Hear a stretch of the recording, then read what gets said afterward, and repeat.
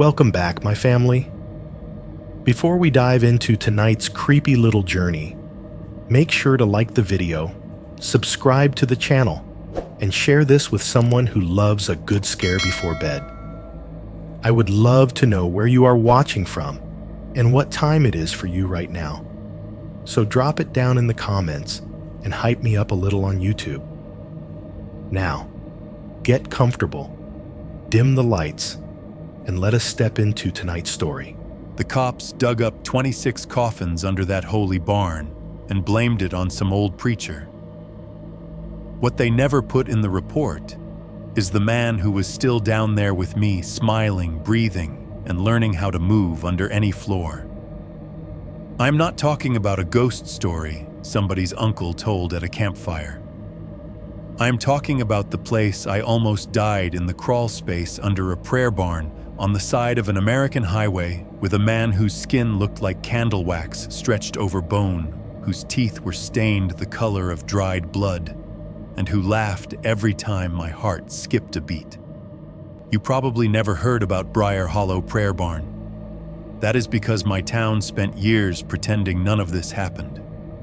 They called it an old cult crime from decades ago, and they went back to buying coffee and lottery tickets like nothing had ever been under that floor. But I was there. I bled on those boards, and I heard something down there that did not stay under that building when they tore it down. Right now, you are probably sitting or lying somewhere that feels pretty normal. Maybe you are on a couch with cheap laminate under your feet. Maybe you are in your car, parked over a concrete deck. Maybe you are in bed, and under your mattress there is just a few inches of plywood before the empty black of a crawl space. Whatever it is, you have a floor.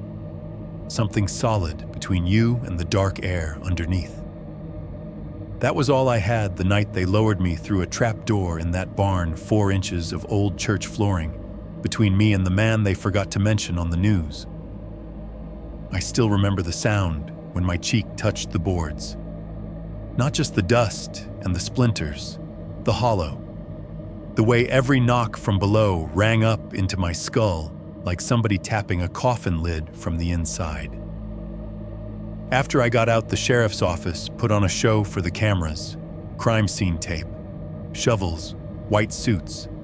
They carried bone after bone out of that crawl space. Little skulls, grown skulls, ribs, broken femurs, all laid in neat rows for the coroner. 26 bodies, they said.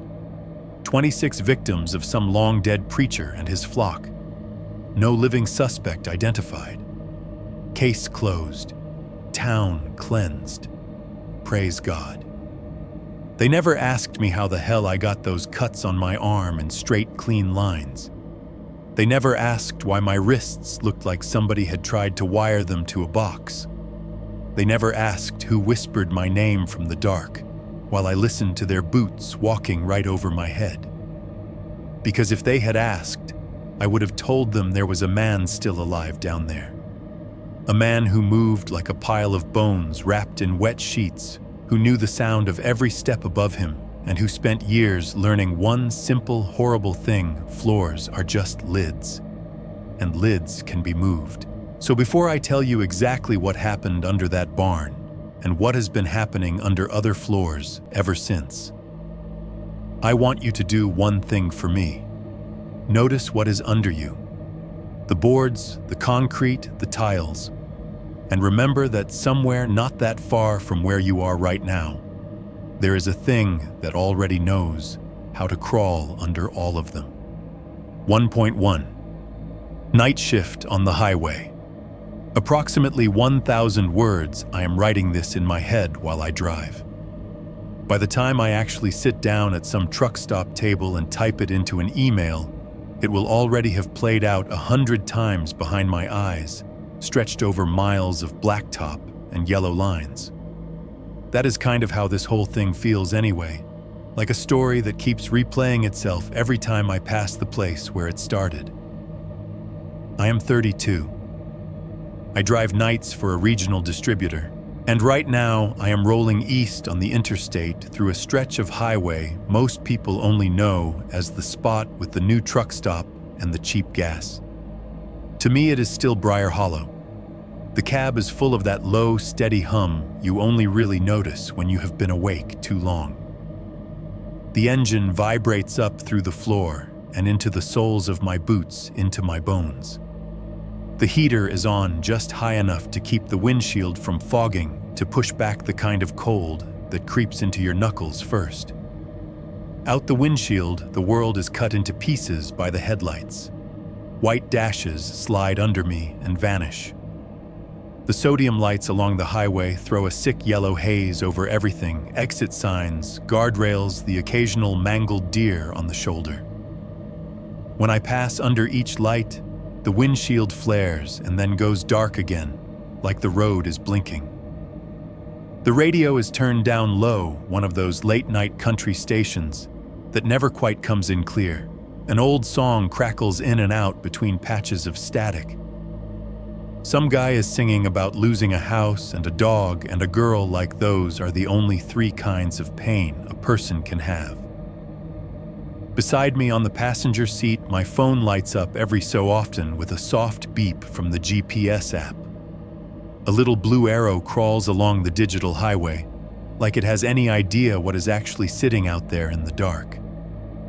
An empty Gatorade bottle rolls around on the floor with every lane change rattling against the rubber mat. Every few minutes, it makes a hollow little clink, like a loose bone tapping the inside of a box. This is the part of the route where I always slow down. Not enough for a trooper to notice. Just enough that the truck feels heavier, like it is pushing through water instead of air. I edge off the gas without thinking about it now. My hand moves to the radio knob, turns the music almost all the way down. The engine and the wind stay the same, but the rest of the world seems to hold its breath. Out on the right, between the trees and the chain-link fences, I start to see the glow before I see the buildings. A big square of neon blue and red, a tall sign with gas prices, the sharp white of LED floodlights over the parking lot. That is the new truck stop, bright clean, and pretending it did not grow out of old, rotten roots. If you look at it on Google Maps, it is just another convenience store with an attached diner and 20 diesel pumps.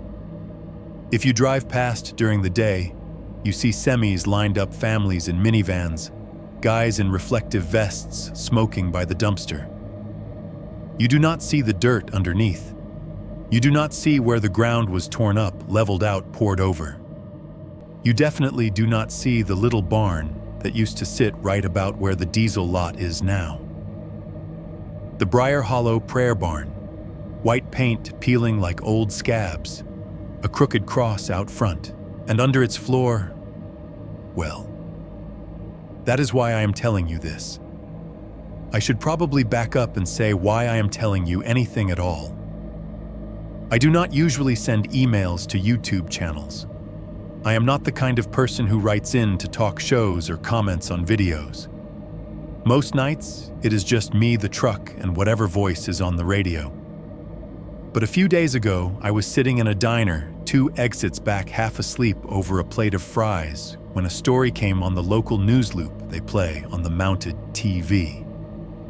A 13-year-old boy is missing. They showed his school photo. He has that too big hoodie, that too short haircut his mom probably made him get. They said he disappeared sometime after midnight from the new truck stop off exit 113 Briar Hollow, whether anybody calls it that anymore or not. His dad was fueling up. The kid went off to use the restroom or get a snack. He never came back. The cameras, they said, showed him doing one strange thing right before he vanished. On the security footage, you can see him out by the side entrance, by the wooden ramp that leads up to the service door near the diesel pumps. He walks out of frame, then comes back, then drops to one knee. He leans down, presses his ear against the boards of the ramp, and stays like that for a few seconds, like he is listening to something inside the wood. And then, on the next camera angle, he is gone. No one sees him walk away. No one sees anyone grab him. He just is not there anymore. The anchors said the word abduction in that careful way, That means they want you to think it, but they cannot legally say it yet. The cops asked for tips. They put the number on the screen. They did not show the part of the footage I could see in my head without needing a TV. I know exactly what he was listening for, and I know what might have been listening back. That is why when I finish this run and park somewhere with decent Wi-Fi, I am going to send this to your channel. You read true horror stories, right? Night shift encounters, haunted houses, weird towns. I have listened to enough of them on your videos to know how they sound. Some of them I can tell are made up. Some of them feel too neat. Mine is not neat, and I would love it if it was fiction, but it is not. You have probably heard a dozen different local legends in your time, but I am willing to bet you have not heard this one, at least not with all the parts people tried to bury. Around here, long before anybody pumped gas off this exit, we had this story we told each other in the back of the school bus and behind the bleachers. We called it The Man Who Smiles Under the Floor. It went like this. If you went into the Briar Hollow Prayer Barn after midnight, when the moon was thin and the parking lot at the old truck stop was almost empty, and you turned off every light and you lay down flat on your stomach in the middle of the aisle, and you put your ear to the boards and looked through the cracks, you would see a face looking back at you. Not a ghost, not a shadow, not some trick of light. A man's face. Skin white as candle wax, eyes, two wide teeth bared in a grin that did not look right on a living person. Old blood on his lips, new blood on his chin. If you stared too long, the story said you would hear his fingers tapping on the underside of the boards, counting your breaths, deciding whether or not to pull you under with him. Everybody said it was just a campfire thing. Something to scare freshmen, something to dare each other with when there was nothing better to do on a Friday night in a dead town. I swore it was more than that, even before I found out. Now I can put it in plain words, it is not just a story. There really is a man under the floor. And I know that because I was not the one lying on the boards looking down at him. I was the one lying in the dark underneath, listening to the knocks. The highway curves gently to the right as I pass the last set of trees, and the truck stop comes fully into view. The lot is a field of artificial daylight. Semis lined up like sleeping animals, chrome flashing. The big sign advertises fried chicken showers, hot coffee, all the little comforts you need at 2 in the morning.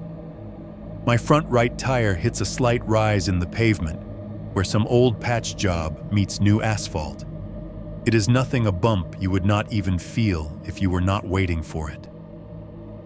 In the cab, it sounds like 3 quick knocks from underneath my feet. Thunk, thunk, thunk.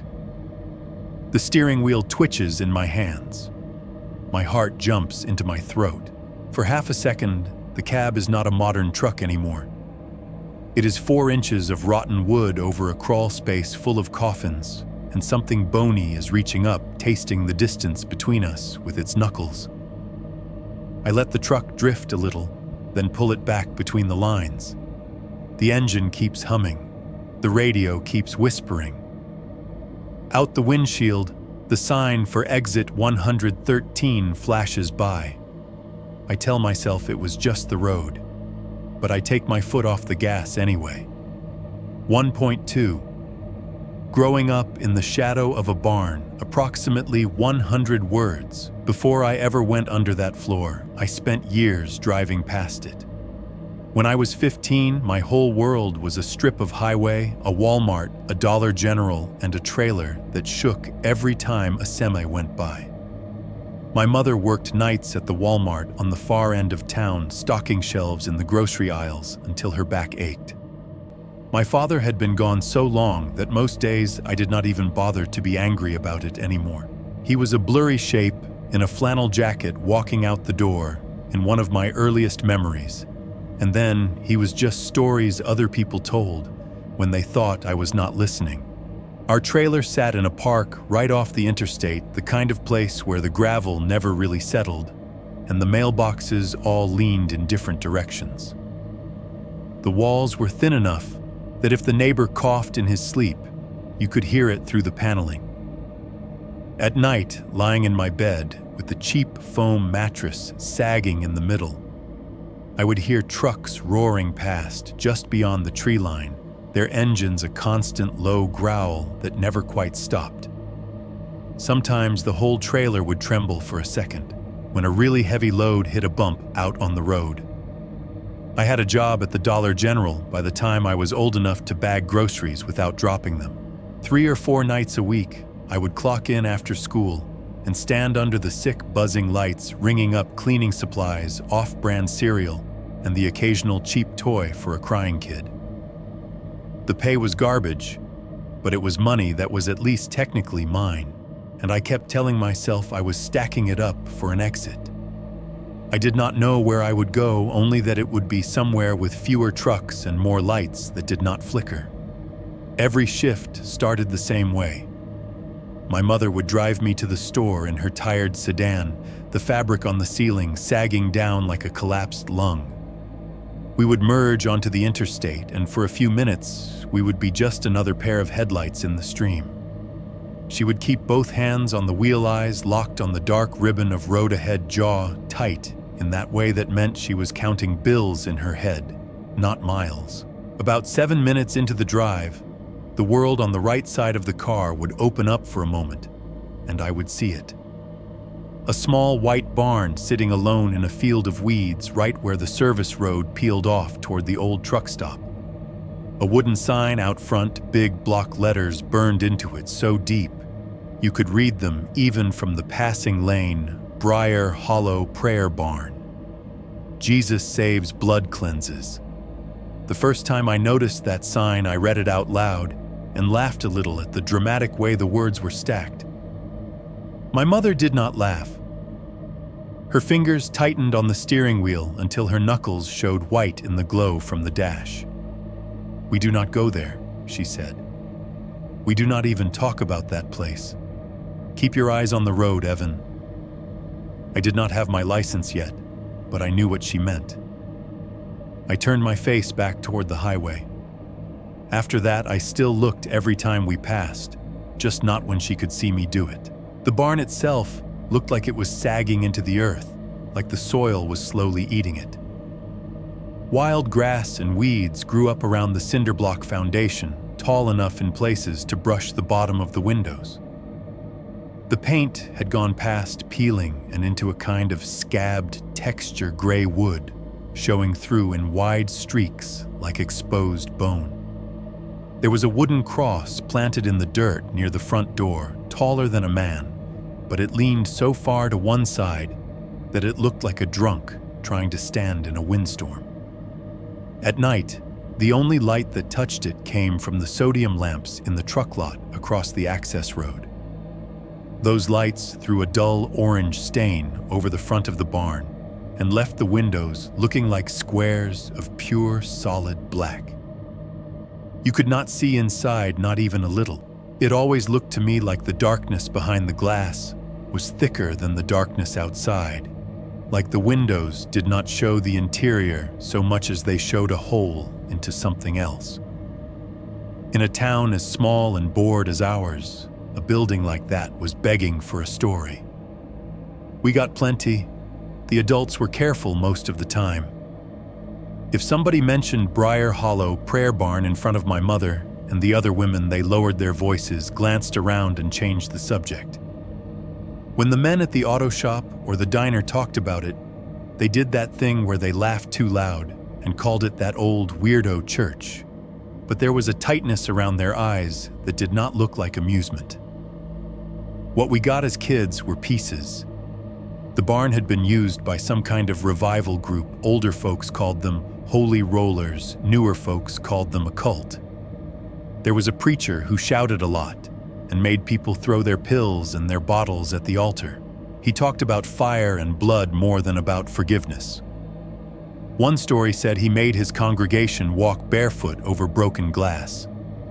Another said he baptized people in a creek that ran red from rust and something else upstream. The part they all agreed on was that one day they were just gone. No big raid, no sirens, no front-page scandal. One week there were cars in the gravel lot and weird singing floating across the fields at night if the wind was right. The next week, the lot was empty, the door was padlocked, and the only sound from that direction was crickets. The sheriff's department came out, jotted down a few notes, maybe poked their heads inside for a minute. Officially, the story was that the pastor and his flock moved on, found a different town to save, found a different barn to sweat and holler in. People in my town accepted that out loud. They whispered other things when they thought we were not listening. You string enough half-heard whispers together, and kids will do the rest of the work. By the time I was in 9th grade, the Briar Hollow Prayer Barn had become less a building and more a dare. There were stories about strange lights flickering under the door at 3 in the morning. Stories about someone hearing singing down in the field long after the place was supposed to be empty. Stories about the last service where something happened to the people who did not shout "Amen" loud enough. Mostly we passed those stories around the way we passed joint cigarettes or stolen beers, careful, excited, certain we were touching something we were not supposed to. I was not the only one growing up in range of that shadow. There were 3 of us really circling it like moths. There was Eli, my best friend, since we were old enough to share a pack of baseball cards and a scraped knee. Eli lived in a single wide 2 rows over from mine. His mother cleaned rooms at the Motel 6 out by exit 109. His stepfather had a temper and a habit of putting his fists through thin walls. Eli dealt with that by sneaking out as often as he could. He had a beat-up Chevy S10 that he was stupidly proud of, rust blooming around the wheel wells like some disease. He smoked Marlboros he bought off a guy behind the bowling alley and seemed to get calmer the more dangerous a situation sounded. If there was a fence, he climbed it. If there was a sign that said, "No trespassing," he ripped it down or posed next to it for a picture. Then there was Mason. His family lived in an actual house with a yard and a driveway and a mortgage, not a monthly lot fee. His father owned a little garage that serviced farm trucks and minivans, and Mason had grown up with his hands in toolboxes. By 15, he knew how to pop a lock, cut a chain, and hotwire a riding mower just because he wanted to see if he could. He was wiry pale, always chewing on something gum pen caps his own knuckles. He had this way of acting like every risky idea was a science experiment, and everyone else were data points. And then there was Kayla. Kayla moved to town in 8th grade, which already made her more interesting than most of us. She had dyed hair that changed color every few weeks, black nail polish chipped at the tips, and a phone that was always in her hand. She filmed everything: lunchtime fights, storm clouds rolling over the fields, bored nights in the Walmart parking lot. Back then, it was Snapchat and some early TikTok videos. She was always talking about getting out by going viral. She dressed like every thrift store in a 50-mile radius had thrown up on her in the best possible way. The first night she sat with us at the truck stop, Eli nearly swallowed his cigarette filter from trying not to stare. We did not have a mall or a movie theater. We had the truck stop. It sat across the access road from the prayer barn, an older, smaller cousin of the bright place they built later. Back then, the sign buzzed more than it lit letters missing on one side, so it read, "TRUK stop" from certain angles. Inside, the air smelled like fryer grease coffee that had been sitting on a hot plate since dawn and cheap aftershave. There were a few arcade machines in the corner, an ancient racing game with a broken steering wheel, a shooter, where one of the plastic guns did not work, a pinball machine that tilted if you breathed on it too hard. We would sit in a cracked vinyl booth by the window, hot dogs sweating on paper trays, neon green Mountain Dew in wax cups, watching the trucks come and go. The big rigs would roll in, hissing and sighing as they settled drivers climbing down in reflective vests and worn boots. For us, they might as well have been astronauts stepping out of spaceships. The idea that you could just get in one of those machines and leave everything behind felt like science fiction. Out that same window, if you angled your head just right, you could see the Briar Hollow Prayer Barn. It was always there at the edge of the lot, light just beyond the gravel, crouched in the dark, like it was listening to us. While Eli bragged about the stupid thing he wanted to do next, while Mason explained some new way to get into the abandoned houses on Mill Road, while Kayla filmed the steam rising off her corn dog for a story, my eyes kept drifting past them to that white shape slumping in the weeds. Every time the wind shifted, I would swear I could smell something faint under the grease and coffee. Not cow, not garbage. Something metallic and sour like bleach poured over old blood. I grew up in the shadow of that barn long before I ever knew what was buried under it. 1. 3. The Dare. Approximately 1,000 words. The night it all really started did not feel special when it began. It was a Friday in early fall, the kind of night where the air finally stops feeling like wet cloth and starts to bite a little when you breathe. My shift at Dollar General had run late because a family came in 10 minutes before closing and decided that was a great time to do the week's shopping. By the time I clocked out, my feet hurt, my shirt smelled like detergent and plastic, and my brain felt like it had been wiped down with the same gray rag they used on the counters. Mom was already halfway through her shift at Walmart, so Eli swung by to pick me up in the S10. I heard him before I saw him. The rattle of his muffler, the too loud bass from some rap station that never came in, clear the squeak of his brakes as he jerked into the lot. He leaned across the passenger seat and shoved the door open with his foot. "Come on, Dollar Boy," he said. "We're late for church." He meant the truck stop. By the time we got there, the sky had gone that deep indigo that almost looks black, and the air had a sharp edge to it. The overhead lights in the lot threw down pools of yellow-white that made everything look a little washed out, like an old photograph. The smell hit me as soon as I stepped out of the truck diesel fryer grease, and something sweet and stale from the little bakery case inside. Every time the glass doors opened, a warm, greasy breath of air rolled out and mixed with the colder night air. Mason was already there, leaning against one of the concrete bollards by the entrance, flicking a lighter open and shut with practiced boredom. His hoodie had the name of some metal band scrawled across it in cracked white letters. Kayla perched on top of the newspaper rack next to him, one leg swinging phone in hand, screenshine painting her face blue. "You're late," she said, aiming her camera at me like a weapon. "Tell the people why you're late." I flipped her off half-heartedly. Somebody needed 7 different kinds of off-brand cereal. "That's a hate crime," Eli said, coming around the hood and slamming his door. "Forgiven only if you buy us hot dogs."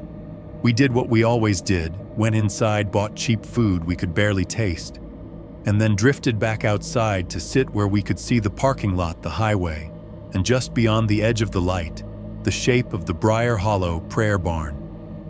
We took our spot on the curb at the edge of the truck parking area.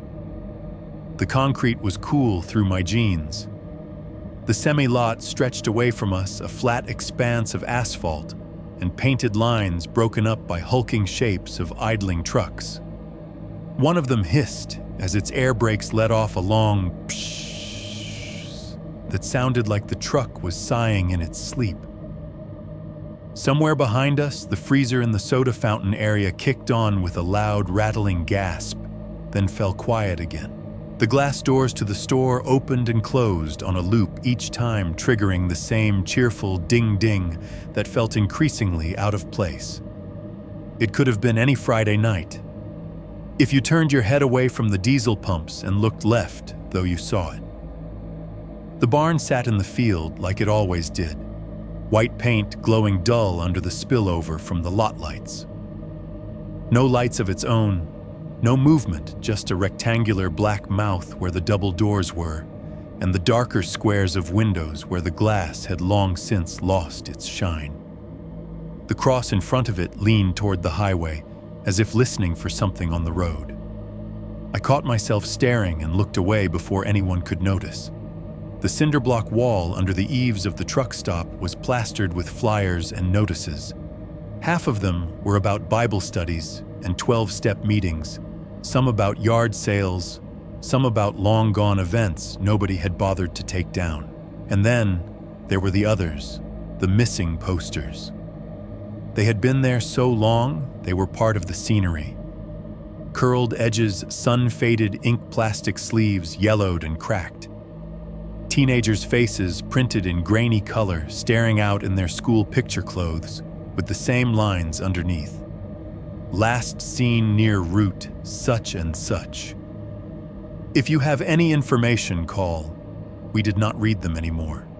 You live in a place like ours long enough, missing stops, sounding like a thing that could happen to you, and start sounding like another word for gone somewhere better. Mason was the one who brought up the barn that night, like he was picking up a conversation we had all silently been having in our heads. You know what my dad told me about that place, he said around a mouthful of fries. He flicked a bit of salt off his thumb. Not the churchy version, the real version. Eli snorted. Your dad's real version of everything is get back to work. Mason ignored him. He tipped his head toward the field. He said it wasn't just some happy-clappy revival crap. He said that preacher out there, what was his name? Harlan, doesn't matter. He thought God liked blood. Like literally, said blood cleansed the ground. That's why it's on the sign. Kayla angled her phone so she could get Mason's face with the barn's faint outline behind him. Okay, say that again, but more creepy. The algorithm loves religious trauma. Mason smirked, straightened up like a camp counselor whose time had come and lowered his voice. He said they used to do these cleansing nights. Mason went on the words, coming out slower now. Everybody would line up and they'd prick their fingers or their palms or whatever, bleed onto a cloth, and the preacher would squeeze it out onto the floorboards. Said the wood was thirsty. Said the building was holy when it was fed. Gross, Kayla muttered, but she did not stop filming. I shifted on the curb, suddenly aware of the concrete under me, the asphalt beyond the hidden dirt under all of it. You ever see any of that? I asked. Your dad, I mean. Mason shrugged. He said he went once, with his mom, before I was born. Said it felt wrong, like the air was thick. He left early, but he heard later that they escalated. He let the word hang there, tasting it. Eli rolled his eyes. Yeah, here we go. No, seriously, Mason said. He leaned forward, elbows on his knees, voice dropping even more. The sounds around us seemed to step back, the freezer's gasping cycle, the ding-ding of the glass doors, the hiss of air brakes. Everything else went a little muffled, like the story had its own gravity. Dad said the preacher got obsessed with that idea, Mason continued. That blood under the floor drew God closer. So one night he took it further. Picked one of the real devoted guys. Said if a little blood was good, a lot would be better. And he paused, letting the silence stretch. Even Eli stopped chewing. They buried him under the floor, Mason said. Alive. Dug out the crawl space, laid him down there, prayed over him, then put the boards back. Said he'd be able to hear God's voice better from beneath the congregation. Said he'd become a kind of foundation for the church. Kayla made a face. That's not a church that's just murder with extra steps. Yeah, Mason agreed. Except something went wrong. Or right, depending on whose version you listen to. The story is that he died before the service was over, but the preacher said he could still hear him. Knocking. answering in taps when they prayed. After a while, it was not just the preacher hearing it. People sitting in the pews felt it too. Little knocks under their feet, like somebody was trying to get their attention. I swallowed. My fries tasted like cardboard, and when the preacher finally opened the floor back up, Mason said they didn't find a body the way it should have looked. No rot, no smell. Just a man who wasn't quite alive and wasn't quite dead. Skin white as plaster, eyes open, smiling up at them with a mouth full of blood. Preacher said it was a sign. Said God had remade him. The man under the floor. Kayla swung the camera toward me, red recording dot steady in the corner of the screen. She zoomed in on my face, the barn a vague shadow behind my shoulder. "Let's go find your boyfriend under the floor," she said in a mock sweet voice, adding a ghost emoji sticker as she spoke. "Hard pass," I said, pushing the phone away with a weak smile. I could feel the skin on the back of my neck prickling like somebody was standing behind me, even though I knew no one was. Eli flicked his cigarette butt into the gravel and stamped it out. "Come on," he said. "We sit out here talking about it every damn night anyway. Why not actually do something for once?" Mason's eyes lit up, and not just from the reflection of the lot lights. "What you mean actually go in there?" "Yeah," Eli said. He turned to look at the barn, then back at us. "Tonight. After my mom goes to sleep, I've got the truck. We swing behind the lot, cut across the field. In out 30 minutes. We look at the floor, maybe lay down, listen for your holy tap dancer, then bail. All so we can say we did it," Kayla added. "Content, baby." I shook my head immediately. "People don't talk about that place for a reason," I said. The words were out of my mouth before I realized I was quoting my mother exactly. "My mom gets weird if I even mention it. Your dad gets weird. Everybody over 30 pretends it's not there. Maybe we follow their lead." Eli grinned, and there was something sharp in it. "Your mom also thinks Facebook is the devil and that you'll die if you drink Monster," he said. "She's not exactly a scientific source, Ev." Mason nudged my shoulder with his. "What you scared?" I could feel the heat climbing up my neck, the familiar shame prickling at the back of my ears. Being poor was one thing. Being fatherless was another. Being poor, fatherless, and a coward, that was a brand that stuck hard in a town like ours. "I'm not scared." I lied. Kayla pointed the phone at me again, but this time she did not hit record. "We don't have to," she said, voice softer. "It was just a joke." Eli cut in before the warmth of that could land. "Nah, he's coming," he said. "If he doesn't, we're gonna have to start calling him Chicken Little every time he walks into the store, and I just don't have the energy for that long term." He said it lightly, but there was an edge underneath a challenge we all understood. This was how reputations were made. Or broken.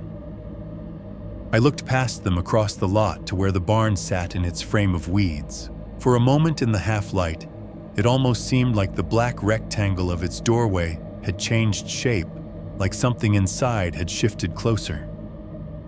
"Fine," I said. "We go in, we look, we leave. That's it."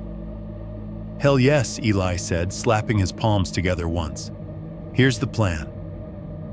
He laid it out like it was no big deal. We would wait until close to midnight when the lot thinned out. Eli would park the S10 behind the truck stop, where the security cameras did not quite reach. We would cut across the field so our silhouettes did not show up in the lot lights. Mason would bring a flashlight and his toolbox in case the Lord's house is still locked. Kayla would bring her phone but swore on her entire future career that any video she took would be just for us. While they talked, we drifted back toward the entrance. Eli needed cigarettes. Kayla wanted another drink. I hung back by the bulletin board pretending to read a flyer about a church bake sale, while my heart thudded unevenly against my ribs. My eyes went by habit to the missing posters. There were 4 or 5 clustered together. A girl with braces and a too big hoodie. A boy with hair down over one eye. A woman my mother's age. I skimmed them without really seeing them the way I always did, until one stopped me. It was a boy around 12 or 13.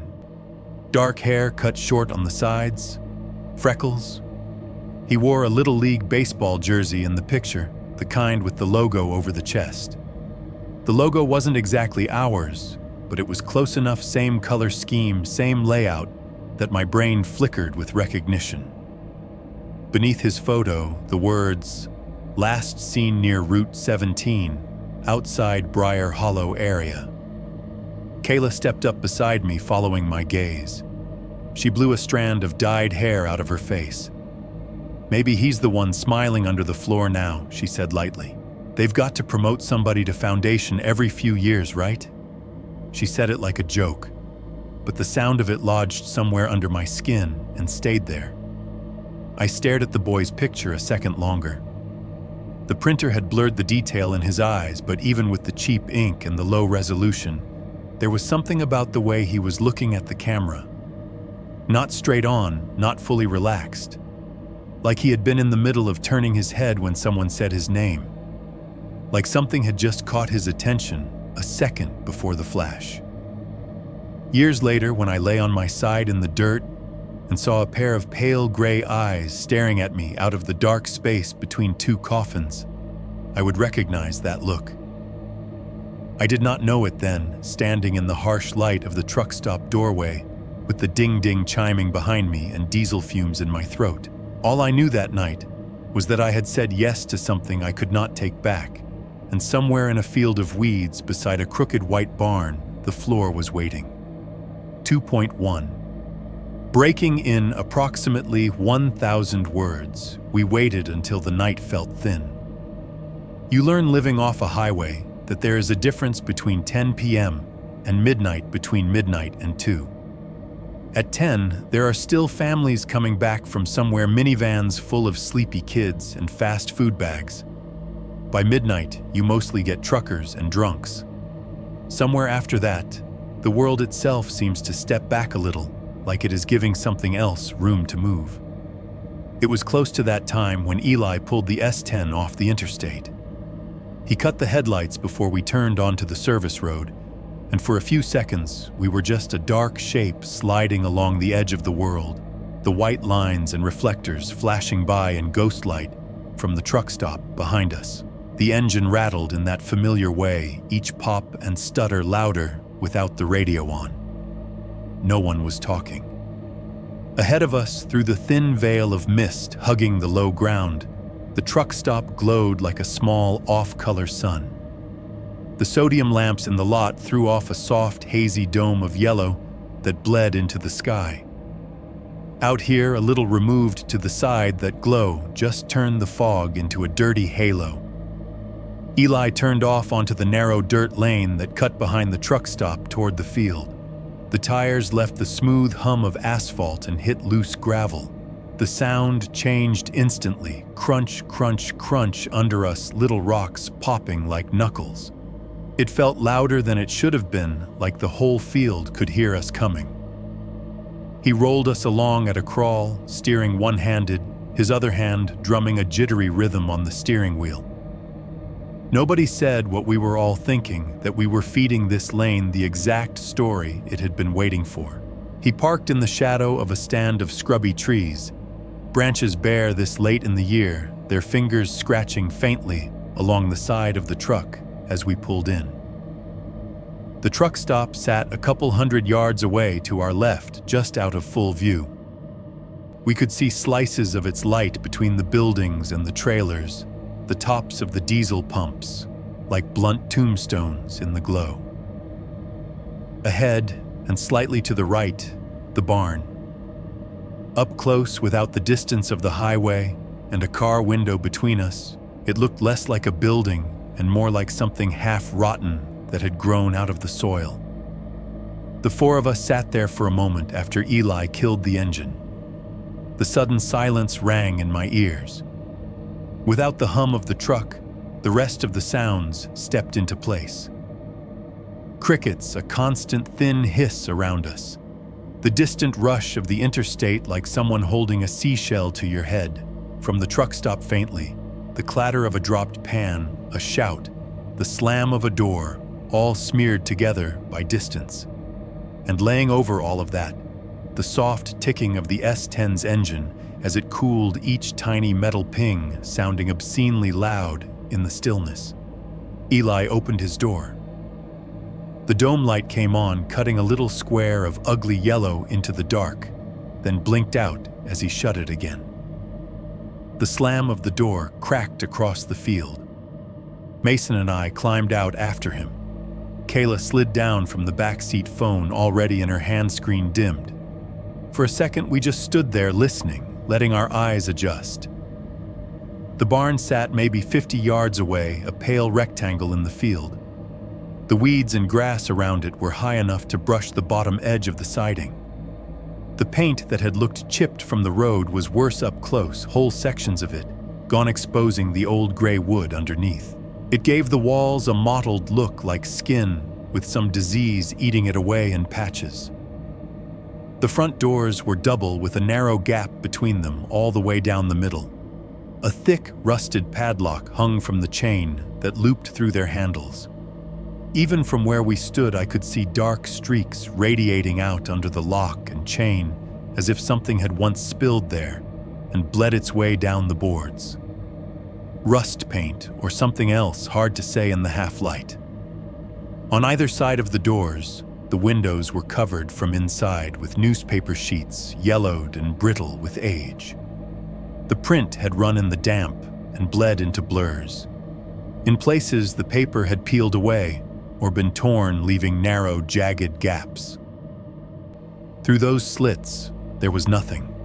Not the suggestion of pews, not faint reflections, just a density of black that felt wrong, like staring down into a deep well at night.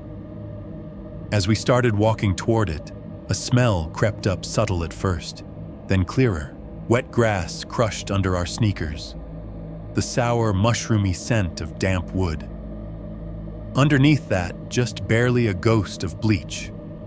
Not the sharp, nose-stinging punch of fresh cleaning, but the hollow ghost smell of bleach that soaked into grain years ago and never really left. It was like walking into a bathroom that had once seen something terrible cleaned out of it. Nice date spot, Kayla whispered, the sound small and too bright in the dark. Mason already had the bolt cutters in his hands. He had pulled them from the toolbox in the truck bed, the metal pinchers shining dull as bone in the leaking light from the truck stop. He moved with a kind of practiced efficiency, like this was a job and not a dare. Eli walked a little ahead of us, shoulders squared too tight, hands jammed in his hoodie pocket to hide the fact that they were shaking. When we reached the doors, I could see scratches in the wood at about chest height. Not animal scratches, they were too straight, too repeated. Like somebody had dragged something metal across the boards over and over, leaving furrows. Last chance to go home and watch cartoons, I murmured mostly to myself. Eli heard anyway. "You first, Chicken Little," he said, but his voice did not have much bite in it. It sounded thin, stretched. Mason stepped up to the lock. It was a big, old-fashioned thing, crusted with rust around the edges, the brand name almost unreadable. He wedged the bolt cutters into place with care, making sure the jaws sat around the middle of the shackle. "Ready?" he asked. He did not wait for an answer. When he squeezed the handles, the cutters groaned, the metal resisting for a moment. And then there was a loud, dry snap as the lock gave way. The sound echoed out across the empty field, bounced back off the truck stop, and seemed to hang in the air. All four of us froze. Nobody said anything. Nobody laughed. We just listened. Nothing answered. No dogs barking in the distance. No shout from a security guard. No sudden gust of wind to blow the doors open and let something out. Just the crickets, The faint freeway, the ticking engine behind us, and the tight, quick breaths of 4 kids trying not to show they were scared. The broken lock dangled for a second, then dropped and hit the wooden step with a dull, final thunk. That somehow sounded worse than the snapping. Eli reached for the handle on the right door. For a second, I thought he might change his mind. Here, his fingers hovered just above the cold metal tendons standing out on the back of his hand. Then he grabbed it and pulled. The door did not swing right away. It stuck the swollen wood clinging to the jamb. He put his shoulder into it and pushed harder. The hinges screamed. It was not just a creak. It was a long, drawn-out shriek of metal grinding against metal, high and pained like something was being torn apart slowly. The sound blasted out into the night, rolled across the field, wrapped around the truck stop, and must have rattled the cheap glass in its windows. I felt the hair on my arms lift. For a heartbeat, I was absolutely convinced that every eye in town had snapped open and turned in our direction. Subtle Kayla muttered, but her voice trembled. When the door finally gave it, swung inward a few inches, then a few more, dragging through dust and debris on the floor. Eli let it open just enough to slip through. The gap yawned like a mouth. A smell poured out with the first breath of air from inside. It was colder than the air outside. Not fresh cold, basement cold, tomb cold. It wrapped up around us, slid under our jackets and down our sleeves. Along with it came the layered scent of old wood mildew and the flat metallic tang of something that had bled and been cleaned and bled again. Kayla lifted her phone and turned on the camera. The first flash burst, popped inside the barn, a harsh blue-white flare that froze everything for a fraction of a second. The beam caught the floor just inside the doorway. The boards were worn smooth in a path down the center, darker where feet had passed over them 1,000 times. Spattered across that path were irregular stains, darker than the rest, that spread and spoked like little explosions. Someone had tried to scrub them away. There were pale halos around each stain where the grain had been roughened, but the color never quite left. In the flash, they looked deep brown. In my mind, they were deep red. Jesus, Kayla breathed, lowering the phone. That's aesthetic. The interior of the barn took shape as our eyes adjusted. On either side of the wide center aisle were rows of wooden benches, hand-built, some with rough backs, and some just flat planks on cinder blocks. Many were askew, shoved sideways, or at angles, as if people had gotten up in a hurry and never bothered to straighten them. A few had carved initials in them, little hearts and crosses gouged into the grain. At the far end of the room stood a raised platform made from a few more planks laid over stacked concrete blocks. The pulpit was a simple lectern of nailed-together boards.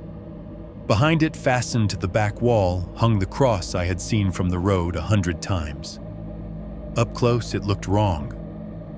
The proportions were off, the vertical beam too long, the horizontal one sagging down on one side where the nails had loosened. It tilted, casting a crooked T-shaped shadow against the boards behind it. On the walls, bits of paper still clung where posters and banners had once been. A handful remained intact enough to read. One near the front simply read "blood" in big red letters, the rest of whatever message it had carried, long since torn away.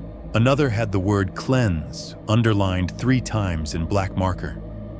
A third, half-shredded, flapped slightly in a draft. I could not feel the remaining letters spelling fire.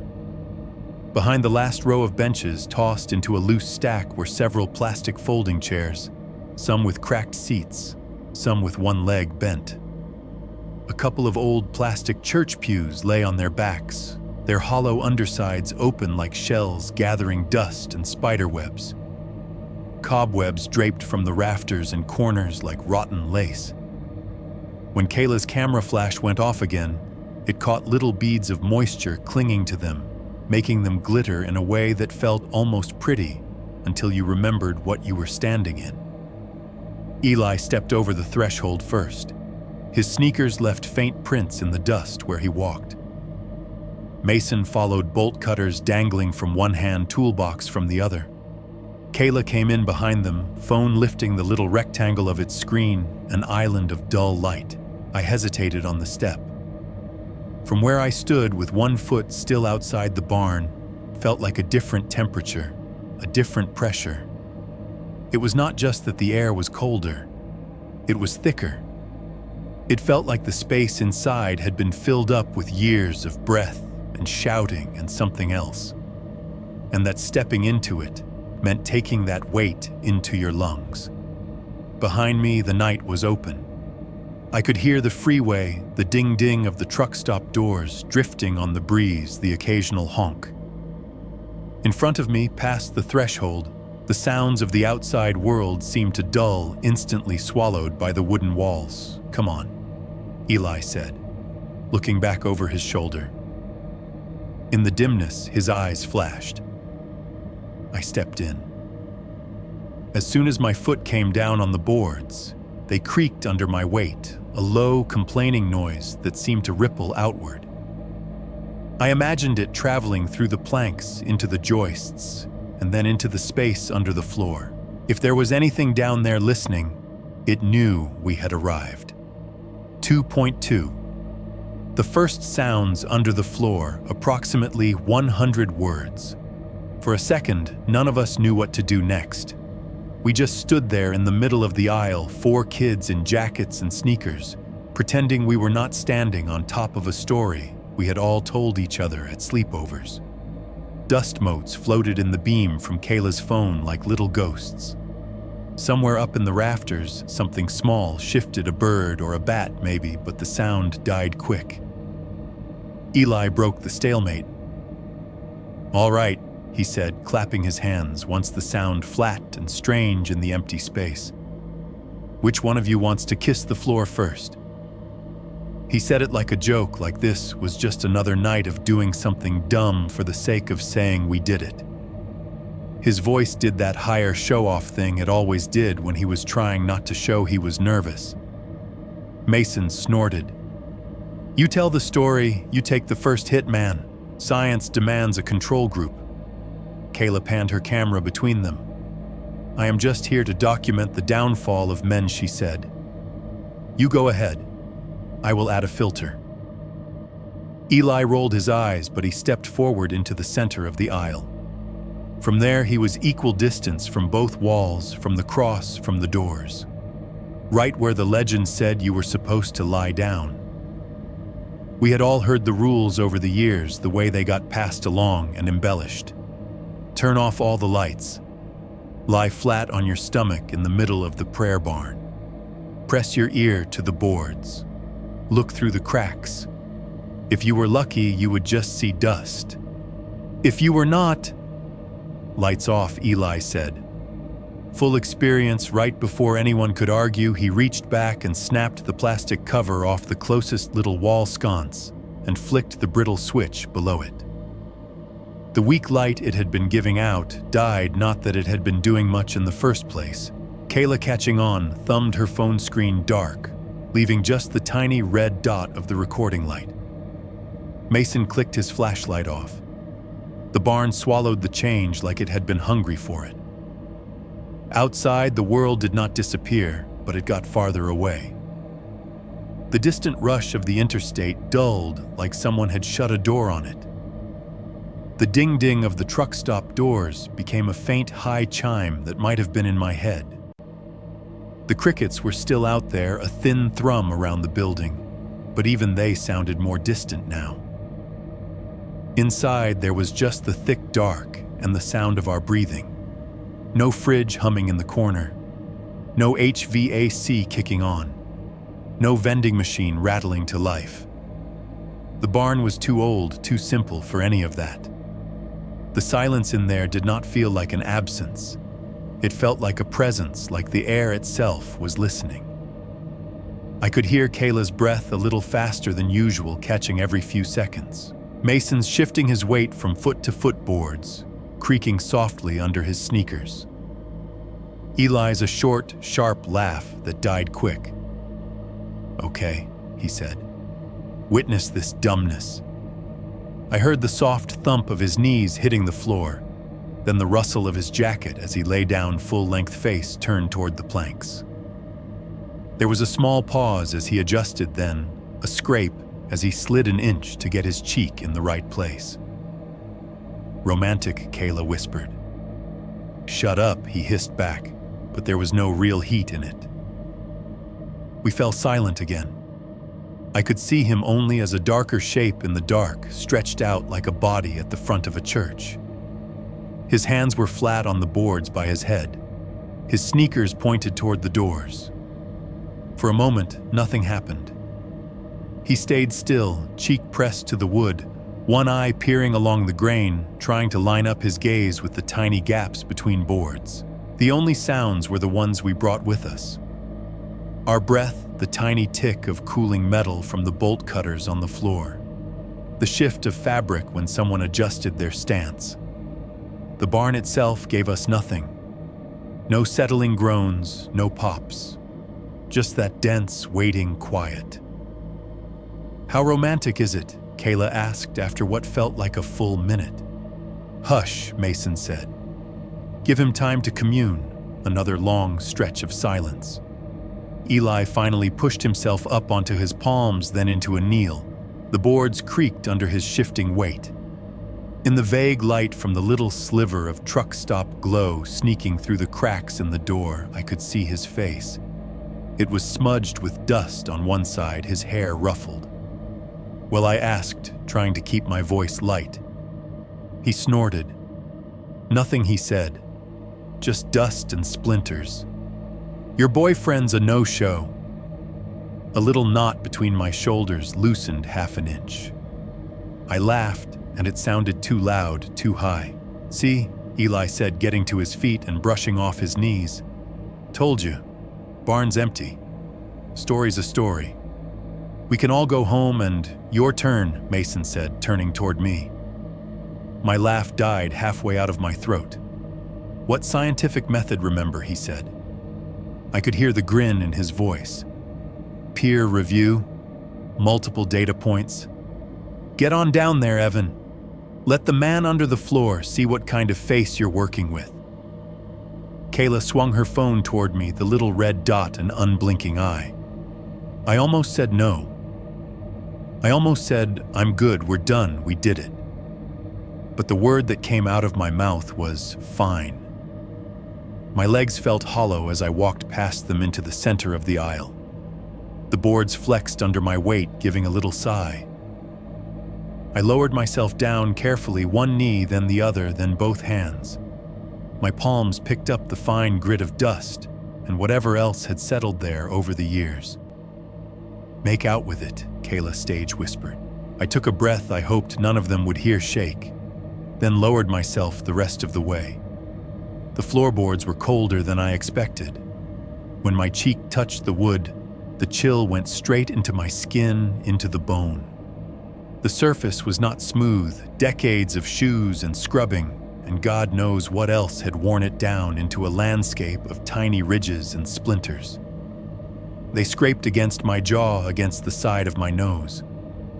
I turned my head so that one eye lined up with a narrow crack between two planks. From that angle, the gap looked like a thin black river cutting through a world of gray. The smell was the next thing. Up higher, the barn had just smelled oldest mold, faint bleach. Down here, with my face pressed to the boards, there was something else. A breath of the space beneath us. Cool, damp air seeping up through the gaps, carrying the scent of old dirt and something metallic, like a handful of pennies left in a jar of water too long. Under all of that faint and sour was a whiff of rot so old it barely had any sharpness left. I squinted, trying to see past my own reflection in the glossy dark of the crack. At first there was nothing but shadow. The thin beam of light leaking from the door and windows did not reach far under there. I could make out the suggestion of joists and crossbeam slashes of deeper black against the background of just plain black. My eye adjusted, straining for shapes. Behind me, the others were quiet. The crickets outside filled in the edges of the silence. My own heartbeat thudded in my ear where it pressed to the wood, a heavy, wet drum. I almost lifted my head. I almost laughed and said, "See dust and splinters." Then the floor moved. It was not much. Just the faintest tremor along the boards, a shiver too slow to be a truck going by, too gentle to be one of my friends shifting their feet. It started somewhere beyond my field of vision and rolled toward me like something large and heavy had rolled over in its sleep directly beneath the aisle. Every hair on my arms and neck stood up. My breath hitched. The wood against my cheek vibrated again in a tiny, almost polite way, like it had just cleared its throat.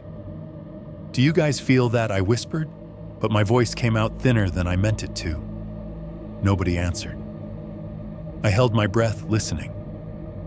Then I heard it. A single hollow knock. Soft, but close. Not like a fist on a door. More like bone tapping wood. A cop that rang up through the board into my jaw and teeth. I went rigid. Another pause.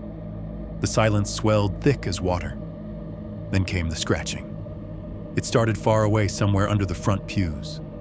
A dry, rasping sound like brittle fingernails dragged over the underside of a table. Skrrrk. It moved in slow, measured strokes along the length of the barn, following the line of the aisle. Skrrrk. Stop. Skrrrk. Closer. The boards under my face vibrated with each pull. It was not like an animal scurrying, not random. It was deliberate. The sound was all wrong for claws on stone or insulation. It was too precise. Nails on wood. Human nails that had grown too long. I wanted to push myself up. Every part of my body screamed to get off the floor. But some other part of me was pinned in place, like the sound had weight, and it was lying on top of me. The scratching reached the spot directly under my chest and stopped. For one long second, there was nothing. No crickets, no highway, no breath. Just a silence so dense it pressed against my eardrums. Then right where my cheek touched the floorboard, 3 blows landed in slow, perfect rhythm. Cop, cop, cop. They were not loud, but they were close. I felt each one as much as heard it. The shock of it went straight through the thin boards into my teeth, up through my skull, like someone was knocking on the inside of my head. For an instant, it felt like my bones were hollow, and something was checking the walls. I jerked back so fast I did not know which part of me moved first. My shoulders slammed into the pew behind me, the edge of it catching me just under the shoulder blades. My head snapped back and clipped the wood, a bright starburst of pain exploding behind my eyes. I think I shouted, but it came out as a strangled animal noise that did not sound like my voice. My heart was punching so hard in my chest it hurt. Kayla screamed outright. The thin, high sound sliced through the dark. Tell me you heard that, she gasped, spinning in a circle like the sound might have come from somewhere else, anywhere else. Mason had gone pale even in the dim. His eyes were wide pupils blown. "Floor's old," he said too quickly. "Could be. I do not know, something settling. Like when a house pops, or a rodent or something." His hands gave him away. They were shaking badly enough that the beam of his flashlight jittered like crazy when he snapped it back on. Eli swallowed hard. I could see his throat bob. "Probably just a raccoon or a possum," he said. "You scare easy, man. Relax." He tried for a laugh. It broke halfway out, a cracked little sound that did not fool anyone. I lifted a hand to the side of my face where it had been pressed to the floor. The skin there felt numb and hot at the same time. For a second, I thought I could still feel the echo of those 3 knocks, like they were still reverberating in my teeth. I had heard houses settle my whole life. I had listened to the trailer creak and pop on windy nights, to the little snaps of wood expanding and contracting with heat and cold. None of those sounds had ever felt like someone answering a question I had not meant to ask. 2.3. The trapdoor, approximately 1,000 words. After the knocks, none of us wanted to admit we were done. We just did not want to stand in the middle of the room anymore. I pushed myself fully upright, back pressed to the nearest pew heart still beating hard enough to make my vision pulse. My cheek felt like it had been branded from the inside. The silence that followed those 3 knocks weighed twice as much as the silence from before. Mason cleared his throat. "Okay," he said, voice scratchy. "If we're going to prove anything, we should at least, look around. There's probably a trap or an old vent or some kind of access panel. Sound has to come from somewhere." He said it like he was trying to give the universe an out. Like if he could name a normal explanation, the barn would be obligated to provide one. Kayla wiped the back of her wrist across her mouth like she'd tasted something sour. "Fine," she said. "But if a face pops up out of the floor, I am dropping this phone and moving to Canada." She turned her screen back on. The cold rectangle of light felt almost obscene in the dark, but we all gravitated toward it anyway. We started sweeping the floor with our lights. Kayla's phone beam skimmed along the center aisle.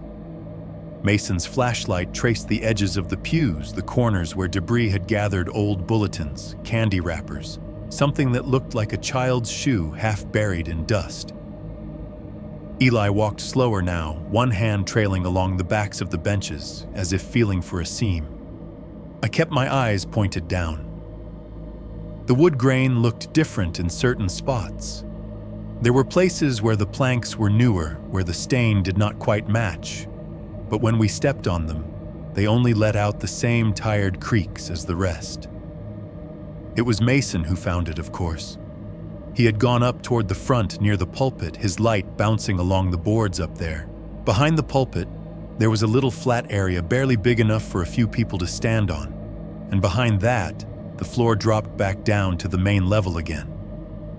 Just there, tucked almost up against the back wall, somebody had thrown down a grimy sheet of rubbery plastic, a promotional floor mat with a faded Pepsi logo.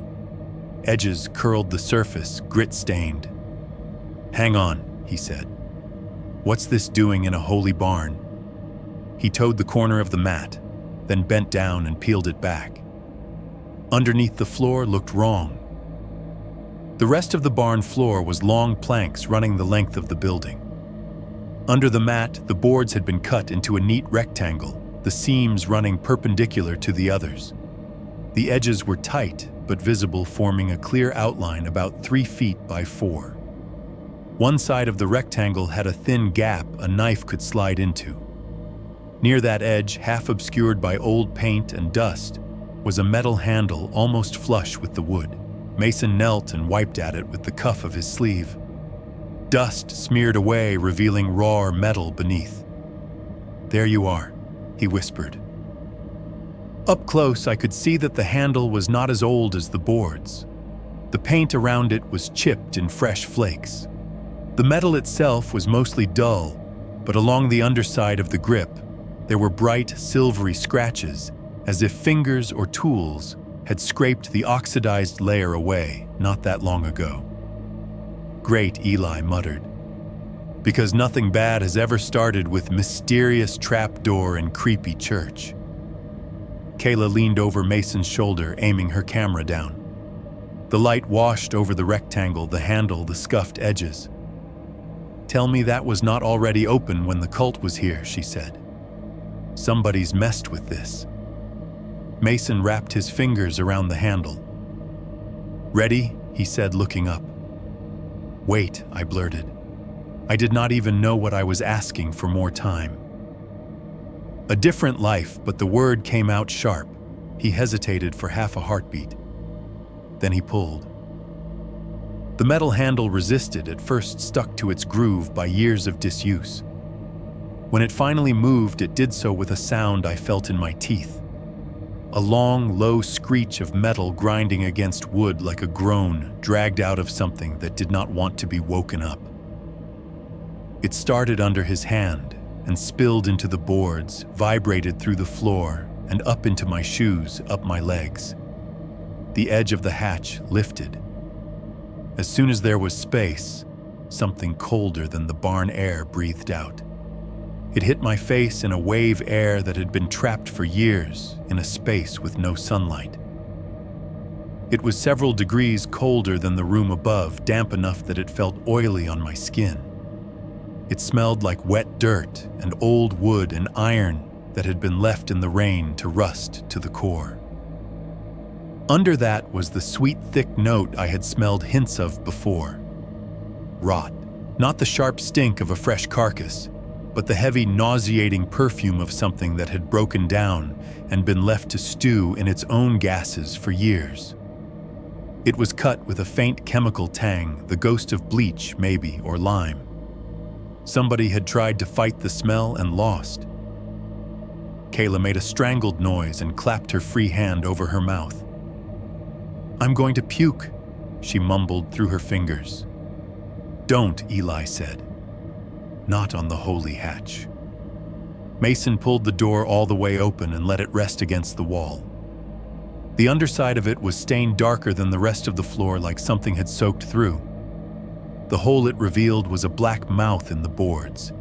He swung his flashlight down into it. I had half expected a staircase. That is what basements meant in every house I knew, uneven wooden steps leading down into a rectangle of concrete and forgotten Christmas decorations. This was not that. It was not a basement. It was a crawl space. The light spread over a narrow strip of earth and low wooden beams.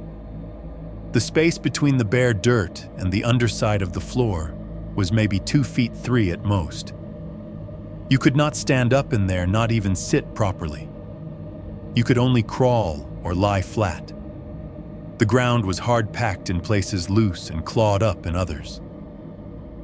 Where the beam of the flashlight hit the back wall, the earth itself cut away to make room. There were long, vertical gouges, grooves dug by hands or tools, some deep, some shallow. In a few of those grooves, something white jutted out. It took my brain a second to decide what I was seeing. Fingernails, human fingernails. Broken off and left embedded in the dirt like they had grown there. Closer to the opening, arranged in a staggered line along the center of the space, were shapes that my mind understood before my eyes did. Boxes about as long as a person, rough as pallet wood, hammered together without much care for aesthetics. Some were just wooden crates with extra boards nailed on. Others had been made from old shelving or doors cut down. They were not uniform, but they shared a look long, narrow, and closed. Coffins, no satin, no polish. Just box after box, the wood darkened with age and moisture edges flaking. My stomach flipped. Mason slowly moved the light from one to the next. "What the hell?" he whispered. There was no science in his voice now. As the beam passed over the nearest coffin, something caught the light. A glossy smear on the top plank. He angled the flashlight back. It was a streak maybe 6 or 8 inches long, slanting down toward the edge. Dark, still slightly tacky by the look of it, not yet gone to that flat brown that old blood turns. In the beam, it had a faint wine-red sheen. "That's recent," Mason said. His throat clicked when he swallowed. "That doesn't look like it's from the 70s. Or whenever." He shifted the light again, sweeping it across the floor of the crawl space. There in the dirt between 2 of the boxes were footprints. Not just depressions you could see tread. The zigzag pattern you get on cheap work boots. They were not filled with dust. Every other surface under there was furred with a gray film. The prints cut through it, edges still sharp. "Somebody's been down there," Kayla whispered. The hand covering her mouth trembled. "If this is all from the 70s or whatever, why does it look like someone was just down there?" I did not have an answer. The smell rising out of the hole was answer enough. Eli shifted his weight, the loose boards creaking. I could hear his breathing a little faster now. "We came all the way out here," he said too loudly. "We're not just gonna look at a creepy hole and then leave. Somebody's going down. Tie a rope, we do it quick, we brag about it forever." "That was the point, right?" "That was not the point," I said. "The point was to not die." He ignored that. Or maybe he had to. Backing down now would mean admitting he was as scared as the rest of us. "Come on," he said, clapping a hand on my shoulder hard enough to make me sway. "You're the one the floor already knocked at. It's practically a personal invitation." The idea of getting closer to that hole made every muscle in my body want to lock up, and yet I could not stop looking at it. The dark under the boards did not feel like emptiness. It felt like something waiting. The memory of those 3 knocks still sat in the bones of my face. It was as if something under there had already learned the shape of my skull and wanted a better look. I should have said no. I did not. "Fine," I heard myself say again. My voice sounded far away, like it was coming from the mouth of the hole instead of my own throat. We scavenged a length of old rope from behind the pulpit, a coil that had probably once been used to hang decorations or secure something to a truck. It was frayed in places, stiff with age, but it held when Mason yanked it. The smell of the fiber was dry and faintly moldy. They wrapped it around my waist, twice tying a knot at the front that dug into my stomach when I pulled against it. Eli gave the other end a few good tugs, then looped it around the base of the pulpit, which was anchored to 2 heavy concrete blocks.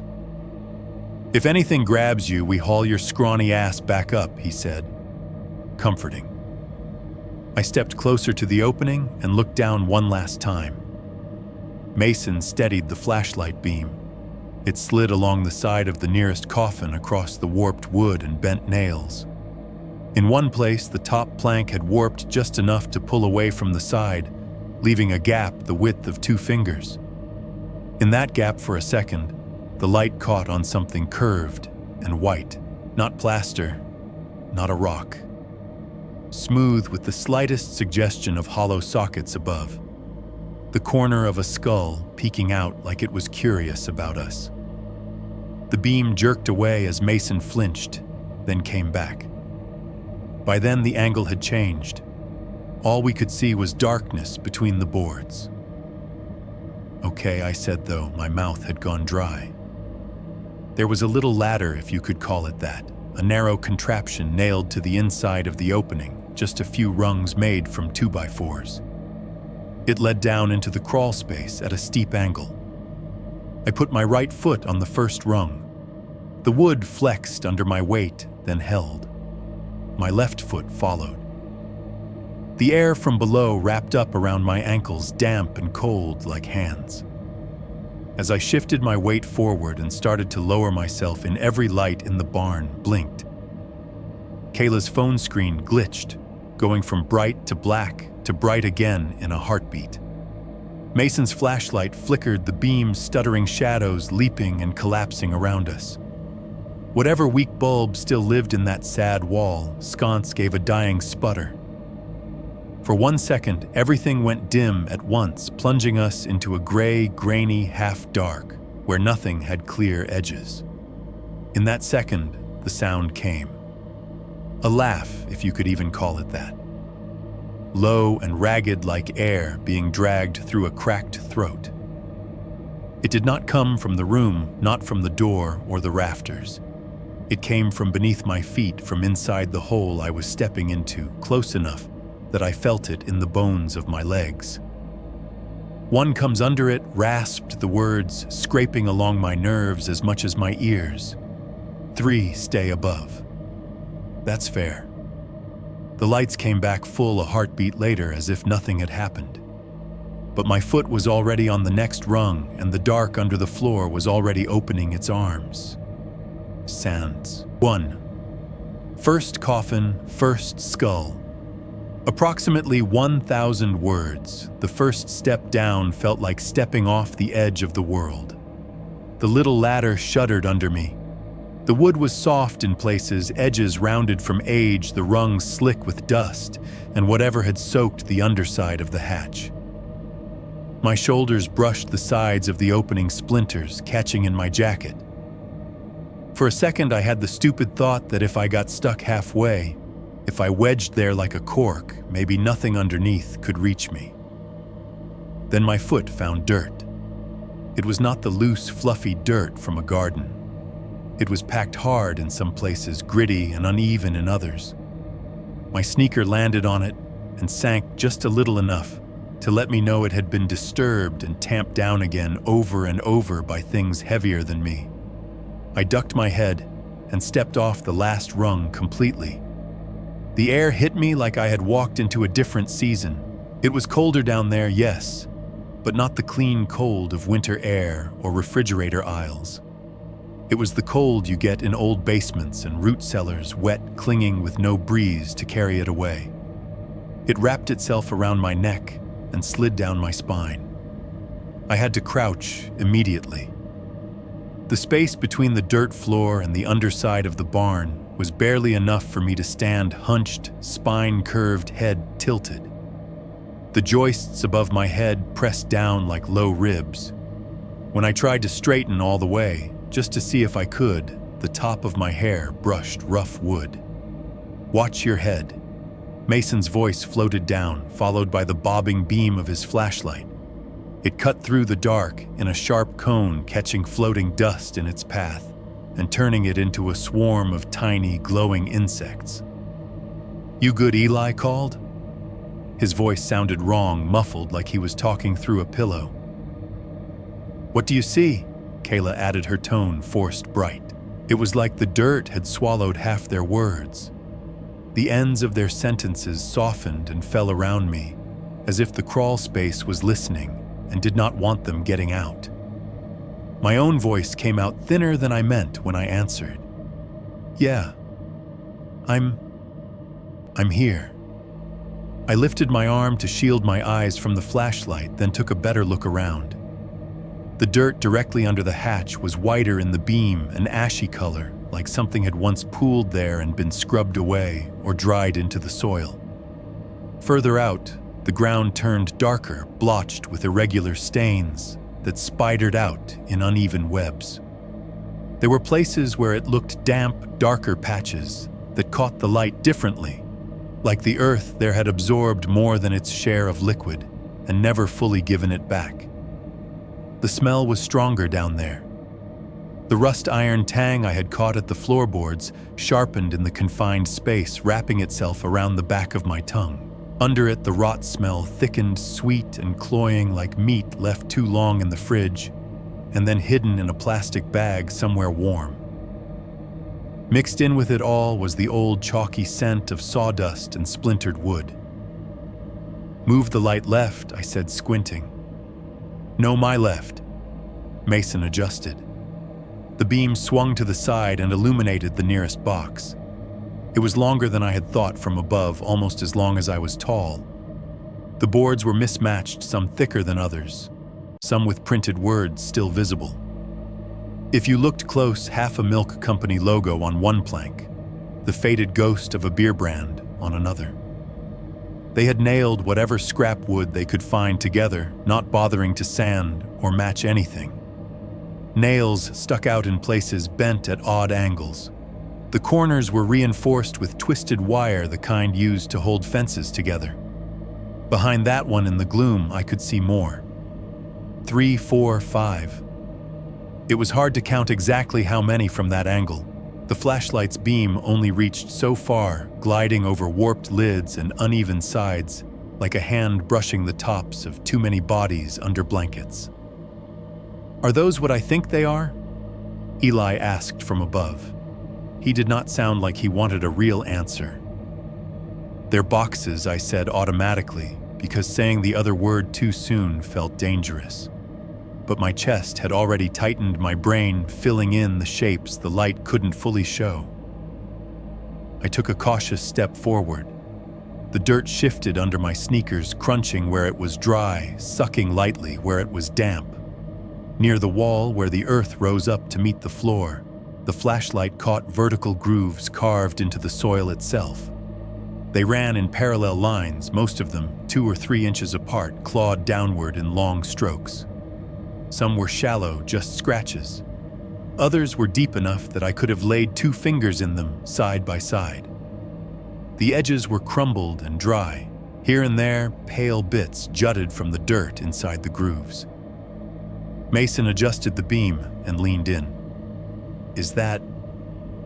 It was. They looked like little slices of yellowed plastic at first. When he moved the light closer, I could see the curve at one end, the way they were broader there and tapered off.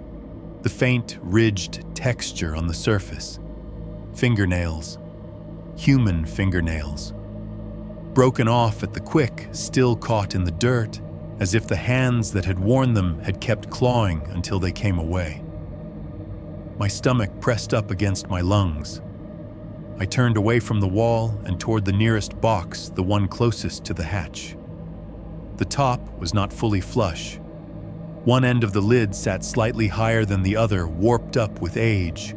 Rusted nails held it down, but some had pulled loose halfway, leaving just enough give for the lid to shift if something pushed hard enough from underneath. "Don't," Kayla said immediately from above, her voice tight. "Please don't open anything.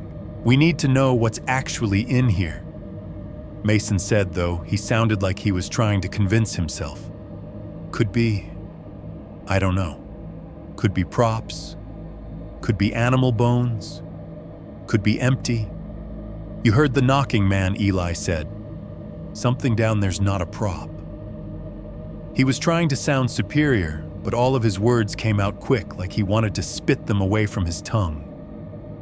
I put my hand on the raised edge of the lid.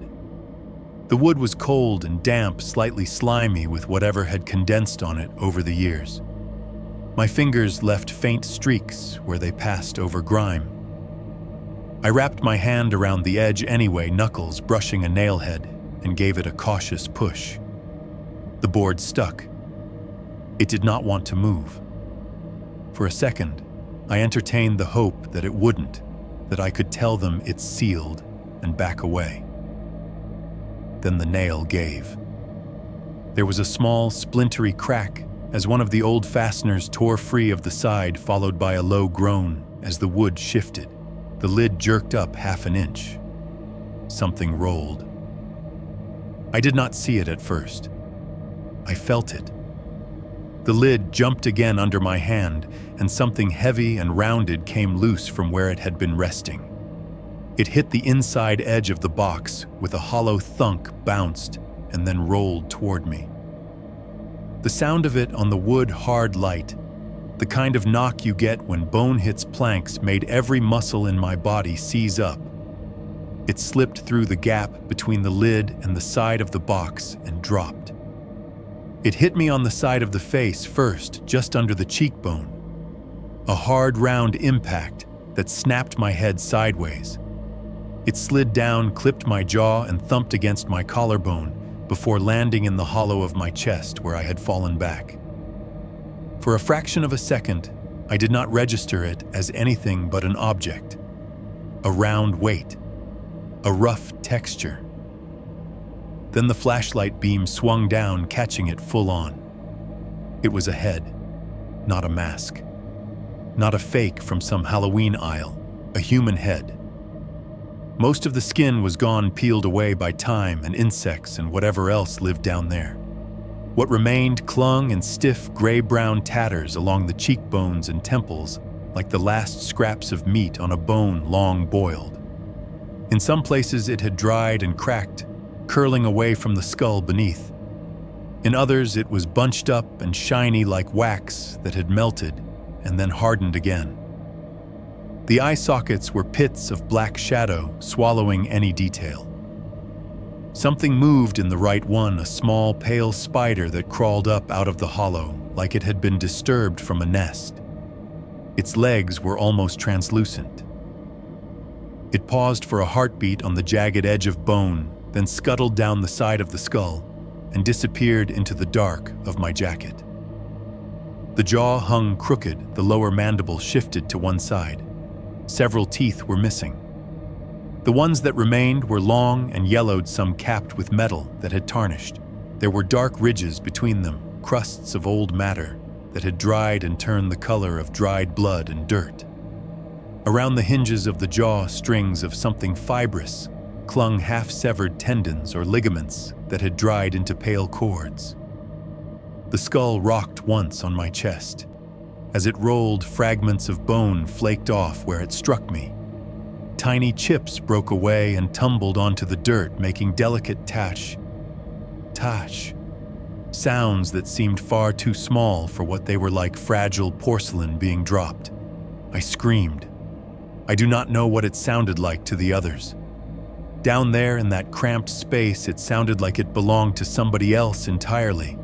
It bounced off the low beams, came back to me warped and thinner, as if another person was yelling in my ear with the same voice. I jerked backward, trying to get away from the thing on my chest. My shoulder hit one of the joists overhead with a solid thud that sent a flash of pain down my arm. My head snapped back and struck the underside of the floorboards. Dust and bits of web rained down into my hair and eyes. The flashlight beam whipped wild across the crawl space, scraping the ceiling with light, catching strands of cobwebs that crisscrossed the boards above like a decayed spider city. In that brief, dizzy sweep, I saw other shapes beyond the first row of boxes, more long forms, more lids, more places where wood had been gnawed away to reveal glimpses of white inside. My breath came in ragged gasps. Each inhale dragged the stench of rot and metal deeper into my lungs. Each exhale echoed against the low ceiling and dirt floor, rebounding so quickly that it felt like someone else was breathing right against my ear, short, panicked breaths that matched mine beat for beat. Above me, voices, Evan Eli's shout harsher than I'd ever heard it. "What the hell was that? You okay? Talk to me." Kayla's voice broke on the last word. I wanted to answer, to say no or yes or get me out. What came out was a wet choke. The skull had rolled off my chest and come to rest in the dirt by my ribs, tilted slightly to one side. Even without eyes, it seemed to be looking at me. The spider was gone. I felt it then, maybe moving somewhere under my collar, or maybe that was just my skin trying to crawl away from my bones. My hands skittered in the dirt, fingers brushing the rough grain of the coffin lid, the cold bump of a protruding nail, the slick, greasy feeling of something that had seeped from inside and dried. Every sound down there felt magnified, the little clatter of bone on wood, the ragged saw of my breathing, the tiny grind of dirt under my palms. It all bounced back so fast that the crawl space seemed full of movement, full of life, even though the only truly living thing down there was me. Me and whatever had just laughed when I came down. 3, 2. The hand on my ankle. Approximately 1,000 words above me, everything turned into noise. What happened? Kayla's voice came shrill and thin through the board's words, breaking at the edges. "Quit throwing shit," Eli yelled, like the skull had been a prank I pulled on him, and not the other way around. I tried to answer, to explain, but my throat locked up. The air down there was a wet rag pressed over my mouth and nose. Every breath dragged the stink of rot metal and old bleach deeper inside. I coughed and tasted rust, like I had been sucking on pennies. I managed, but it came out as more of a choke. The skull lay on its side in the dirt beside me, empty sockets staring up at the underside of the floor. A thin crack ran from one temple down across the cheek where it had hit me. Something small and pale wriggled out from that crack, another spider or a worm. I did not look closely enough to know. Dust stuck to the bone like dandruff. I put one hand on the dirt, the other on the side of the nearest coffin, and tried to push myself backward toward the ladder. The whole space seemed to tilt slightly, like the crawl space itself was trying to roll me deeper in. "You okay, man?" Mason called, his voice tight. "Pull me up," I rasped. "Just pull, please." The rope tugged at my waist, a reassuring bite. I felt it go taut, the knot digging into my stomach as someone above grabbed the free end and yanked. I slid a few inches over the dirt grit grinding under my jeans. Then something wrapped around my ankle. For a heartbeat, my brain told me it was the rope. A loop slipping down, catching on my shoe. But rope did not feel like that. The grip was too focused, too deliberate. Cold fingers closed around the bone just above my sneaker, clamping down with a chill that burned. The pressure was all wrong, narrow, knobby, like each finger was more bone than flesh. It felt like someone had taken a skeleton foot from a biology classroom, wrapped it in a thin layer of damp skin, and pressed it to me. I froze. The rope at my waist pulled again from above. My body wanted to go backward. My ankle did not move. The two forces yanked opposite ways, stretching the muscles in my calf until they screamed. The thing holding me tightened its grip. For a fraction of a second, I told myself it was debris, a board, a loose length of wire. Then the fingers shifted. They flexed around my ankle individual joints, moving knuckles, grinding. The tips dug in through the denim, each one a little point of ice. Something sharp, nails too long and too hard, punched through the fabric, scraping my skin. The pain was bright and hot, a jag of fire cutting through the cold. I could feel the shape of the hand, unmistakable now. 5 fingers, a palm, a thumb hooking in just above the bone. I made a sound then. Not a word, something raw and high that scraped my own throat on the way out. "What was that?" Kayla asked. She sounded like she was already halfway to crying. "Evan, quit screwing around," Eli shouted, but the anger in his voice had a wobble. My heel was dragging through the dirt as the rope tried to pull me back toward the ladder. The hand on my ankle held me pinned in place like a boot pressing down on a bug. I forced myself to look. The flashlight had fallen sideways when I recoiled from the skull, and now it lay on the ground, pointed at a shallow angle, its beam slicing low across the crawl space. It lit up a narrow corridor between the coffins, carving shadows into sharp black stripes. At first, I did not see anything but boxes and dirt.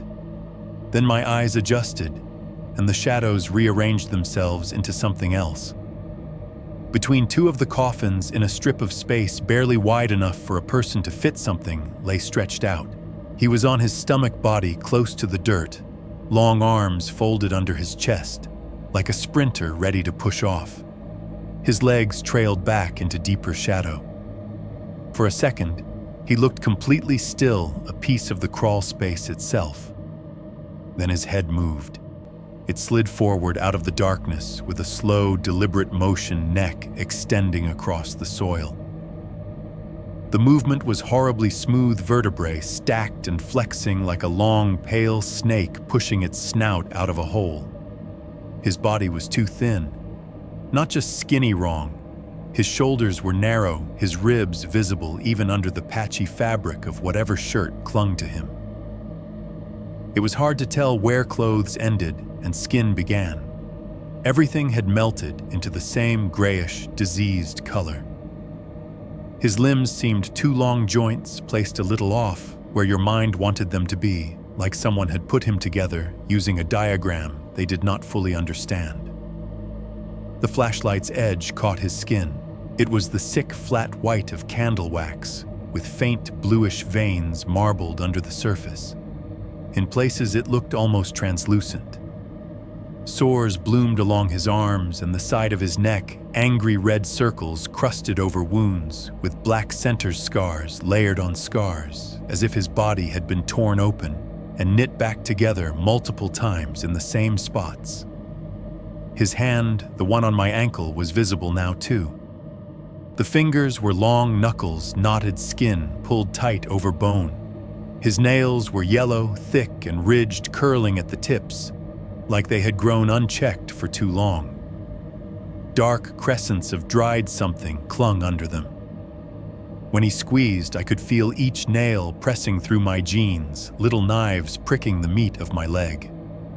But it was his face that rooted me. The neck that had slid him forward kept going vertebra after vertebra, uncoiling until his head was close to my foot. It had that stretched look, like the spine had been pulled and never quite went back into place. The angle was wrong too, his head tilted up farther than it should have been able to, as if some extra joint had been added just for that purpose. His eyes found mine immediately. They were not empty hollows like the skulls. They were full. The irises were a cloudy, washed-out gray ringed with a faint, sickly yellow. The whites were anything but white. They were veined with red, shot through with hairline fractures of color, as if the blood vessels had burst and healed and burst again many times. There was life in them.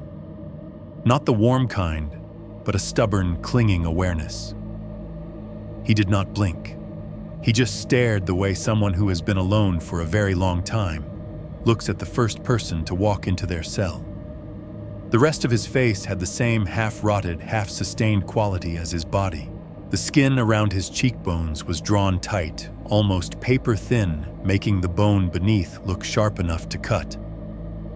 There were patches where the flesh had sunk in little hollows that should only exist on corpses.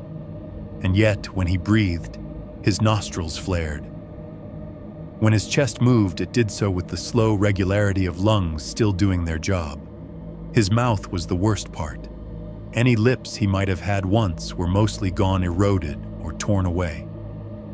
What remained were ragged strips of tissue clinging to the corners, pulled tight in a way that permanently bared his teeth. They were too visible, a whole row of them, on both top and bottom, some capped in dull gold, some chipped, some crooked. They were stained in a palette of bad colors, dark yellow near the gums, brown along the edges, black in a few spots where decay had eaten deeper. Between some of the teeth, dark threads clung dried, stringy stuff like old meat stuck in the grater. Fresh streaks of something wet gleamed in the gaps, catching the light in tiny, slick lines.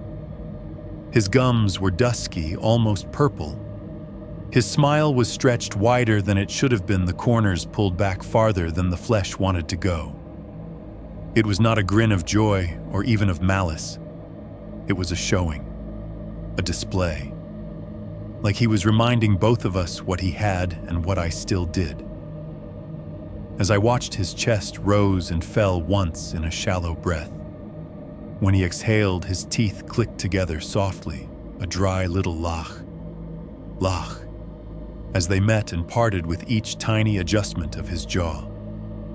When he spoke, the sound slid along my nerves. "You came under," he said. The voice was wrong for the space. It did not boom, did not echo like mine had. It seeped. Low rasping with a wet undertone, like there was fluid sitting in his lungs, and his words had to fight through it. Each syllable seemed to drag up something sticky from the bottom of him. "You heard me knock." The words were close, too close. I could feel his breath through the denim, a cold, moist ghost of air soaking into my skin. Been calling for so damn long. He did not cough when he said it. Somehow the gurgle stayed just underneath, never quite resolving. The pauses between the words were strange, as if he were savoring each one as it came out, tasting it. Above, the rope around my waist jolted again. Dude, quit yanking, Eli barked, his frustration punching holes in the fear for a second. We're pulling, you're not even... Pull me up, I shouted, the panic finally kicking my voice loose. Now the man's grip on my ankle tightened. Pain flared where his nails dug through denim and into flesh, sharp lines scratching across my skin. My foot spasmed. The rope went taut enough to bite into me. I felt it strain the fibers, creaking. For half a second, there was a tug of war, whatever was above pulling whatever was below holding, and me stretched between. Then suddenly, the pressure around my waist vanished. The rope went slack in an instant. The bite at my stomach disappeared. My body lurched forward unexpectedly as that upward force was removed. I caught myself with my hands in the dirt, barely keeping my face from hitting the skull. For a heartbeat, I thought the others had let go. Then something brushed past my elbow, the free end of the rope now hanging loose, dropping uselessly into the crawl space beside me. It hit the ground with a soft, final little woof. I followed it with my eyes. The fibers were cleanly severed, not frayed, not snapped. Cut. Right where the rope had rubbed against one of the wooden crossbeams near the hatch, the strands ended in a blunt straight line. The other half of the rope dangled from the beam above, just out of reach, swinging slightly in the cold air. On the dirt beside my knee, half buried in the gray dust, lay a knife. The blade was short and dull, the kind of cheap utility knife you would keep in a toolbox.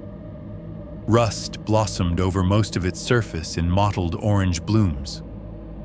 Along the edge, though, a few inches gleamed faintly in the flashlight beam, as if they had been dragged against something, recently scraping away the corrosion. Dark matter clung to that edge in a thin line, too dark to be fresh blood, too thick to be just dirt. It did not matter whether he had brought it down here himself, or whether it had been left for him once, and he had claimed it. It did not matter if someone above had touched it first. What mattered was that the one thing tying me to the world above the floor was now in two pieces at my feet. The hand on my ankle flexed again, almost gently this time. The smiling man's eyes never left my face. 3.3 left below approximately 100 words. For a second, everything froze. The rope lay limp at my knees. The knife glinted dully in the dirt. The hand around my ankle held me like a clamp. The smiling man's eyes were the only things that moved, tracking the panic on my face like it was the first new thing he had seen in a long time. Then the world above us slammed shut. The trapdoor dropped with a heavy wooden wham that shook dust from the beams. The noise hit my skull like a hammer, a single brutal note that cut off the weak spill of light and left the crawl space strangled in darkness. For a heartbeat, the image of the room above flashed in my mind. The pews, the pulpit, the cross leaning crooked on the wall. Then it was gone. All that was left was the underside of the boards and the thin square of wood now between me and the rest of the world. Dust rained down in a soft shower, peppering my face and hair. It smelled stronger all at once, old wood mold, the deep, sour reek of time. My lungs grabbed at the air and got nothing but that. From above, the noise came late, like it had to travel through dirt to reach me. Kayla's voice, first high and broken. We can't just leave him. We can't. Eli cut across her louder, closer to the door. Get to the truck. Get to the truck now. Their footsteps hammered the boards overhead. A quick, confused storm of impacts. I could hear the difference between their gaits even then. Eli's heavy and fast. Mason's lighter and uneven, Kayla's a flurry. The sounds moved away from the trapdoor and toward the front, then back like they were arguing with their feet. Open it back up, Kayla yelled. Open it, Eli, I'm not staying in here if he... Mason's voice choked off. A new sound cut through theirs. A metallic scrape, sharp and nasty, directly above my head. Something turned, It was the unmistakable grind of metal sliding into place, a latch being thrown, a bolt being slammed. It shivered down through the wood and into my teeth. They had locked it. Whether it was one of my friends or something that had already been there, I did not know. All I knew was that whatever thin line had been left between me and the air above had just gotten thicker.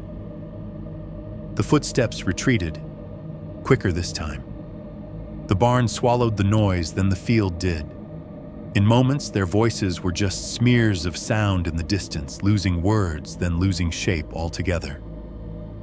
And then there was nothing. No more shouting, no more stomping, no distant ding-ding from the truck stop door.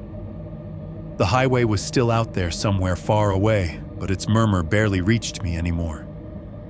The boards above and the weight of dirt around me turned everything outside into a dull, distant hum. What remained was much closer. My own breathing ragged and loud, bouncing back at me from the low ceiling. The faint, wet crackle in the smiling man's chest each time he drew in air, like he was breathing through a layer of fluid. The soft grind of bone and dirt as he began to move. He tugged my ankle. It was not a sharp yank. He did not try to drag me all at once. He just pulled with a steady, patient pressure, like he was reeling in a fish he knew was already hooked. The dirt under my jeans scraped my skin through the fabric. The skull beside me bumped along, rolling once before settling against the side of a coffin with a hollow knock. The flashlight, still lying on its side, juddered and spun a few inches, its beam swinging wildly through the low space. For a second, its light landed right across his face. Up close, with the shadows cut clean across him, he looked worse. The sores along his neck and collarbone were cratered edges, raised and raw, as if they had been reopened again and again. Soft, dark hair sprouted in tufts along his jaw and throat, patchy and uneven, growing out of skin that looked too thin to hold it. The veins at his temples pulsed slowly, a dull, sluggish beat. His smile had not changed. It did not widen, did not falter. It was as if some part of his face had been nailed into that expression and could not move. He lifted his other hand and placed it on my calf, just above the first. The fingers wrapped around my leg like a second shackle. The cold of him seeped through denim and into flesh. There was no warmth in him anywhere, no hint of fever, no human heat. Just the chill of something that lived in the dark and had forgotten the sun. He dragged me away from the ladder. Each pull shifted us deeper between the coffins, farther from the hatch. The flashlight beam jittered with every movement, catching glimpses the edge of a box, the broken end of a bone sticking out of a gap, the glint of something metallic lying in the dirt. The air grew even more stale, as if the space under the trapdoor had been the only place a little breeze ever found. I scrabbled at the ground, trying to catch purchase on anything roots nails the rough corners of the boxes. My fingernails scraped the dirt, sending up dry little avalanches that pattered against the wood. All I did was gouge shallow trenches. The smiling man's body slid beside me longer than it should have been. His ribs brushed the side of one coffin. I heard the thin, dry rasp of bone sliding along old wood, like someone grinding two empty shells together. When his hip bone bumped a nail head, he did not flinch. It was like his nerves had learned to tune that kind of pain out a long time ago. He leaned closer, and for a second his face was only inches from mine. In that cramped space, his head seemed too big, his neck too long.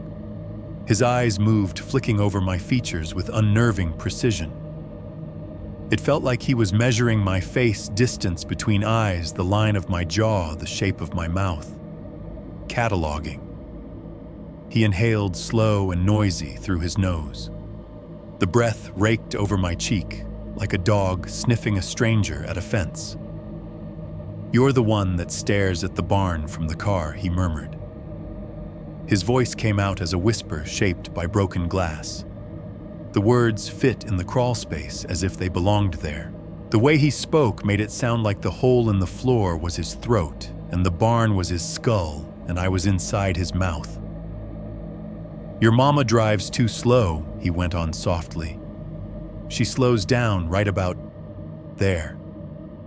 My stomach dropped. I had never been inside this barn before that night. I had never been under its floor. I had never spoken to this man in my life. And yet he knew the way my mother's car moved down the highway, the way my eyes always dragged toward the field. He tilted his head a little, studying me. The corners of his mouth flexed, pulling that smile even tighter. "Evan," he said, tasting the sound. "Ethan." He rolled the names around on his tongue like he was trying keys in a lock. Then he found the one that fit. "Evan." He said it right. Not the way some teachers from out of town had mispronounced it, not with that lazy slur Eli used when he was teasing. He put the weight in the right place, gave it the exact tone my mother did when she was calling me from the kitchen. Hearing my name in that voice was worse than the hand on my leg. Ice shot through me. I had not told him my name. I had not said it once since I came down. My friends above hadn't either. But he knew it. He had probably known it before I ever put my face to the floor, before I ever stepped into the barn. "How do you?" I started, then swallowed the rest of the sentence like saying it out loud would give him something else to hold. He chuckled. It was not a full laugh. It was just a little rise at the back of his throat, a shift in the sounds his chest made. But his pupils widened a fraction, excitement rippling under the dull film of his eyes. The preacher said he would send one more, he whispered. One more from the road. One more from the little lights going by. Each word hissed through his teeth, squeezed past old blood and the slickness between his gums and lips. Every time he paused, I heard tiny bubbles crackle in his lungs, as if each breath stirred something thick and half-set inside. "Them up there," he said, rolling his eyes upward toward the ceiling of boards. They got tired, stopped singing, stopped filling the plates, stopped bringing blood under the floor. He spat the word blood like it had once been sweet, and then soured on him. He dragged me farther deeper into the narrow row. The flashlight beam slipped across another coffin, one whose lid had warped enough to leave a wide gap. Inside, the bones were smaller. Cloth still clung to the skeleton there, threads of a striped jersey fused to ribs and spine. The colors were muted by grime and age, but the pattern was unmistakable: wide stripes, a number barely visible on the chest where the fabric had sunk into the hollows. Around the neck of the bones, a thin metal chain lay tangled. It led down to a small, cheap cross, bent in the middle, hanging crookedly against what had once been a sternum. Even with the rot and dust, the pieces clicked in my head all at once. The haircut, the jersey, the size, the missing poster on the truck stop bulletin board. The boy's face flashed in my mind, the nervous half-turn, the half-smile someone had captured before the flash. In that hallway of paper faces, I had stopped on his. Now I was looking at what came after the word, last seen. I realized with a sick lurch that my own shoes were probably leaving the same kind of prints in the dirt that his had once left down here. The smiling man watched my face as I looked at the bones. He seemed pleased by whatever he saw there. They stopped coming to pray, he breathed, moving closer until his teeth were inches from my ear. Stopped bringing offerings. Stopped bringing their children and their fear. As he spoke, drops of moisture flecked from his lips, spattering my cheek. They were cold and sticky, so I learned to pull from the road myself. His voice went softer on that last word, like he was describing something delicate. His fingers shifted on my ankle, a little flecks of pride. He slid one hand from my leg up to my chest, pressing his palm flat over my sternum. The weight of it was wrong too heavy for something so thin, like his bones were denser than they should have been. His fingers splayed, feeling along my ribs, slow and deliberate. Under his palm, my heart hammered so hard it hurt. The beat was a frantic, trapped bird throwing itself against bone. He closed his eyes for a second, as if listening. "You remember the night your dad's truck went off the county road?" he said quietly. My brain tried not to, but it did. Rain on the trailer roof. The phone ringing at a bad hour. My mother's voice turning into something I had never heard before. The sheriff at our door, hat in hand. The picture in the paper of the ruined front end of a pickup curled around a tree. "That was them," the smiling man murmured. His thumb moved in a slow circle over my sternum like he was wiping dust into my skin, up there. Not me. He tipped his chin toward the boards, toward the church that had once been full of singing and clapping and blood in bowls, toward whatever had listened from the other side of their prayers. "Not me," he repeated, his smile never faltering. "I only get what falls through the cracks." His hand stayed on my chest, counting out each beat. 1, 2, 3. Like he was testing the strength of what he had managed to pull down under the floor. 4.1. Becoming another body, approximately 1,000 words. He did not drag me far. There was no need. Down there, distance was measured in breaths, not yards. 3 coffins away from the hatch might as well have been another country. He hauled me until my back bumped against one of the boxes that sat slightly apart from the others. It was newer looking than the rest, not new exactly, but less rotted. The boards were still mostly intact edges, sharper, fewer gaps between the planks. The wood bore fewer stains. It had the look of a bed someone had made and then left unfilled. He let go of my ankle. My foot burned where his fingers had been, a delayed rush of pain coming hot on the heels of the cold. I tried to scramble backward, thinking maybe I could get around to the other side of the coffin, put something solid between us. His hand moved faster than I thought something so long dead-looking could. His fingers clamped down on my shoulder, squeezing hard enough that my collarbone screamed. He pushed me sideways, slamming me back against the side of the empty box. The impact knocked the breath from my lungs. Dust shook loose from the boards above, powdering my hair and face. "Stay," he said, like he was talking to a dog. The words slid through his teeth, thick and low, and the small, stupid part of my brain that remembered being 6 and being told to sit on the couch did exactly what it was told. My muscles locked. He shifted his weight bones, creaking. Somewhere behind him, something else clattered in the darkness, a loose bone rolling a bit of debris dislodged. It echoed weirdly in the crawl space, turning one small sound into several. He reached past me into the shadows between the coffin's fingers, groping for something I could not see.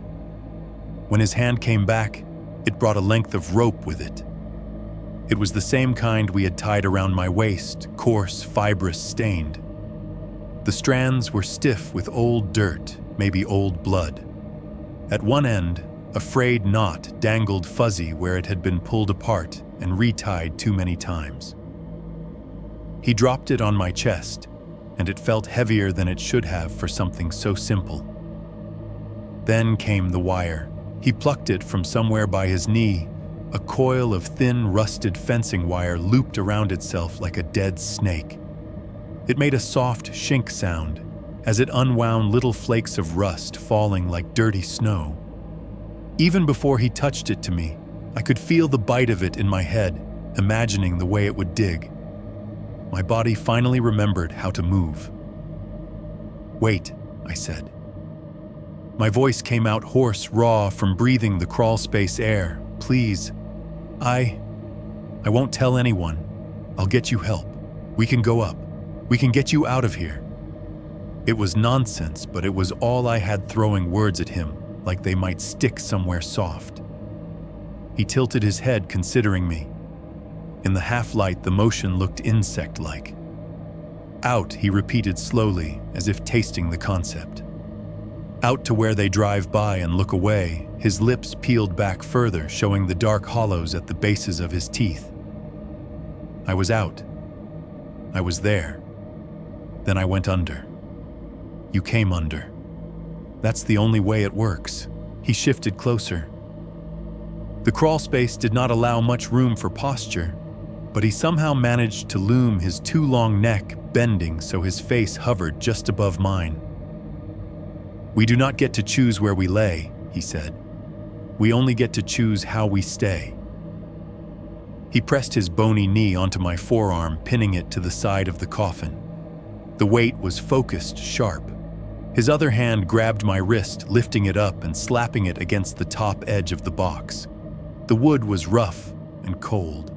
Splinters bit the heel of my hand. No, don't, I started, but the wire was already there. He looped it around my wrist, twice the metal biting into skin with the second turn. His fingers were surprisingly nimble, used to this, working in the tight space.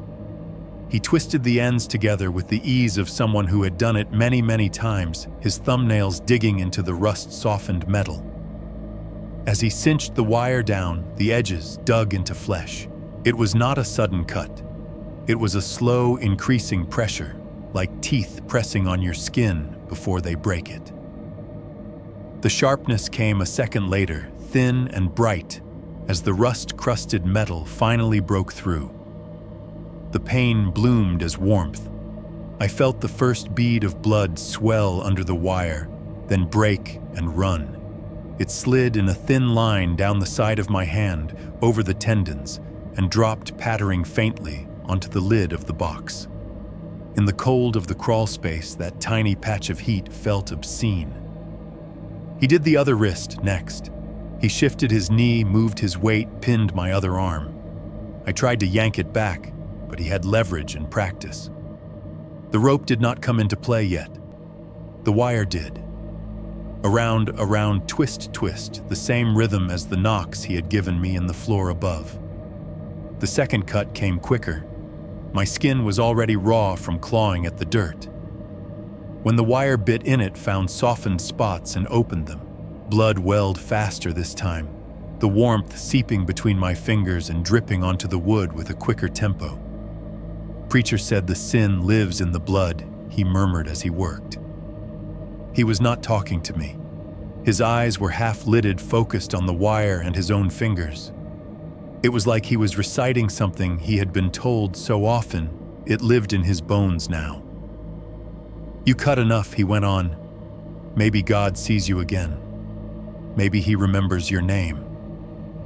The word God came out, warped his tongue, sliding oddly around it, like it had been forced into his mouth too many times and never really fit. I swallowed hard against the sour taste in the back of my throat. I haven't done anything, I said.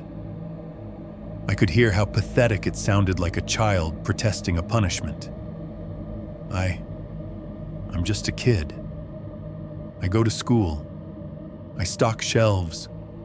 I haven't done anything wrong. He paused just long enough that I thought maybe some part of that had gotten through. Then his jaw flexed, the tendons at his temples standing out. The corners of his mouth twitched, stretching the permanent grin a fraction tighter. You came under the floor, he said simply. His voice had gone flat, the words like an answer on a catechism card. The ones who come under don't get to choose. He shifted the rope into play, now winding it around my forearms, and the coffin lid, looping it through the gaps between boards, tying me more thoroughly to the box. Each pull of the rope tightened the wire further, making it bite deeper. Warmth turned to a slow burning throb as the blood soaked into the grain of the wood beneath my hands. There was nothing ceremonial about his technique. No careful knots, no ritual words.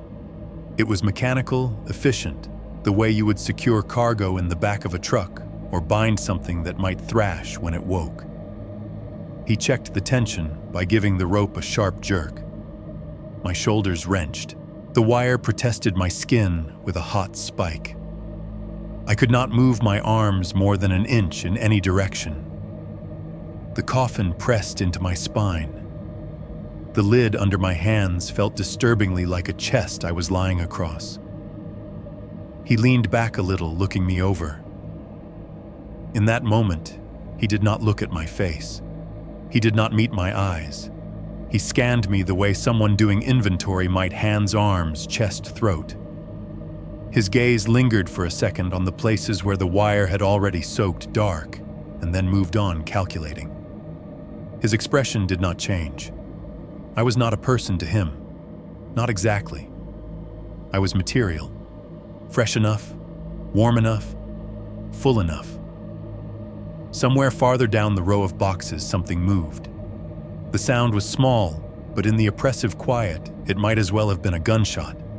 A soft clatter like loose bones knocking together. A faint slide as if something slender was squeezing between two coffins. Rats, I told myself. It's just rats.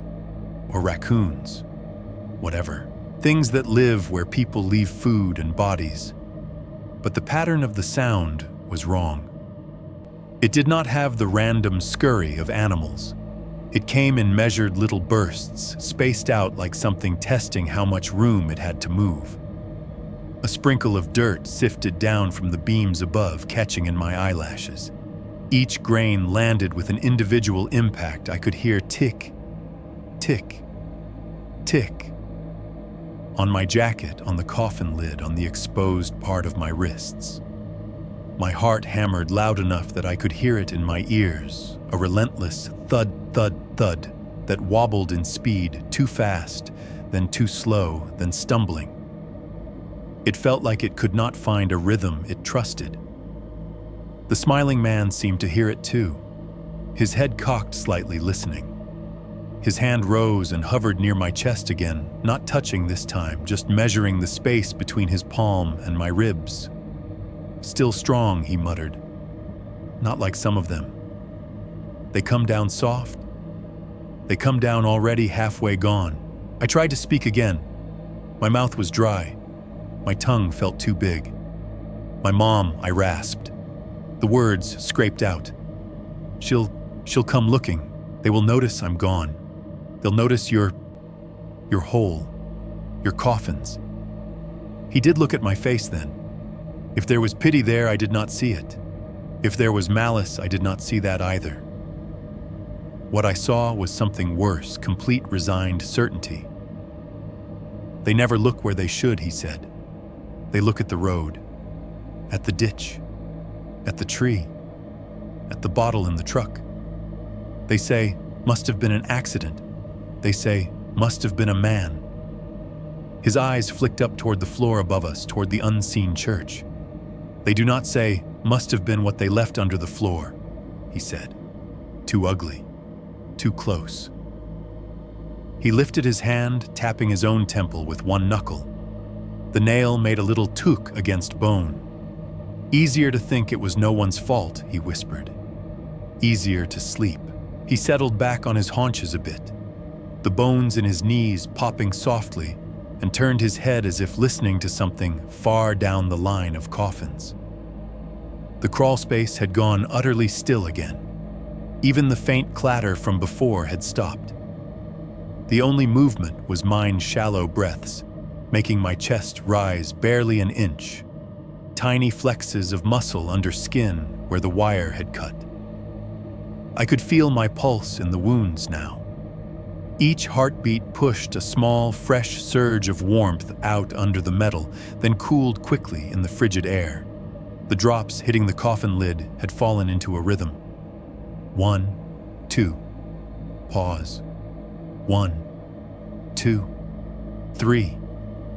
In that cramped, airless place, the sound was as loud as a clock in an empty house, counting not the minutes left in the day, but the inches between being a living thing and just another body under the floor. 4, 2. Almost a cutting approximately 1,000 words, he moved away from me without warning, slipping back into the dark between the coffins like he was part of the shadows. For a second, I thought he was leaving. My stupid brain offered me that mercy. Maybe this was as far as it went. Tie me up, scare me, leave me. Then I heard it, a faint metal scrape, the soft, hollow thud of something being dragged across packed earth. He reappeared a moment later, hauling a box out of the darker corner at the far end of the row. It was not much bigger than a toolbox, the kind mechanics kept under benches. The lid was warped, one hinge hanging on for dear life. Rust bloomed over it in orange-brown patches, making it look diseased. He set it down on the dirt beside my head with a dull thunk. The impact shook flecks of rust loose. They drifted down in the flashlight beam like brown snow. Up close, the box smelled like the rest of the crawl space, only stronger. Old metal oil, the ghost of something chemical. And under that faint but unmistakable, the same iron-sweet note that clung to the wire on my wrists. He flipped the latch. It should have squealed. It should have protested. Instead, it moved almost silently, like it had been opened and closed too many times to remember how to stick. He lifted the lid. Inside, nestled in scraps of filthy cloth and cotton that had once been white lay tools. Some were familiar shapes twisted by rust and misuse. Some I had only seen in old movies or in textbooks. All of them had the same look. They were things meant to go into soft matter and change it. He reached in and picked up the first one. It was a scalpel. The handle was metal, the little ridges for grip worn down in places. The blade was narrow and elegant, tracing a straight line to a point that still caught the light. It was not bright and clean like a new blade, but it was sharper than it had any right to be after however many years under there. Along the edge, discoloration darkened the metal, a patina of old use not quite scrubbed away. He set it down on the lid of the empty coffin near my cheek. The sound it made, metal kissing wood, was small, but so crisp in the confined space that it might as well have been right inside my head. Cash. Next came a saw. A little hand saw, the kind you might use to trim branches, only wrong. The handle was a cracked loop of black plastic, worn smooth where fingers had gripped it over and over. The blade was short and straight, its teeth jagged. Some of those teeth were broken stubs jutting out at ugly angles. Others were intact, and hungry tips darkened with something that had been wiped away in streaks, but never fully gone. He laid it beside the scalpel. Catch. Last, he lifted out a glass tube. For a second, I did not recognize it. Then my brain filled in what it had looked like once before time had chewed on it, an old glass syringe. The kind they stopped using a long time ago because they broke too easily and held on to too much of what they touched. The barrel was clouded now, the measurements printed on its side mostly rubbed away. The plunger was halfway depressed, the rubber tip cracked and discolored.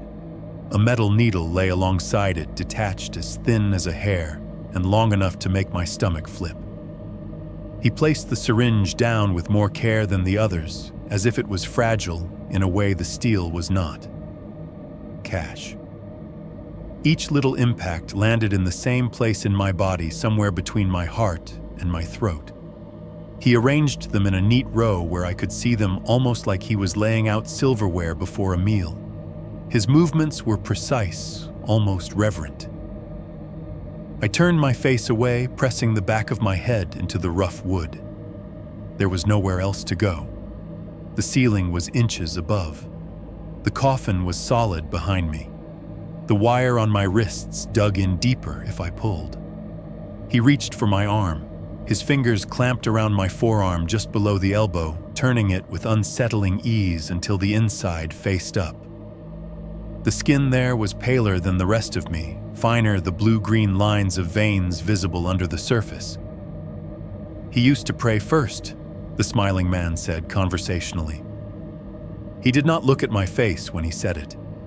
His attention was on my arm on the length of skin from wrist to crook. I remember his voice, he went on. Soft at first, then louder. Like he thought yelling at the ceiling would get more attention. His mouth twisted, the grin bending into something bitter without actually changing shape. I just get right to it. He picked up the scalpel. The way he held it told me everything I needed to know. That hand had learned this grip a long time ago. His fingers found position without fumbling thumb, and first two fingers cradling the handle wrist loose but controlled. The blade hung just above my skin, catching the trembling cone of light. "Please," I said. The words shook. "Please don't." The first touch of the blade was almost gentle. It brushed my wrist cool and hard, like being traced with the edge of a coin. Then the pressure deepened by a fraction, and it stopped being a sensation on the surface and became something else entirely. The steel broke the skin in a single clean slide. The pain did not hit all at once. For a heartbeat, there was only a line of cold fire tracking under the skin as the blade sewed its way from my wrist toward my elbow.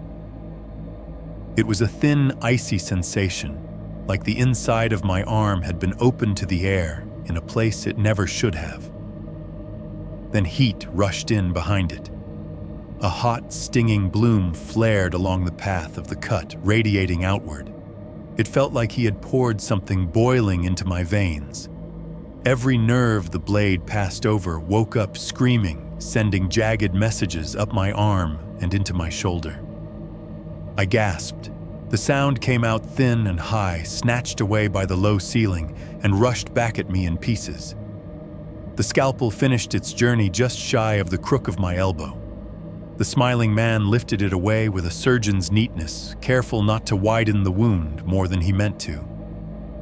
For a microsecond, the cut was just a line. A bright, raw line, the width of the blade gaping slightly where the skin had parted. Then it opened. Blood welled up in a dark sheen following the path he had drawn. It did not spurt in cinematic jets.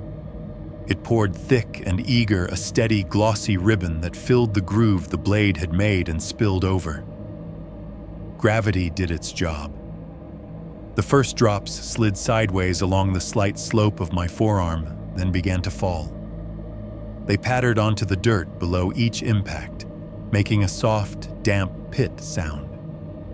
In the cramped silence of the crawl space, those tiny impacts sounded like rain starting on a distant roof, scattered, tentative, then slowly gathering.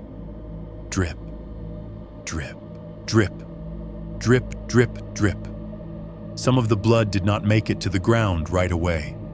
It ran down toward my palm, pooling at the base of my thumb, sliding over my knuckles. It found the wire and clung there, thickening, turning brown, where it met the rust, making the metal look like it had been painted. The smell intensified. The iron tang that had been a background note became the whole song. It filled my nose, sat heavy at the back of my throat. My stomach rolled. For a surreal moment, my brain split. Part of me was down there, an animal in a trap, shrieking behind its teeth.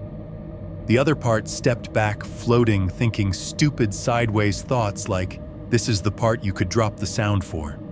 Make the video go dead quiet, then bring in the cut. In my head, I heard it as if it was already a story being told, the narrator's calm voice reaching this moment. Then a slice of silence, then the intimate scrape of steel against skin played too close to the mic. A sudden thump, a fist hitting a table, a hand slamming into a chest, standing in for the way my heart felt like it slammed itself against my ribs. Back in my body, my actual heart hammered with such force that the cut seemed to pulse with it. Each beat pushed more warmth out, sent another line of red sliding down. The smiling man watched. His eyes did not leave the wound. The dull gray seemed to sharpen, focusing on the path of the blood. His pupils were blown wider now, swallowing more of the color. For a second, under the permanent grin, there was something like awe. Not joy. Not exactly. Something quieter. Almost moved. The corners of his eyes glittered faintly in the flashlight's beam. It took me a second to realize what I was seeing: moisture. Not just the ever-present wetness in his lungs, but a sheen at the edges of his eyes, like he was about to cry and could not quite remember how. His smile stretched, showing more of his gums. A line of saliva glimmered between two teeth. "See," he whispered, voice almost soft. "You're cleaning the floor already." The way he said it, like a compliment, made my skin crawl more than the cut. He dipped 2 fingers into the blood that had pooled along the edge of my wrist. His touch was lighter than it had been when he bound me, almost delicate. The cold of his skin against the heat of the wound made me jerk, but the wire held me. He lifted his hand, watching the liquid string between his fingers and my arm before it snapped and fell. He smeared what clung to him across the lid of the coffin in a rough line, like he was underlining something written there in invisible ink. Above us, the boards did nothing. No footsteps, no shouts, not even the faint suggestion of life filtering down. Just the quiet drip of blood onto thirsty wood and dirt. My breathing hitched, speeding up, then stuttering. The edges of my vision pulsed in time with my heart. The air felt thinner. It was like the crawl space was leaning in closer, all that earth and all those coffins listening to see what would happen next. The smiling man set the scalpel down with care beside my head. Cash. His hand drifted toward the saw, next fingertips brushing the worn handle, as if he was considering the next step in a choreographed sequence he had performed too many times to count. Preacher took pieces, he murmured almost to himself. Said, "If you give enough, he gives back." His fingers tightened on the saw's handle, and for the first time since he tied me to the coffin, I felt very close to finding out exactly what pieces meant. 4.3.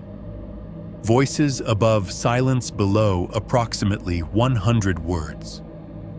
At some point, the pain stopped being sharp and started feeling like distance. It was like my body had walked a mile away and left me tied there in the dark. My arm had become a length of fire I could see more than feel. The cut still burned, still pulsed with each heartbeat, but the edges of that heat were going soft, blurring out toward numbness. The air in the crawl space felt thicker too. Each breath I dragged in seemed to bring less with it. There were long seconds where my lungs forgot what to do, and my chest just stalled, waiting for a brain that was busy focusing on not throwing up or blacking out. The smiling man's hand hovered over the saw. His fingers tightened around the cracked plastic handle, testing its weight. The jagged teeth flashed once in the flashlight's edge. I could hear the tiny grit of rust rubbing against his palm as he shifted his grip. My heartbeat climbed, stumbling but faster. The blood from my arm pattered onto the dirt in a steady, uneven rhythm, filling the crawl space with the soft static of it. Somewhere beyond all that, beyond his face, beyond the tools, beyond the weight of the coffins, I heard something new. At first, it was just a vibration. Under everything else, a distant tremor too low to be a knock. My brain almost dismissed it as a memory of trucks on the highway. But it grew slowly, folding over the background hum of the world like another layer. The sound of an engine, not the constant rush of semis out on the interstate. Closer, lower, grinding over gravel, climbing a slight incline. The way an engine sounds when someone pulls off a main road onto a side lot, lets the tires crunch and pop over old stone. My eyes snapped to the underside of the floorboards. Above us, faint but real, there was the groan of brakes. A car or SUV rolling to a stop. The engine idled for a second, then clicked off. The sudden absence of that sound was almost louder than the sound itself. I sucked in a breath so fast my chest spasmed. The smiling man's head tilted. For the first time since he'd started laying out his tools, something like annoyance flickered across his ruined face. His fingers loosened on the saw. He turned his head slightly, the longer muscles in his neck flexing as he listened. Boots hit gravel above, heavy and sure. A car door slammed. Another. The weight of adult footsteps, not teenagers. There was a sound I recognized from 100 Walmart parking lots and small-town parades, the soft buzz and click of a radio on someone's belt. Voices followed. Too muffled at first to make out words, but the tone was clear. One lower, steady, a man used to giving directions. One higher-clipped answering. They had that cadence cops have, even if they're just asking where the restroom is, everything sounds like procedure. Hope exploded in my chest so violently it hurt. I tried to shout. My throat scraped. My lungs pulled at the air like it was glue. What came out was not a scream or a word. It was a harsh, wet rasp that shook my body and went nowhere. Above, wood creaked. The barn doors that had screamed when we forced them open moved again, their hinges letting out a shorter, annoyed shriek. A gust of colder air shoved through the cracks in the floor, carrying with it the outside diesel night air, the faint ghost of coffee. For the first time since the trapdoor closed, real light speared down into the crawlspace in thin, sharp lines. It knifed through the gaps between boards in bright slices, cutting across dust and cobwebs. In those stripes, I could see particles drifting lazily, highlighted in stark white. The smiling man moved before I could. His hand left the saw. In the same motion, it clamped over my mouth. His palm was as cold as the rest of him, but the pressure was careful, not enough to crush, just enough to seal. The smell of him was all rot and damp and metal. It filled my nose, set my stomach flipping again. "They're late," he whispered so close his cracked lips brushed my ear. His voice barely stirred the air, but his breath crawled under my skin when it touched. "They're always late." Above us, heavy boots hit the floorboards. The sound was clearer now, each step a distinct cop, as whoever it was walked down the aisle we had walked earlier. "They step around the rot," he murmured, teeth clicking softly, "and call it holy." His hand tightened just enough to warn me. The wire at my wrists dug as I instinctively tried to jerk away. He did not wait for a reply. He started to move. Keeping his hand over my mouth, he slid backward into the gap between coffins like he had done this before. His body folded into the space with a horrible ease, joints bending too far, spine curving in ways that looked borrowed from insects. He dragged me a few inches deeper with him, then let go of my leg. He did not have to hold me. The wire and rope did that well enough. A beam of light hit the floor inches from my face. It came from above, sharp and bright, sweeping across the boards. Through one of the narrow cracks, a flashlight beam sliced down, catching my skin for a heartbeat, before swinging on. Dust fell with each step. Tiny avalanches pattered onto my cheeks and eyelids, little tick, tick, sounds that felt deafening. "Clear the left," a man's voice said. Close, definitely a cop. He had that bored alertness people get when they are doing something they have done 100 times and expect to find nothing. A second light joined the first. Between the slats, I saw hints of dark uniforms, the shine of a badge, the rounded shape of a duty belt. A flashlight knocked against a pew. "Cop." "Nothing here but dust and old hymn books," another voice said. This one belonged to the higher, tighter tone I'd heard outside. A woman, maybe? Youngish. The kind of voice you get when you are trying very hard to sound unimpressed. I tried again to shout, to make anything come out around the hand on my mouth. All I managed was a guttural sound squeezed through my nose.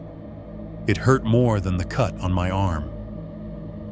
The smiling man's fingers dug into my jaw, not quite enough to bruise, just enough to say, "Don't." A set of footsteps came closer. I heard the creak of wood directly above my head, the subtle change in pitch, when a weight moved onto boards that were already under strain. The beam of one flashlight held steady. Something heavy tapped against the floor right where the hatch was. A knuckle, a flashlight, a boot toe. I could not see which. The sound of it was sharp and intimate, echoing through the joists and into my teeth in a way that made me think of earlier when bone had done the same. "This floor's sealed," the man's voice said directly above me now. "Ain't nobody under here." The words dropped like a trap door. They sliced through the thin, desperate hope that had been ballooning in my chest and let everything out. My heart did something strange in response. A stutter, a missed beat, then a heavy, disoriented thump as if it had lost its place in its own rhythm. The smiling man's hand loosened just a fraction. There, he breathed, amused. "Told you." I could hear the second cop shifting her weight nearby. Her boots creaked, rubber squeaking faintly against the dusty boards. "You sure?" she asked. There was something under the professional tone now. Not doubt exactly. Wariness. Kid that called said his friend went down through some kind of hatch. Said he heard screaming. "Yeah, well, kids say a lot of things at midnight at the truck stop," the man replied. His flashlight moved the beam sliding away from the hatch. "Last thing this town needs is that story stirred up again." His words dropped between the boards like crumbs. Farther down the aisle, something metallic clinked softly. Maybe he'd bumped the old offering plate or one of the folding chairs. The sound bounced in the rafters and came down to us thinner. "You want to write this up as a false alarm?" the woman asked. Her light skimmed over the front pews, the pulpit. For a heartbeat, it flashed through a wider gap in the floorboards and lit the smiling man's eyes where he crouched in the dark beside me. They did not even twitch. "Write it up as kids trespassing and running when they saw a cruiser," the man said. "You really itching to explain Briar Hollow to the new DA. You want to sit in a room and say, 'Hey, remember that mess we buried?' Town doesn't want to reopen this." His voice had flattened on that last line like he was repeating something he'd been told, not something he'd come up with himself. My head swam. So they did know. Not details, maybe. Not who was under the floor. But enough. Enough to avoid it. Enough to ignore knocks and missing posters and the exact right stretch of highway where cars went off the road too often. Up above their footsteps moved toward the doors. Boots thudded. The floorboards groaned. A flashlight clicked off, then another. The faint rush of nighttime air from the open barn doors faded as they swung shut again, hinges complaining. The heavy bar dropped back into place with a dull thud. Outside, the car doors opened, closed. The engine turned over, coughing once before catching. The rumble grew as they backed away, tires chewing up gravel. Then that sound too receded, shrinking from a presence to a hum, from a hum to nothing. The barn breathed out. Silence pushed in on all sides, deeper and heavier than before. My arm throbbed in time with the echo of their leaving, each pulse a reminder that help had stood 15 feet above my head, spoken a sentence, and walked away. The smiling man stayed still for a long moment, listening to the last traces of their noise fade. Then, without taking his eyes off the ceiling, he slowly slid his hand away from my mouth. His fingers left prints on my cheek, cold, invisible brands.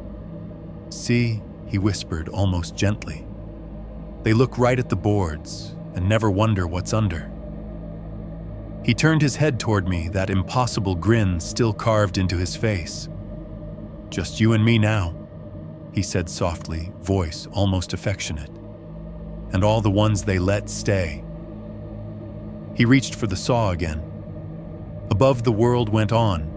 Below, the dark settled in around us thick as dirt, waiting to see whether I would become another story nobody in town wanted to reopen.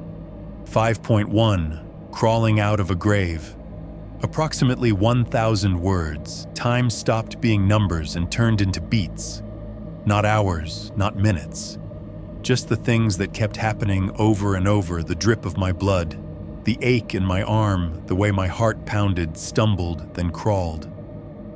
Sometimes I was there. Sometimes I was not. When I was there, the pain was a living thing that wrapped around my forearms and crawled up into my shoulders. The cut the smiling man had opened, burned in a way that felt both deep and shallow at the same time. Deep when I tried to move, shallow when I lay still and pretended I was empty. When I was not there, there were no sounds, no smell, no fear. Just a gray nothing that felt disturbingly close to rest. I do not know how many times I slipped into that gray and clawed my way back out. Each time I woke, something had changed in small ways. The blood at my wrist had clotted in places, turning from slick heat to sticky crust. The wire digging into my skin felt less like a pure, raw edge and more like a dull, embedded ring. Every heartbeat pushed against it a thick, sluggish thud that made the skin there throb. My throat went from dry to sandpaper. My tongue swelled, sticking to the roof of my mouth whenever I tried to swallow. Each breath dragged across it, making it feel cracked, like something that might split if I tried to speak. The air in the crawl space cooled as whatever warmth my body had brought with it bled away. My fingers felt numb to the first knuckle. My toes tingled, then vanished into absence. The smiling man was not always right next to me. Sometimes when my eyes snapped open, he would be nowhere in my narrow field of vision. No pale limb in the flashlight's beam, no too long neck stretching over me. Just coffins, dirt, and low wood. He was there, though. I could tell by the sounds. Every so often, from somewhere further down the line of boxes, something would scrape. A soft, slow drag like a thin body being pulled along the ground. The muted tuck of bone hitting wood. A wet cough, low and buried so muffled it barely made it through the layers of dirt and boards. Other times there was nothing. Just me and the dead. The skull that had fallen from the first coffin stayed where it had come to rest, inches from my ribs. At some point, one of those times I came back to myself, I realized I was not the only one paying attention to it. A small, hunched shape crouched beside it, back to me. At first I thought it was just another knot of shadow. Then it moved, body rippling in tiny waves as its head bobbed. The flashlight, still lying on its side, sent a faint sliver of light across glossy fur. A rat. Small, patchy its tail, a thin, hairless whip curled on the dirt. It had its teeth buried in the skull's cheekbone, right where a thin strip of dried tissue clung. Its jaws worked in quick, jerky motions, little shoulders twitching. I could hear it. The sound was high and fast, a series of tiny rit noises as enamel scraped bone. It was weirdly eager, like the rat was chewing on a candy it had waited a long time to have. I watched it for what might have been seconds or years. The idea of shooing it away floated into my head, but I could not make it turn into action.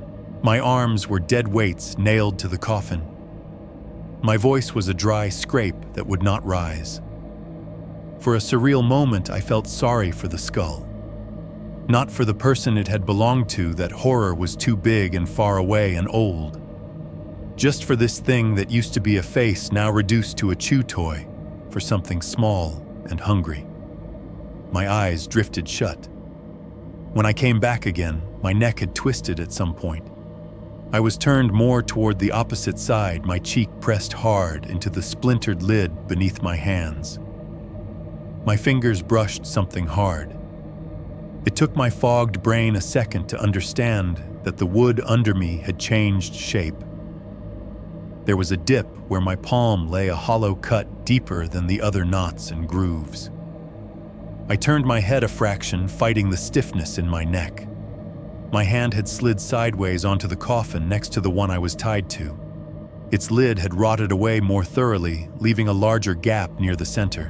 When my fingers flexed, they slipped through that gap and into empty space. Not empty, I realized. The tips of my fingers met a curve, hard and smooth. Then another beneath that. Ridges of bone stacked and interlocked. I pressed down and my hand sank into the hollow where ribs arched upward and then fell away. I had my hand inside a chest cavity, inside the space where someone's heart had once lived. The hollowness of it yawned back at me deeper than it should have felt. My fingers found no resistance, no tissue, no organs, just air and the cold touch of more bone on the other side. I jerked my hand back on instinct. The wire bit deeper into my wrist, the cut along my arm screaming to life. Hot, wet pain shot up to my shoulder. The noise that came out of me would have been a shout if there had been any moisture left in my throat. Instead, it was a sand-dry rasp. The smiling man's answering chuckle floated from somewhere beyond my field of view, low and distant. He did not come closer. He did not need to. Time stretched again. Blood kept dripping, not in the fast patter from before. Slower now, a lazy tick, tick, as gravity pulled what was left out of me. The wire around my wrists had changed. At first it had been sharp, each twist cutting a fresh, clean line. Now soaked in blood and whatever clear fluid my body was leaking, it had gone slick. The rust, softened by the wet, had turned to paste in spots, smearing instead of biting. I became aware of that by accident. In one of my struggling half-dreams, I twisted my left wrist against the wire. Not a real attempt to escape, just a twitch of some old reflex that said move. The wire shifted. Not much, just a fraction of an inch. But it did not hold me as tight as it had. A thin line of warmth slid where it had been stuck. New pain flared, but along with it came a smaller stranger feeling give. I sucked in a shallow breath. Slowly, carefully, I twisted again. The movement sent a white burst of agony up my arm like needles had been pushed under my skin in a circle. I bit down on my own tongue to stop from making a sound. The wire turned. I could feel it sawing a little new channel where the old one had filled with clotted blood. Flesh tore in tiny hot lines. The dampness made it harder for the metal to hold on. It slipped in places where it once stuck. I stopped panting through my nose spots dancing at the edges of my vision. My heart stuttered, then resumed its uneven tempo. I waited. Then I did it again. There was no speed to it, no sudden cinematic snap. It was all grind and tear and hot, slow progress. Every twist came with the sensation of skin being peeled away in narrow strips, the wire carving a deeper, wider ring. Sometimes when I stopped to breathe, I could feel the exposed flesh cooling in the air, a cold band around my bone. There were moments where I thought I might throw up or pass out, or both. Once the world did go black, around the edges closing in, until all that was left was a pinprick of light and the sound of my own pulse. When it opened back up again, my hands felt farther away. I did not know how much time had passed. My mouth tasted like metal and dust. My shirt was stuck to my chest with a thin sheen of sweat that had gone cold. The rat had left the skull. Something else scurried in the distance, making a different rhythm. The wire on my left wrist felt different. Looser, not slack, but less like a cuff and more like a ring that had been forced onto two thick fingers. The skin around it throbbed in a dull, swollen way. I could feel each individual strand digging into separate grooves of flesh, now instead of one unified trench. I gritted my teeth and twisted hard. The pain went from background noise to full volume exploding up my arm in a wash of raw heat. For a moment, I was sure I had broken something, that the wire had reached bone and was now shaving it. Then something tore. It was not loud, just a wet little schlock I felt more than heard. The resistance that had been holding my wrist in place gave all at once. My hand slid through the loop. For a horrible second, it felt like I had left part of myself behind. The sensation of something being stripped off me clung phantom-like. I was convinced that if I looked, I would see my own wrist bones, glaring white, fully exposed. I did not look. I just yanked my arm toward my chest, cradling it against me. The flesh around the joint burned and throbbed. When I risked a glance, I saw enough a raw red groove all the way around edges, ragged and wet. In some places, the cut was deep enough that a layer of something pale flashed through tendon maybe, or the smooth curve of bone under too little meat. It did not look like my wrist anymore. It looked like something taken out of a butcher's case. I wanted to faint again, to dive back into that gray where none of this was real.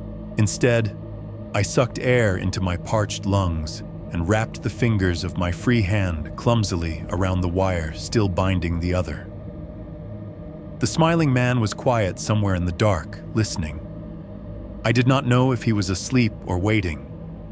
Either way, if I was going to crawl out of this grave, it was going to be with my own ruined hands. 5.2. Breaking through the side. Approximately 1,000 words, I do not clearly remember freeing the second hand. I remember the decision: if I left it tied, I would die there. If I tried to pull it free, I might bleed out faster. Those were the options. It did not feel like a choice so much as a coin flip. Then it was just pain. The wire on that wrist had not loosened the way the first one had. This side had less blood to grease it. I had to twist harder, pull more. At some point, the skin stopped feeling like skin and started feeling like something else. Something that did not belong to me. Something I needed to leave behind. When that loop finally gave and my hand tore through it, I felt the world tilt and then snap back. Both hands were mine again. They did not look like mine. The skin around each wrist was carved open in red rings, raw meat glistening in the dim. Blood had sheeted down over my fingers and dried in patches, black and cracked. My hands shook when I held them up, trembling with each weak heartbeat. They still worked. That had to be enough. I pulled myself away from the coffin inch by inch. Every movement sent bruised ribs grinding against the boards. Every push of my palms left little smears of blood on the dirt. I moved with the slow, clumsy determination of something that had already been buried and was only just now noticing. Somewhere in my mind, the ladder was a fixed point. I tried to remember how many coffins away from it I had been dragged. 3, 4. I oriented myself by the memory of the hatch's position above my head, by the way the trapdoor's edges had looked from below, by the place where the boards had changed sound when the cops walked over them. I aimed my body that way and crawled. The crawl space seemed narrower now. Every coffin felt closer.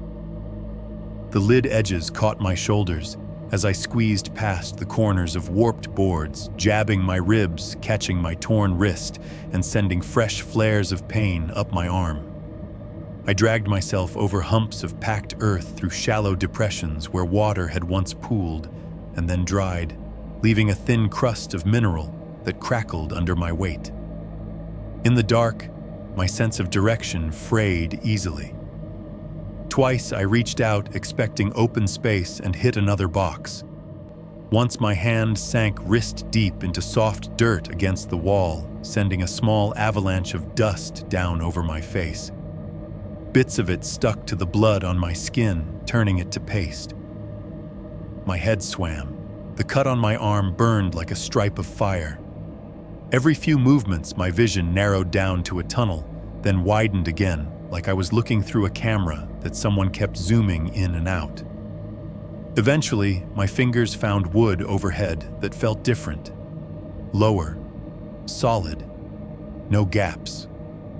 When I pushed up, my hand hit a flat, unbroken plane.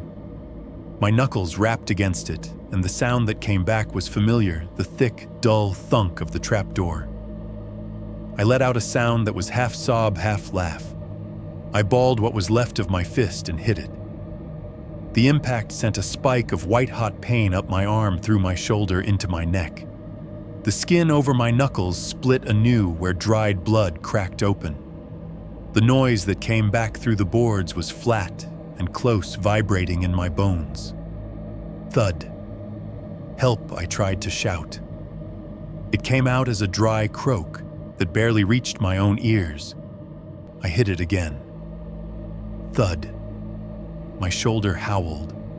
My wrist screamed. The crawlspace spun for a moment, then steadied. I beat on the underside of that door like that alone could rewire the world. Each strike got weaker as what was left of my strength seeped into the wood. No one answered. No boots thudded overhead. No car doors slammed. No engine started-stopped. The cops had come and gone. My friends had run. Whatever world existed above that hatch had forgotten I was in this one. It was just me and the boards and the dead and the man who liked to knock back. By the fifth or sixth hit, my hand was little more than a lump of agony. I let it drop my arm, sagging at my side, fingers twitching involuntarily with small, useless spasms. I lay there under the trapdoor cheek, pressed to the cold dirt ribs, heaving. I could feel my heartbeat in the wound that stretched from wrist to elbow, a thick, tired whoomp. Whoomp that seemed to have lost faith in its own rhythm. Something in me sagged. If the front way was sealed, there had to be another. The thought did not come like a flash of inspiration. It seeped in slow and reluctant from some practical part of my brain that had stocked shelves and learned to pay attention to exits in cramped spaces. Buildings rarely had only one door, even bad ones. I rolled onto my side with a sound that might have been a whimper. The side wall of the crawl space loomed inches from my face. It was not made of poured concrete or stone. This place had been done cheap. The foundation was just boards and posts and the earth they sat on. The underside where wall met floor was a patchwork of wood and rot and dirt packed in around it. I reached out and pressed my fingers against the nearest board. The surface was damp. Not fresh wet, but the kind of deep, long-term damp that turns wood to sponge. My nails sank in a fraction of an inch before they met resistance. I pushed harder. The board gave subtly. Not much, but enough that I felt a different kind of hope twitch inside my chest, thin and wild. I shifted closer, getting my shoulder under me, bracing my knees in the dirt. I used both hands, ignoring the shriek from my wrists, and dug my fingers into the grain. Mold bloomed in darkly speckled patches along the base of the board, black and fuzzy threads growing up from where damp earth met wood. When I dug in, some of it smeared under my nails, leaving a sour smell on my fingers. I pulled. At first, nothing much happened. The wood protested with a low, fibrous creak, the sound you get when you try to bend a branch that is almost but not quite rotten enough to snap. Splinters bit under my nails. The board held. I changed tactics. I drew my fist back and drove it into the board. The impact sent a jolt up my arm that made my vision strobe. The wood answered with a sharp, dry crack and a soft rain of dust in my face. I hit it again. Each punch cost more than the last. The bones in my hand felt like they were knocking against something inside them. I could hear the small noises of damage, the soft crunch of something in my knuckles, giving the wet tearing at my wrists where the half-dried wounds reopened. But I could also hear other things. A higher splintering whine as fibers split. The hollow tick of nails loosening in their holes. Little rang-rack noises right up against my ear as the thinnest parts of the board started to go. I alternated hits and clawing. Punch, creak, crack. Fingers digging into the softened grain, prying up splinters, ripping off slats in long, ragged strips. Each time I managed to peel away a piece, cold air licked through the new gap, sharp and clean compared to the dead breath of the crawlspace. The smiling man did not stop me. That realization crawled up my spine midway through the work. Between blows in the tiny gasping pauses where I tried to drag air through my ruined throat, I listened. No rasp of bone in dirt. No wet cough. No hissed commentary or scripture. No cold hand closing over mine. Nothing. Once or twice I glanced back into the deeper dark half, expecting to see two cloudy eyes watching from between the coffins, smile glowing faintly like a shape underwater.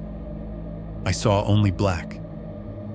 Maybe he was crouched in some further corner, letting me exhaust myself for his own reasons. Maybe he had slithered off through some crack in the foundation out into the field or into some other night. I still do not know if he was watching from deeper in the crawlspace or if he had already slipped out somewhere else. I only know he did not stop me. The board eventually gave up. With one particularly desperate shove of my shoulder and both hands clawing at the damaged wood, something in its structure just surrendered. There was a harsh, wet snap, and the board split along a long, jagged line. The bottom half ripped free, entirely dangling for a second on a nail, before dropping into the crawl space with a muffled thud. On the other side of the gap, light poured in. Not full daylight, not yet. A washed-out, colorless glow seeped through the hole, the gray of a sky just starting to admit morning at the edges. It turned the dust in the air into a pale fog. The sight of it almost hurt more than the cut on my arm. Fresh air rushed in with the glow. Real air. Cold, moving, carrying smells that did not belong under the floor, wet grass, distant diesel, the faint, sour tang of the truck stop's dumpsters, riding on a light breeze. The stink of rot and old blood in the crawl space did not vanish, but for the first time, it had competition. I shoved my arm through the hole. Other boards still hemmed the opening, jagged and splintered. I used my forearm like a battering ram, smashing my weight into the weakened sections, feeling them crack and buckle. Nails popped one, pinging off my cheek. Splinters dug into my skin, the raw meat around my wrist, scraping against rough edges. The hole widened enough for my shoulder. I did not think about getting stuck. I did not think about what might be waiting outside. I just pushed. My head went through next. For a second, the top of my skull wedged in the gap. The upper board dug into my scalp, grinding against bone. I twisted teeth bared in a soundless snarl and felt something give a board or a layer of skin. Probably both. My ribs were the worst. The jagged edge of one broken board raked along my side as I forced my chest through. There was a sharp, ugly cop as bone met wood. For a second, I could not breathe from the sheer nauseating pain. A hot flash burst under my skin, and black crept in at the edges of my vision. Then my torso slipped free, and gravity took over. I spilled out of the wall belly first, hitting the damp ground outside with a heavy, graceless thump. The impact knocked what little air I had left out of my lungs in a startled grunt.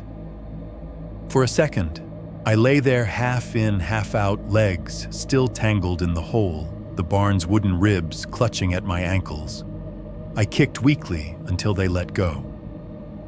When I finally rolled clear my back, hitting open earth, the wet kiss of grass on my shredded wrists nearly made me sob. The sky above me was a low, uniform gray, the kind you get just before sunrise on bad weather days. The outline of the barn loomed overhead. Its white paint mottled its edges, blurred by the thin mist hanging over the field. Dew coated the weeds and the scrubby grass, soaking into my shirt and jeans, chilling me to the bone in a way that felt clean. I dragged in a breath. The air was cold enough to sting my lungs, sharp enough that I coughed hard. Each cough sent a jolt of pain through my chest and arm, but I could not stop pulling the air in greedily, like my body had forgotten what it tasted like. It still brought the scent of the barn with it. Rot clung to the inside of my nose, a ghost smell that would not leave. The metallic tang of my own blood sat under my tongue. The sour, sweet reek of the crawl space rode in on every inhale, refusing to be entirely replaced by the damp green of the field. Lying there on the wet ground behind the barn, staring up at a sky that did not care, I realized I was outside the grave. I was not convinced I had escaped it. 5.3. The cops, the bones, and the story. They told approximately 1,000 words. I did not so much get up as get found. I must have blacked out again in the wet grass, because the next clear thing I remember is a sound that did not belong to fields or barns or crawl spaces. Boots on gravel, big ones. Not the heavy official stomp of cops. A slower, uneven crunch like someone whose knees had seen better days. The soft clink of keys on a belt. A man's voice, low and grumbling, humming tunelessly. I was somewhere between waking and sleep when a shadow fell across my face. What the... The voice cut off, then sharpened. Jesus, kid. I tried to open my eyes. The sky above him was brighter now, thin daylight leaking into morning. His outline blocked part of it, a big older guy in a faded trucker cap, gray beard belly straining against a flannel shirt. Behind him, the corner of the truck stop rose like a cheap concrete castle ice machine humming, soda logos peeling. He crouched down. His knees popped audibly. "You hear me?" he asked, close now. There was coffee on his breath, stale and strong. "Hey, stay with me. Stay." His hand hovered over my shoulder like he was not sure where to touch. His gaze dropped to my arms, and he swore a soft, horrified hiss. My sleeves were soaked red almost to the elbows. The skin near my wrists looked wrong, even in that early light, raw and slick, more meat than flesh. Blood had dried on my fingers in stiff flakes and was smeared over my shirt where I had clutched myself. I tried to say something. Under maybe. Or floor. All that came out was a broken moan. Right. Nope. "We're not doing this on my watch," he muttered. He stood up fast for a man his age. I heard him fumbling for his phone, heard the quick, half-panicked way he spoke into it. "This is Dale up at exit 14 truck stop," he said. "I got a kid out back of the old prayer barn, looks cut up bad. Lot of blood. Still breathing. You better send an ambulance now." Time folded again. Siren wail coming from far off, growing louder until it pushed everything else into the background. Voices, the slap of doors opening, a paramedic's face hovering over mine, younger than the trucker's, but carved with a different kind of tired. "Pupils reactive," she said. "Pressure's low. Let's move." Hands slid under me. The world lurched and tilted as they rolled me onto a gurney. My wrists screamed when the fabric of the sheet brushed them. Someone cursed softly in sympathy. The barn dropped out of my sight as they wheeled me around it. For a second, its peeling white side and crooked cross loomed over me like a second sky. The hole I had clawed through was just visible at the bottom, a ragged mouth in the boards. Then the ambulance swallowed me. The inside was too bright, white and stainless steel. The smell hit me like a physical blow, disinfectant plastic, the sharp tang of antiseptic wipes. It made my head swim in a different way than the rot had. A monitor above me started beeping a steady clinical heartbeat that did not quite match my own. The air inside was cool and dry, tasting faintly of oxygen and rubber. Someone cut open my sleeves with scissors. Cold air washed over the ruined rings at my wrists. Hands and gloves pressed gauze to the cut along my forearm, wrapping it tight. The pressure hurt so much, I thought I might climb off the stretcher just to get away from it. Deep laceration, a voice said somewhere above me. Possible tendon involvement. You've been self-harming, buddy. It was not unkind, but it was the kind of question you ask because someone wrote it on a form. Floor 1 croaked. Under. Floor. Save it for the doc, another voice said. The siren screamed and we moved. Hospital time was almost worse than crawlspace time. Fluorescent lights, white curtains, the endless shuffle of rubber soles on linoleum, a curtain whispering open and closed, the click of plastic chart holders. Every sound scrubbed clean, nothing organic about it. They patched me. Stitches pulled my arm back together in neat black bites. Numbness gave way to pain, then to a dull, drugged throb. IV fluid flooded my veins with cold comfort. My throat got water, then something vaguely like broth. Sometime after the worst of the shaking stopped, the cops came, 2 of them. Not the ones from the barn, I would have recognized his voice, but same type. Uniforms, crisp faces carved into professional neutrality. They pulled chairs up on either side of the bed. One opened a small notebook. The other leaned back like he was settling in for a story he did not believe yet. Evan, the one with the notebook, said, "We're real glad that trucker found you. You want to tell us what happened?" So I did. My voice was rough. I had to stop for water more than once. I tripped over words when I tried to talk too fast. But I told them everything I could pry out of the mess in my head. How we'd gone into the barn, the trap door, the coffins, the knocking, the skull, the smiling man with his stretched neck and his ruined smile, the wire, the cut, the voices above saying there was nobody under the floor, the saw. I watched their faces as I spoke. They were good, I will give them that. They did not roll their eyes. They did not me in that way people do when they have already decided you are crazy. But their eyes did that flick to each other over my shoulder more than once. Little muscle jumps along their jaws, a slight tightening around the mouth. Shock their faces said to each other. Trauma. Kid's brain trying to make meaning out of something it shouldn't have seen. Anyone else down there with you? The cop with the notebook asked. Anyone living? Yeah, I said. My voice cracked on it.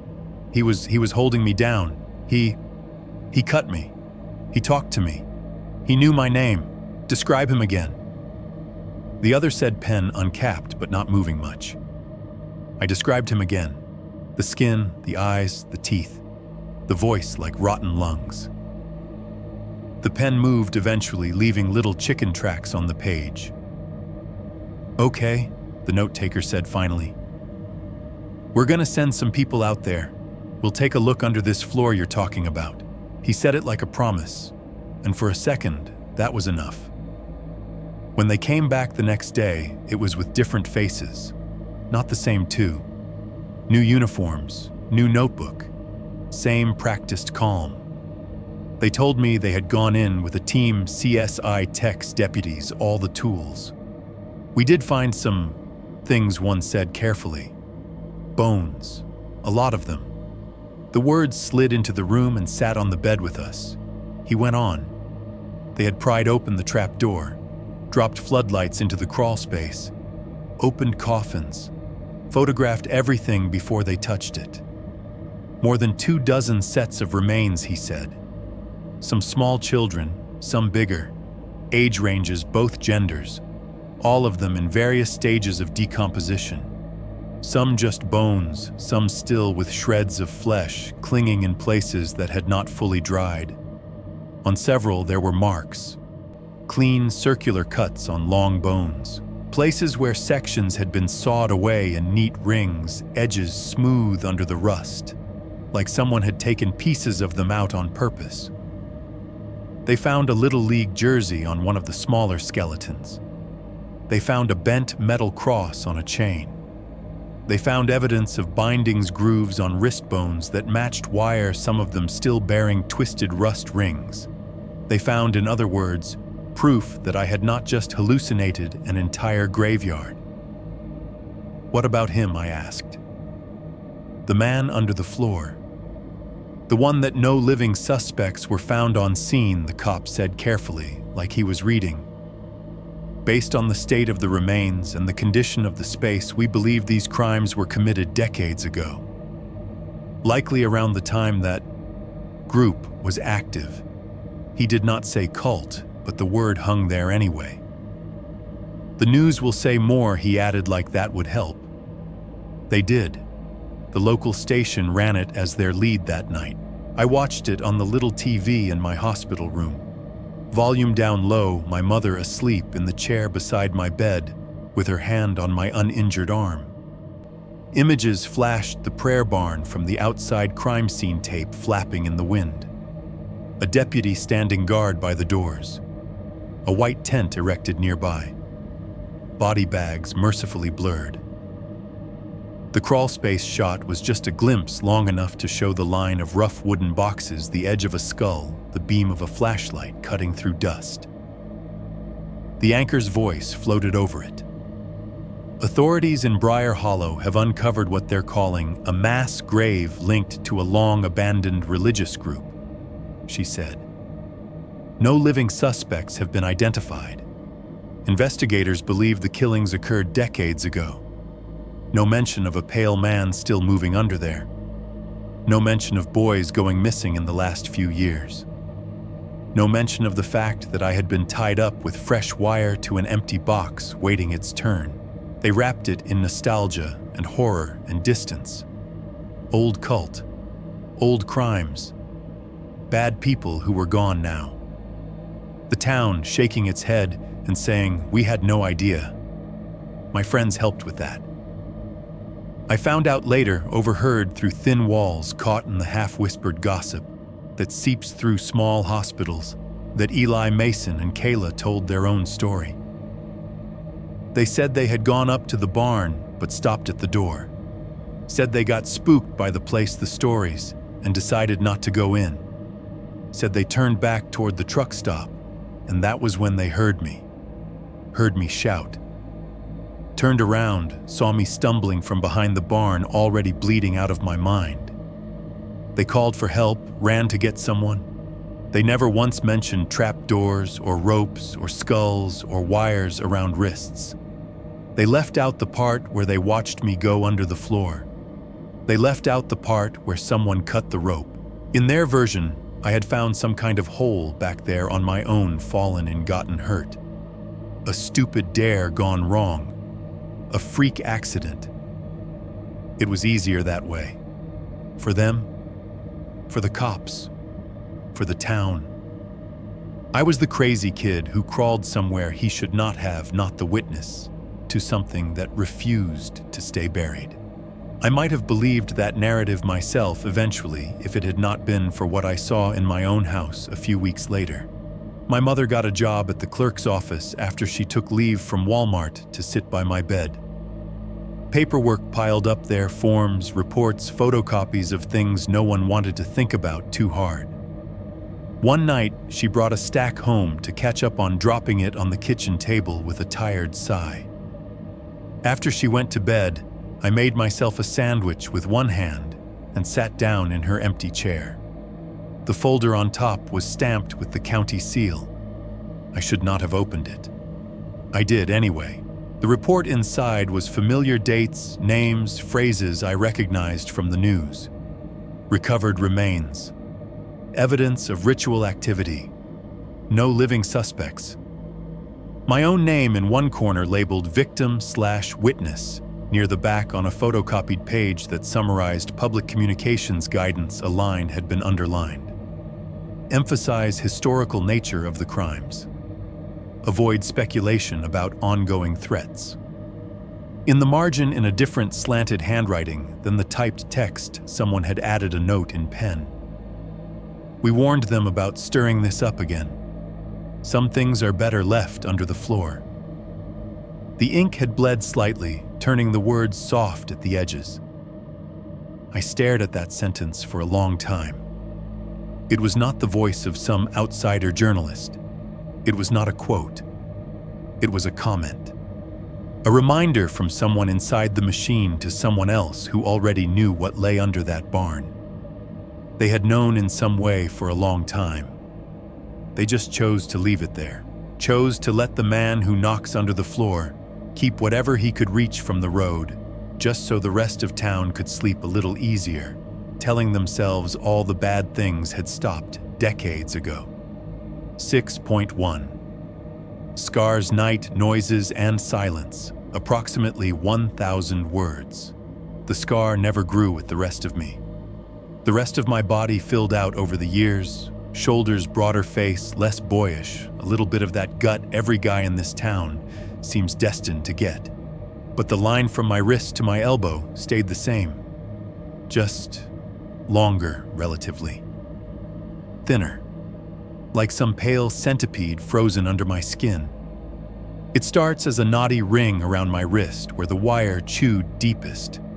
The skin there is twisted shiny, the color of poorly cooked chicken. When I turn my hand, little white seams flash in the creases where it bends. The scar thins out as it travels up, veering slightly off-center, a crooked zipper running along the inside of my forearm. On cold mornings, the whole path aches, not a normal ache. It is a hollow, buzzing pain, like someone replaced the tendons with electrical wire and then forgot to turn the current off. Some fingers do not get the memo at all. My ring finger and pinky on that hand feel like they belong to someone else half the time. I drop things. I oversqueeze others. I have to watch what my hand does instead of trusting it. Doctors call it nerve damage in clipped neutral tones. They say it like a label you can slap on a box and shove to the back of the shelf. I call it what it is, a reminder. I got other marks too. Thin white scars on my wrists where the wire bit. Faint crescent-shaped lines in my palms from splinters. A ridge along my ribs where the broken board caught me on the way out. None of them bother me the way the big one does. None of them talk back the way that one does late at night when the house is quiet and my brain decides to replay the crawlspace in 4K. The worst scars are not on my skin anyway. You do not realize how much your life is built on noises until every noise starts sounding like the same thing. At first it was just the obvious ones. Knocking, any kind of knocking. Somebody at the door, 3 quick taps on a locker in the hallway, a teacher rapping a marker on the whiteboard to get attention. Every time my body went electric. My heart would slam itself against my ribs. My vision would narrow. For a split second, I would not be in my bedroom or my classroom or the Kroger aisle. I would be under 40 years of dust and hymns, cheek in the dirt, ribs pressed to cold wood, waiting for something to answer from the dark. It spilled out from there. Pipes in the wall that expanded with heat and then pinged as they cooled, little metallic ticks in the night. The water heater cycling on with a dull, booming thump. The AC ducts flexing. The hollow cong of someone dropping shoes in the apartment above ours when we moved into town after Mom finally gave up on the trailer. Every single one of those noises had to be tested by the part of my brain that was still in that crawl space. Is it the house? Is it him? Most nights it was the house. Old wood, old pipes, neighbors, but the checking never got less exhausting. Sleep turned into a negotiation. I tried earplugs for a while, jammed them in so tight my ears hurt. That only made it worse. When you cannot hear the house around you, every noise your body makes gets louder. I started hearing my own heartbeat, the rasp of my breath against the pillow, the tiny grit of teeth grinding. It sounded too much like being under the floor again, where the only thing that existed was me and whatever else was breathing in there. So I stopped trying to block the sounds and started cataloging them instead. That creak fridge compressor, that tick baseboard cooling, that low hum the Coke machine outside the motel room door when Mom and I had to move there for a while. My brain made a map of the building, tracing the plumbing and wiring and habits of everyone living near us. There is a particular noise old motels make just before dawn, some mix of ice machines, dumping trucks starting, and tired people closing doors softly. It is the closest thing in the world to the sound of a barn full of people deciding they are done looking at what is under their floor. I still wake up during that window even now. School did not help. You know how rumors work in a small town. You can say 3 sentences in a hospital room, and somehow they will turn into 300 once they hit the cafeteria. By the time I was back in class, my arm still bandaged, my face a little thinner, eyes a little hollower. The story had already mutated. Evan found bodies under the barn. Some said eyes wide, like I was halfway haunted myself. That version came closest to reality, even if it left out the worst part. Evan went down there on purpose, others said, like for attention. Dude cut himself and freaked out, and now he's blaming like ghosts or some shit. That one came with certain looks, the kind you give people you have already half decided are dangerous. Some kids got creative. There were whispers about cult games and satanic dares. A scribbled drawing on my locker, one stick figure under a floor, another figure grinning above red marker everywhere. Someone thought that was funny. Eli avoided my eyes in the hall. If I caught him looking, he would throw me a quick nod, a tight-lipped "hey man," then find somewhere else to be. Mason got very interested in his textbooks. Kayla reinvented herself in record time, different hair, different crowd, a sudden aggressive insistence that she had been over that spooky phase for years. We shared classes. We shared sidewalks. We never shared that night. They told their version to the cops, and then they started telling it to themselves. Say something enough times it becomes true, especially when the alternative is admitting you left a friend under the floor with something you could not explain. Adults handled it their own way. Some teachers acted like I was made of glass, soft voices, extra time on assignments, a guidance counselor who said trauma a lot and tried to get me to draw my feelings, as if the problem was that I had not put enough color on paper yet. Other adults went hard the opposite direction. Time to move on, they said. You lived. Be grateful. They said it like my fear was an insult to everyone who did not walk away from that barn. The town itself did what it always does best. It stopped talking. First, there were news vans, bright graphics, and fake concerned faces in front of the prayer barn. Then there were a few weeks of whispers in lines at the gas station. Then the story got pushed down the page, then off it entirely. It turned into that topic people's eyes slide away from when it pops up like an X walking into a restaurant. Everyone sees it. No one acknowledges it. The barn turned into a symbol of that silence. For a while, they left it standing. Crime scene tape fluttered in the wind for a bit, then sagged. The doors stayed padlocked, boards nailed over the windows. It sat there by the highway, like a tooth the town did not want to touch with its tongue.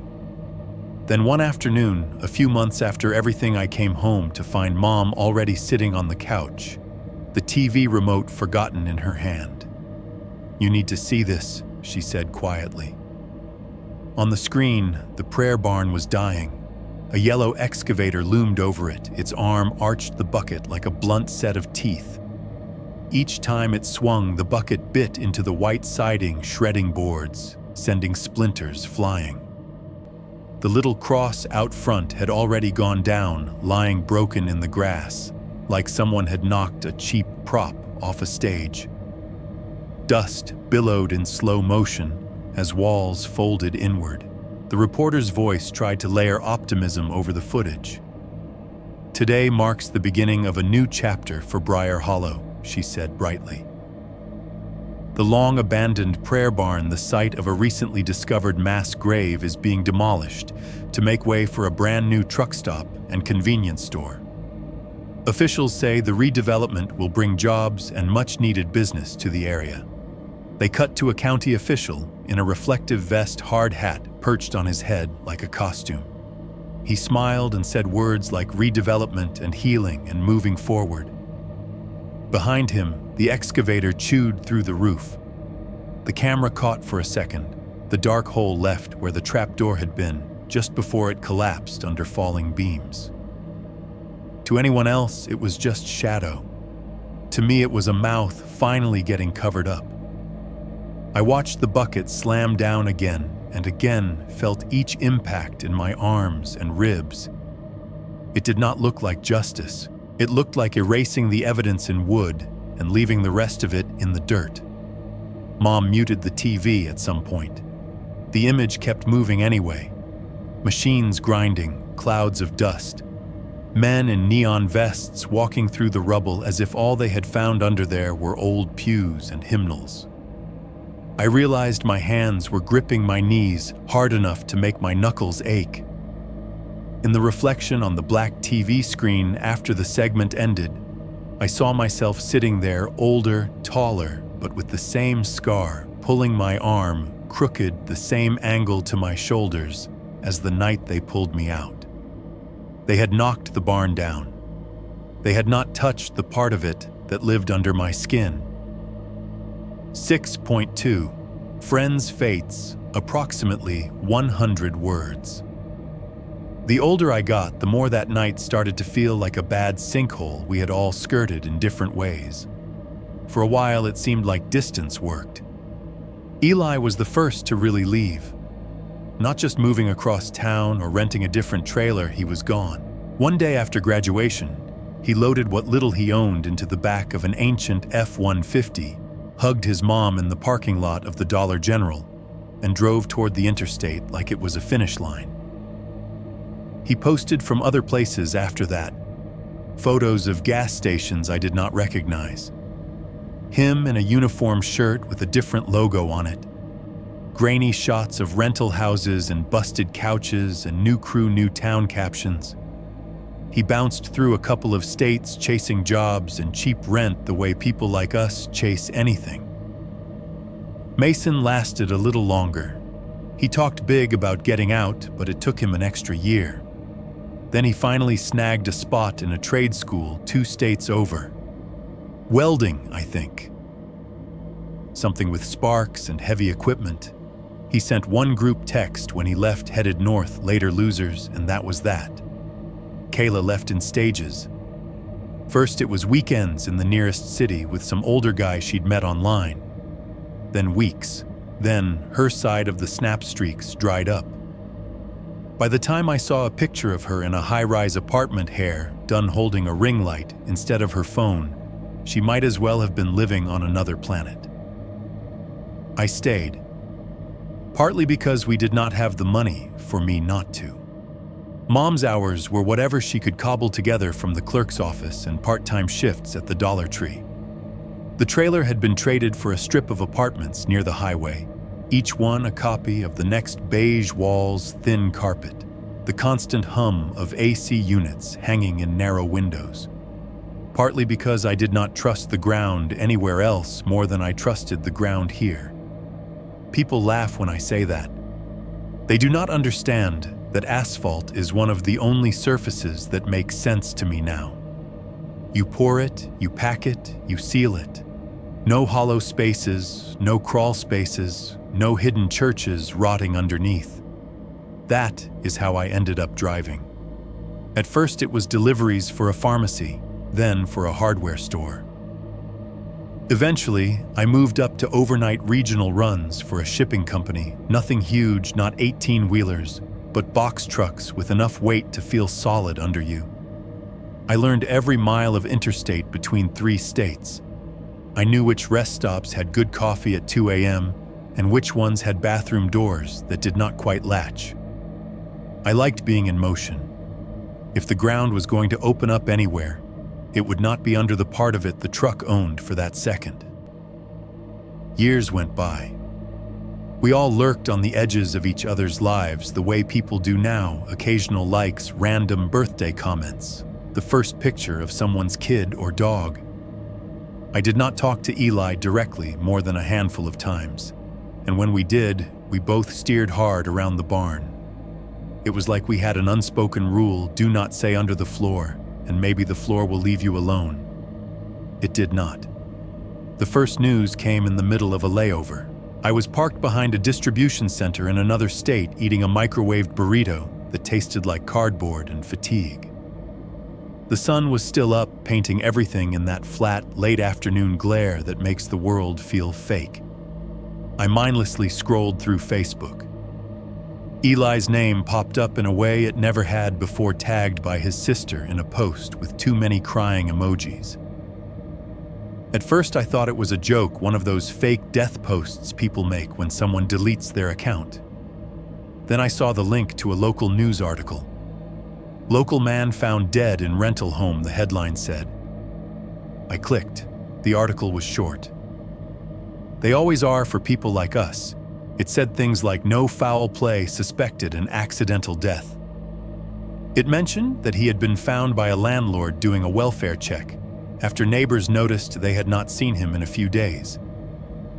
The line that stuck in my brain was in the 3rd paragraph. According to police, the victim was discovered partially lodged in the crawl space beneath the living room floor, as if he had attempted to crawl out and become trapped. I read it 3 times. Partially lodged. Crawl space. Beneath the living room floor.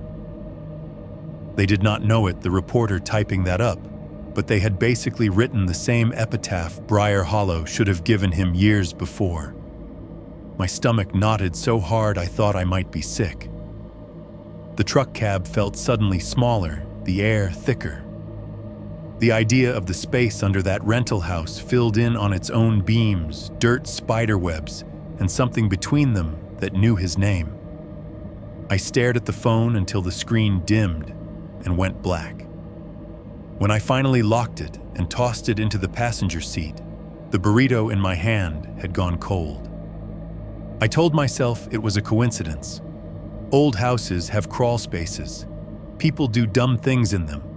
Drunk high looking for pipes or lost pets. Sometimes they get stuck. That is all. The problem is, once your brain knows what a pattern looks like, it starts seeing it everywhere. Mason's story came a few years later, delivered by the same indifferent internet. I was home between routes, sitting at the kitchen table in Mom's second apartment, paying bills and half listening to the local news humming in the background. A story came on about a warehouse accident 3 hours from where he'd gone to school. The anchor read off the details while B-roll footage of yellow tape and forklifts played behind her.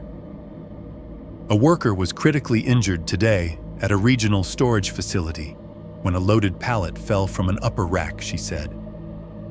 OSHA is investigating whether safety protocols were followed. It should have been just another workplace story. Then she mentioned a name.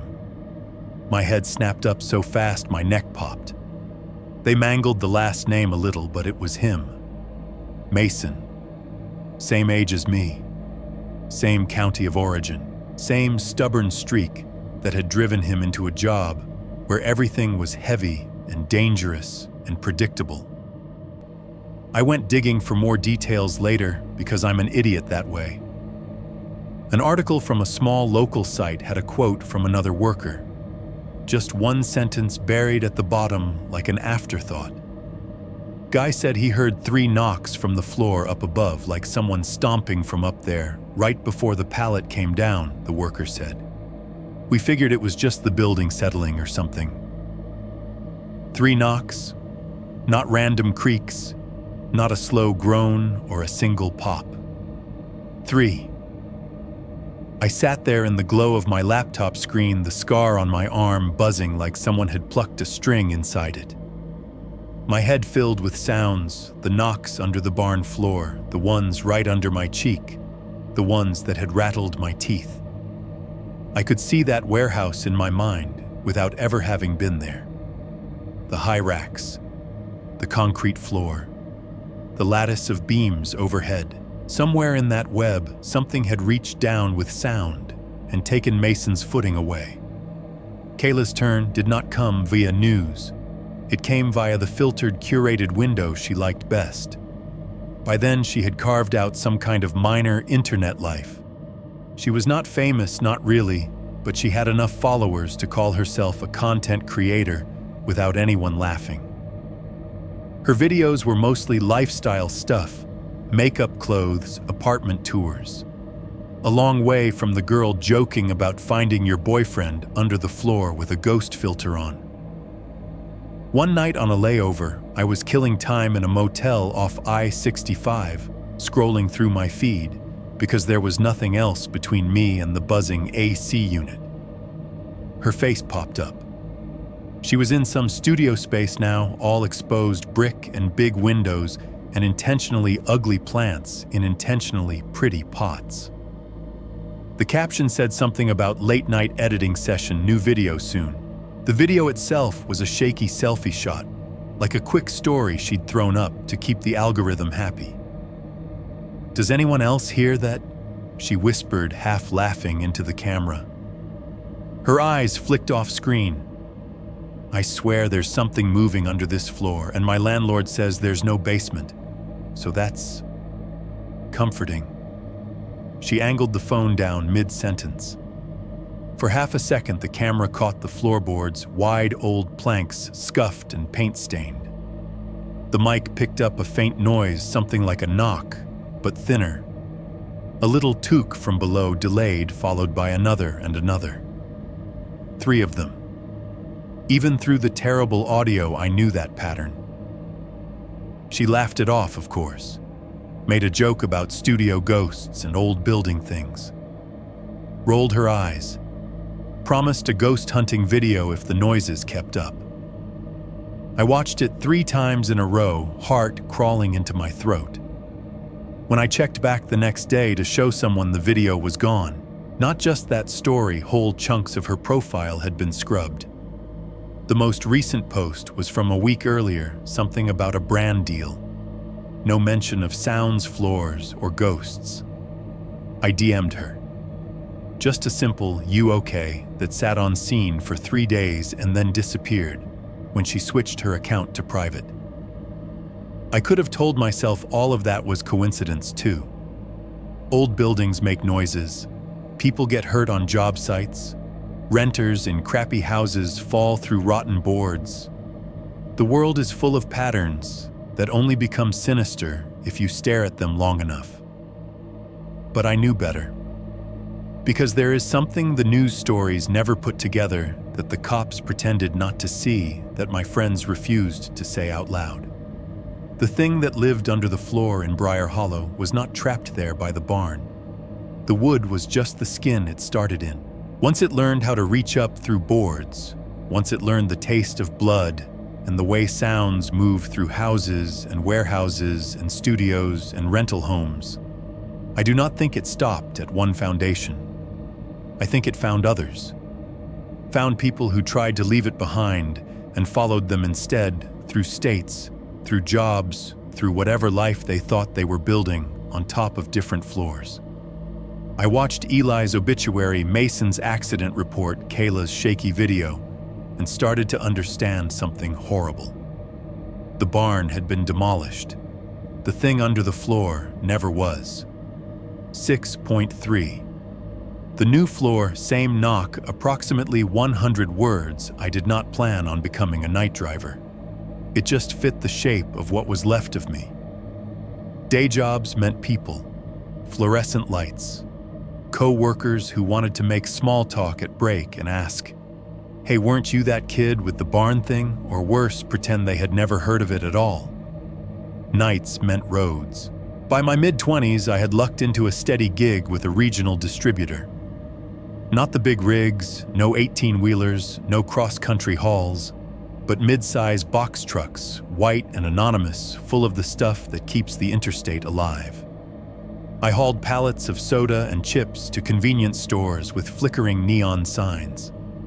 Plastic-wrapped loaves of bread to small-town groceries, where the floors still creaked and the coupons were taped to the windows. Foam cups and frozen patties to diners that never really closed, just dimmed the lights between the drunks and the truckers. Routes ran along the same arteries I had stared at as a kid from the back seat of my mom's car, only now I was on the other side of the windshield. The interstate at 2 a.m. is a different country. The rest areas glow like UFOs landed and then got bored. Gas stations become little islands of buzzing light in seas of black fields. I slept in cheap motels more often than my own bed, the kind with external doors and carpets that never quite lose the smell of old smoke and spilled beer. Rooms where the AC unit under the window grinds all night, and the comforter has a pattern designed to hide stains instead of look good. Dinner was usually whatever I could grab and eat behind the wheel burgers that had gone from hot to lukewarm to sad by the time I unwrapped them gas station chicken tenders with the texture of cardboard coffee that tasted like the machine resented being used. I could have pretended I did it for the money. The pay was decent if you did not mind the hours. But there was another reason I kept signing up for runs that started at dusk and ended when the sun was already up. It felt safer to keep moving. Monsters under the floor cannot catch you if your floor is always rolling under rubber. That is what I told myself anyway. Asphalt does not have a crawl space. Concrete rest stops do not have trapdoors. If I kept my weight on steel and tires and good solid road, the thing that lived in gaps and joists and old wood would have to stay hungry. For a while that illusion held. Nights blurred into each other, miles, exits, off-ramps, loading docks. I learned the sound my truck made over different surfaces, the faint hiss over new blacktop, the low rumble of patched concrete, the hollow thud over old bridges. I knew every rattle in my cab, the little squeak from the glove compartment latch when I hit a pothole, the click-click of the loose plastic around the radio, the soft thump of a half-empty water bottle rolling back and forth under the passenger seat. I knew the way the engine cooled too. After you shut it off, a hot engine talks to itself for a while, the ticking of metal contracting, the faint hiss of residual heat. In the dead quiet of a warehouse lot at midnight, those small sounds are the only ones left, which is why I knew the first time it happened that it was not the truck talking. It was later than I liked to start, but dispatch had shuffled the schedule. I had finished loading at a distribution center outside some nowhere town, signed the paperwork, backed my truck into a corner of the lot to sleep a couple of hours before I hit the next leg. The warehouse lights went off in stages high, sodium lamps clicking out one by one, leaving only a few security floods burning over the doors. The lot settled into that particular kind of stillness you only get in industrial parks after midnight. I killed the engine. The truck shuddered once, then relaxed around me. The sudden absence of vibration made the world feel too quiet, like I had been standing next to a speaker that someone just unplugged. I kicked off my shoes and stretched out across the bench seat back against the door, one arm folded under my head. The smell in the cab was familiar sweat, vinyl dust, a faint echo of fries from a bag I had tossed in the trash earlier. Outside, the sky was a flat, lightless black. The few stars you could see were eaten by the glow of distant highway lights. A security camera blinked red on the warehouse wall, indifferent. My body was tired in that deep, bone-deep way that comes from hours of white lines sliding under you. muscles heavy, eyelids heavier. Even the scar on my arm had gone quiet, humming instead of burning. I let my eyes drift shut. The engine ticked as it cooled. 1, 2. Scattered little pings as metal gave up the day's heat. A far-off truck shifted gears on the interstate, the sound rising, then falling, then gone. I was right on the edge of sleep, where your thoughts stop making sense, and you do not quite care when I heard it. 3 knocks. Not inside the cab. Not against the door or the side panel. Not overhead. Under me. Thunk. Thunk. Thunk. The sound came from directly below the floor of the cab, right under where my shoulder blades pressed into the bench. It was close enough that I felt the faint vibration in my spine the way I had under the barn, the knocks traveling through wood and bone. I froze. My first instinct was to rationalize because that is what people do. Transmission cooling, maybe. Something shifting in the frame. Maybe a tie-down chain under the truck snapped free and hit the underside of the bed. Except I knew that sound. It was not metal on metal. It was not the hollow boom of suspension or exhaust. It was a heavy, dull contact, the sound of something solid hitting a surface that had just enough give to answer. It sounded like someone knocking on old wood. My brain threw up objections. There is no wood in the cab floor, it said. There is metal insulation wiring. Under that is asphalt and whatever layers of dirt and rock the state laid down. There is nothing under there to knock on, and nowhere for anyone to be. My body did not buy it. My fist tightened on the edge of the seat until my knuckles ached. My breath went shallow, chest barely moving. Sweat broke out along my upper lip and across my scalp, cold despite the stuffy air. I waited. Silence stretched. Every tiny noise expanded to fill it, the buzz of a far-off light, the rustle of my own jacket when my chest rose half an inch. The truck lot might as well have been 100 miles underground. Nothing else came. No follow-up knocks. No scrape. No voice seeping up through the floor to say my name. Just those 3 beats hanging there in memory, refusing to be anything but what they were. I told myself it was nothing. Out loud in the empty cab, I said cooling metal. My voice sounded dry and false. Probably something in the load settling. Saying it was supposed to make it real, it did not. Sleep was done for the night. I sat up slowly, every movement deliberate, as if being too fast might draw something's attention. My legs felt unsteady when I swung them down. The cab seemed smaller than it had 10 minutes earlier. The windshield looked less like a window and more like a screen someone else was watching me through. I grabbed the handle and opened the door. Cold air rushed in, smelling like wet concrete and exhaust. The security lights turned the lot into a patchwork of harsh white and deep shadow. For a second, I just sat there with my feet on the step, looking down. Logically, I knew what I would see. Steel step. The side of the fuel tank. Dark asphalt below, faintly shiny with oil stains and whatever else had spilled out of 100 other trucks. No trapdoors. No gaps. I climbed down anyway. My boots hit the ground with a soft crunch. Gravel. Somebody had scattered it here and there to stop puddles from forming. The night wrapped around me, damp and cool against the back of my neck. I walked along the side of the truck, running my hand along the metal like I could feel anything through it.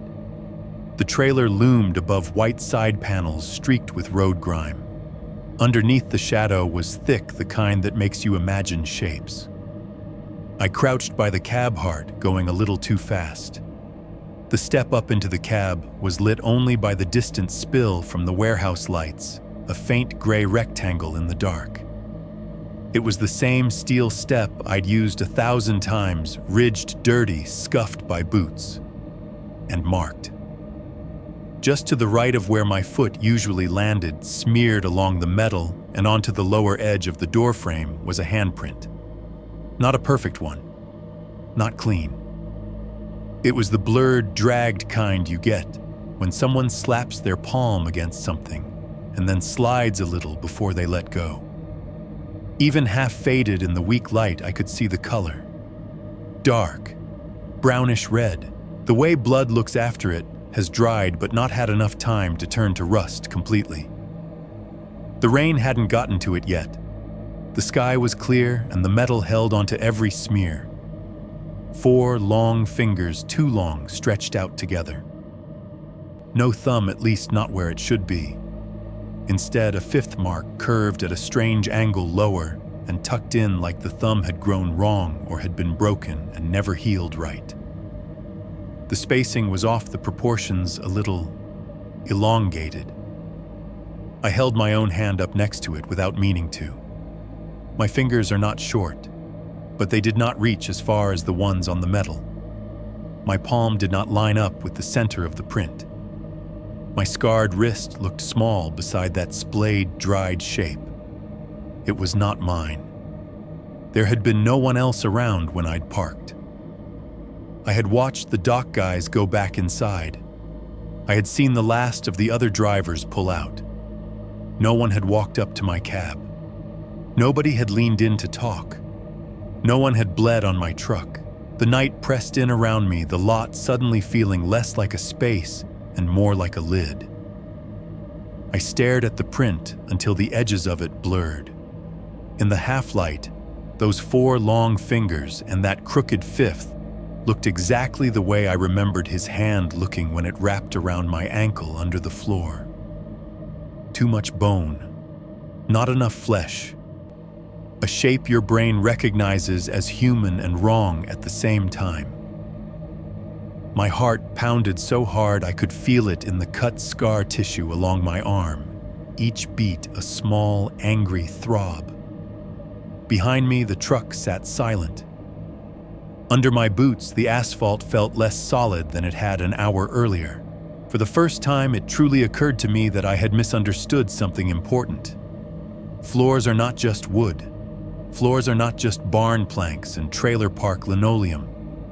Any surface that separates you from whatever is beneath diner tile, warehouse, concrete, truck cab steel can be a floor. And if something has learned how to knock from underneath one kind, maybe it does not care what material separates it from you now. 7.1. The kid at the new truck stop, approximately 1,000 words. By the time you get to this part of what I am writing, the story in the papers about the kid will probably be gone. That is how those things work now. A flare in the feed for 2 days, 3 if there is no new celebrity divorce to drown it out, then it sinks under everything else. Another worried school photo, another last seen timestamp, another tight-lipped sheriff at a podium saying we are pursuing all leads. I have read the article enough times that I could quote half of it. 13-year-old Jacob Willis was last seen at approximately 11:42 p.m.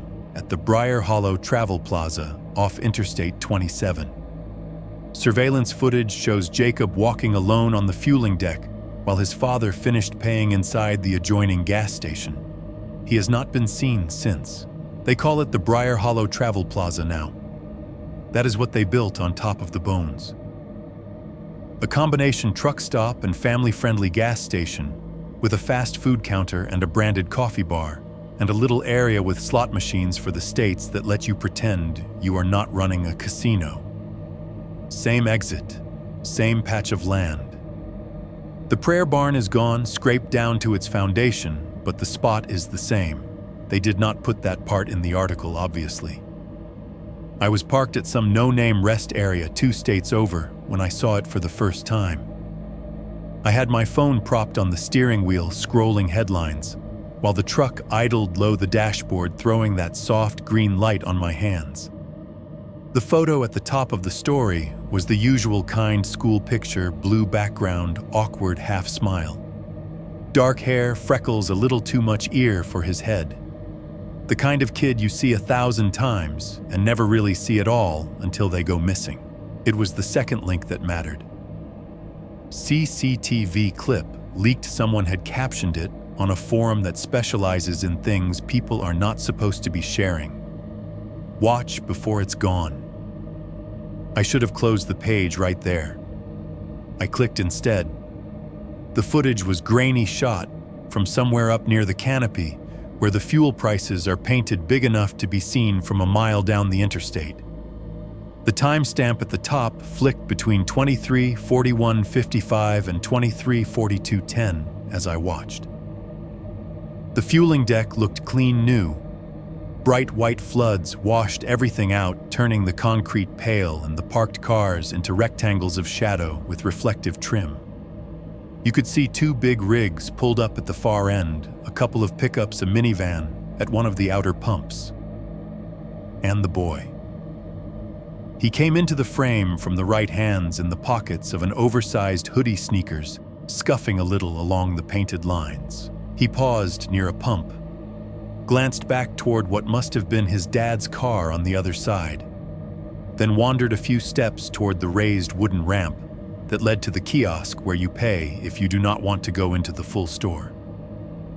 They built the kiosk with this fake rustic look: planks, fake barn door, cross beams, little decorative gaps between boards, so the design looks authentic. I have seen 100 of them at newer travel centers. Decoration pretending to be structure. In the footage, the boy walked up the first couple of steps, then stopped. He looked down. The camera angle was high, so I could not see his expression, but I know that posture. Head tilted, shoulders hunched forward slightly, body leaning down, like your ears are trying to get closer to something. He went to one knee. Hands braced on the plank, he lowered himself until his face was inches from the floor of the ramp. You could see the curve of his neck, the arch of his shoulders. His right ear pressed close to one of the thin gaps between boards, where the design left a sliver of whatever was beneath. There was a small hitch in the footage, a momentary glitch, half a second of static. Then the image came back, and he was still there listening. My scar started to buzz. I realized I had my thumb jammed so hard into the steering wheel that the nail hurt. The truck around me faded. All I could hear was the faint hiss of compressed file audio and my own breath. In the video, nothing happened. Nobody walked by. No one grabbed him. No white van rolled up out of nowhere like a PSA. His father did not show up in frame yelling his name. He just stayed there, ear to the floor. Then he was gone. Not in a flash. Not in some Hollywood blur. In one frame, he was crouched, hoodie hunched over the gap. In the next, the space where he had been was empty. No body. No shadow. The hoodie did not remain crumpled on the wood. The pump beside him did not move. He did not stand up. He did not run. He simply stopped being in the picture. If you blinked at the wrong time, you could miss it and write it off as bad compression. But I watched it frame by frame, scrubbed back and forth with a numb finger. There was something else, too. In the last few frames where he was still visible, just before he vanished, the plank under his feet moved. Not much, just a swell. To anyone who has never watched wood flex from underneath, it would look like a trick of the camera, a shift in the light maybe. The board under his sneakers bulged upward a fraction of an inch, the edges pushing up as if something under the ramp had taken a deep breath and pressed its back against the floor. I have seen a floor do that before. The comments under the clip were what you would expect. This is fake. Kid jumped out of frame. Bad edit. Clearly he ran away, idiots, they are just hiding it. A few people argued that he had gone between the trucks out of camera range. Some insisted he had climbed the railing and jumped off screen. Others said this was some viral marketing for an upcoming horror movie. Just a handful, noticed what I had. "What's with the board under his feet?" one user wrote. "Anyone else see it bulge right before he disappears?"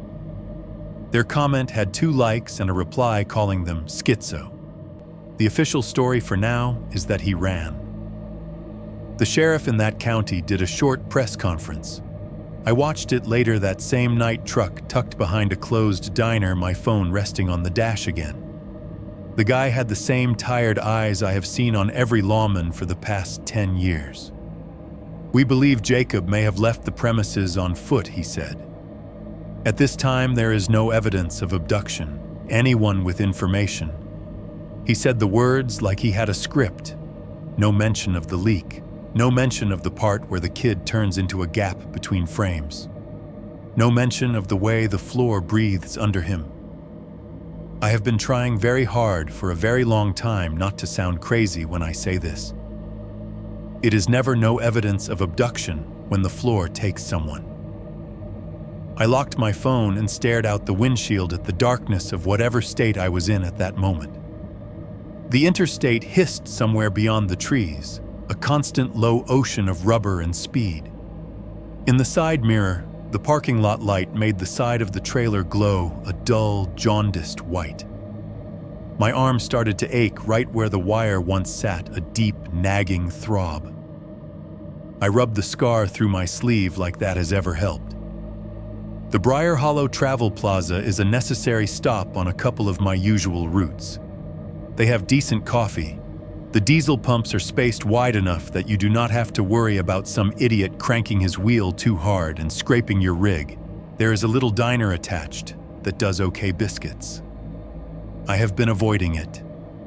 Ever since they put the red, white, and blue grand opening banner up and cut the ribbon with those fake big scissors, I have timed my runs to hit other exits.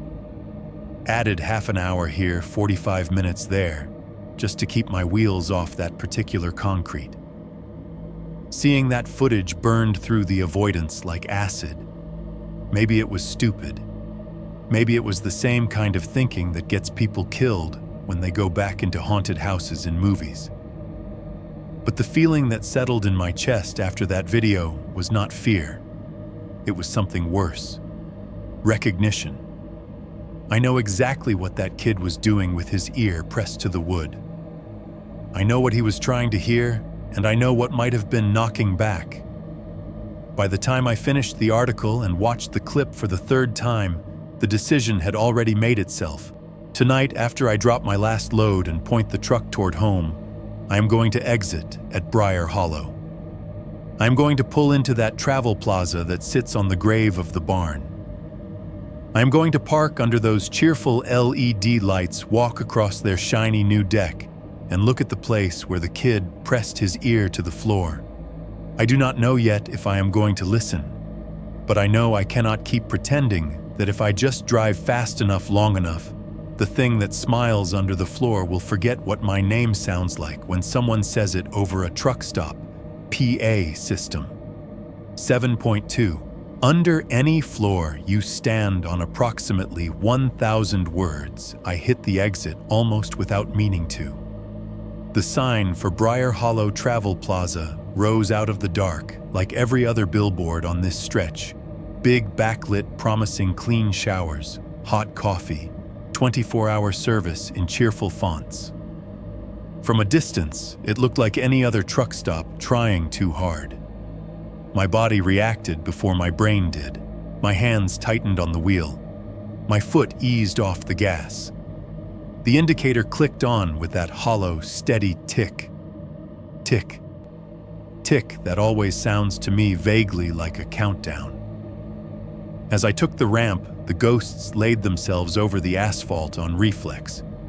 In my head, the glossy new plaza sign was nailed to the same invisible post that used to hold the cheap wooden cross. The glow of the LED canopy over the pumps became the pale halo of a single sodium vapor lot light. The barn was gone. I knew that. I had watched them chew it down on TV, but the shape of it still sat on this patch of land in my imagination, a double exposure I could not shake. My wipers squeaked once across the windshield, clearing a faint mist. The night was damp, not quite fog, the kind of humidity that makes everything reflective. The green dashboard glow painted my knuckles as I guided the truck into the lot. The place was busy for this hour. A line of semis idled near the back fence, chrome catching and throwing the light. Pickups and minivans hugged the pumps closest to the main entrance, where the big glass doors spilled yellow light onto damp concrete. The Travel Plaza logo shone above it all, big and friendly, like a smile on a face that did not know what was buried under its own skin. I did not pull up to the front. I looped around the perimeter instead, past the trucking fuel lanes around the back of the building, where the lights were fewer and the asphalt more cracked. A pair of dumpsters squatted near the rear wall, their lids closed to the concrete around them, stained in wide, dark arcs from years of leaks. I parked in the shadow of the far corner, out of range of most cameras. The scar on my arm had been humming since I took the exit. Now it started to ache, a dull, deep throb that spread up into my elbow. I flexed my fingers on the wheel once, twice, like I could shake the feeling out along with the blood. The engine idled down, then cut when I twisted the key. For a second, the cab held onto the motor's vibration, as if reluctant to let it go.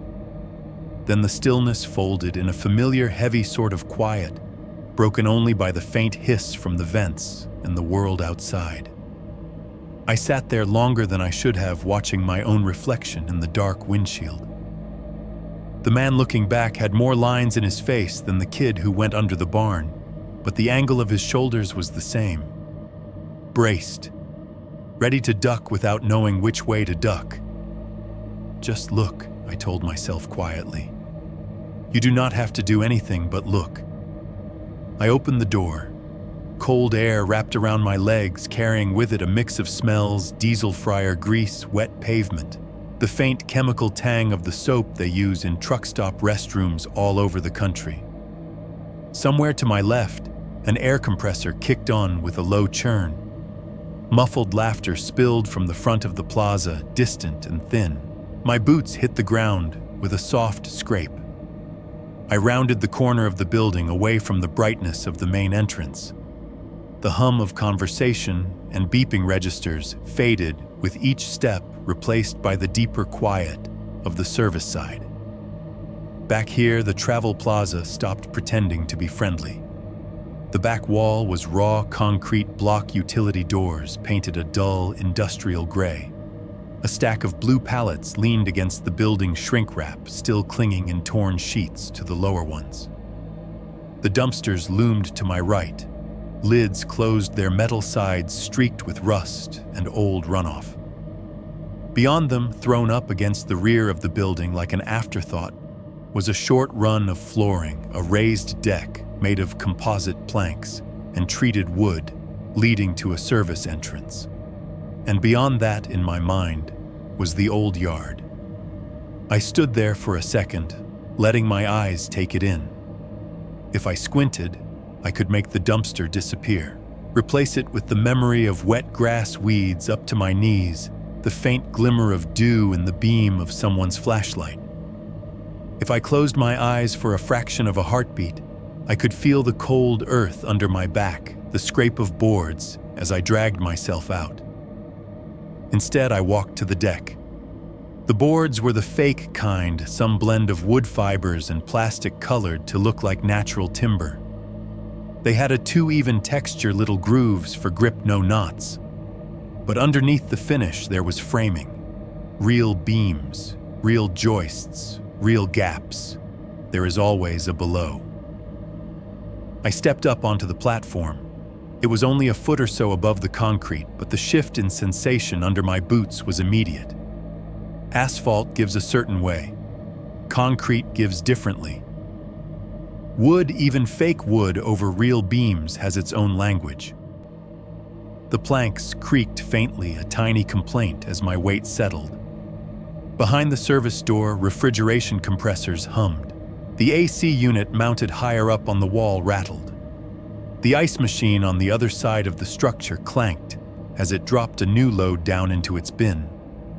Farther away on the other side of the building, semis rumbled at idle, a low ocean of diesel noise. I closed my eyes to separate them.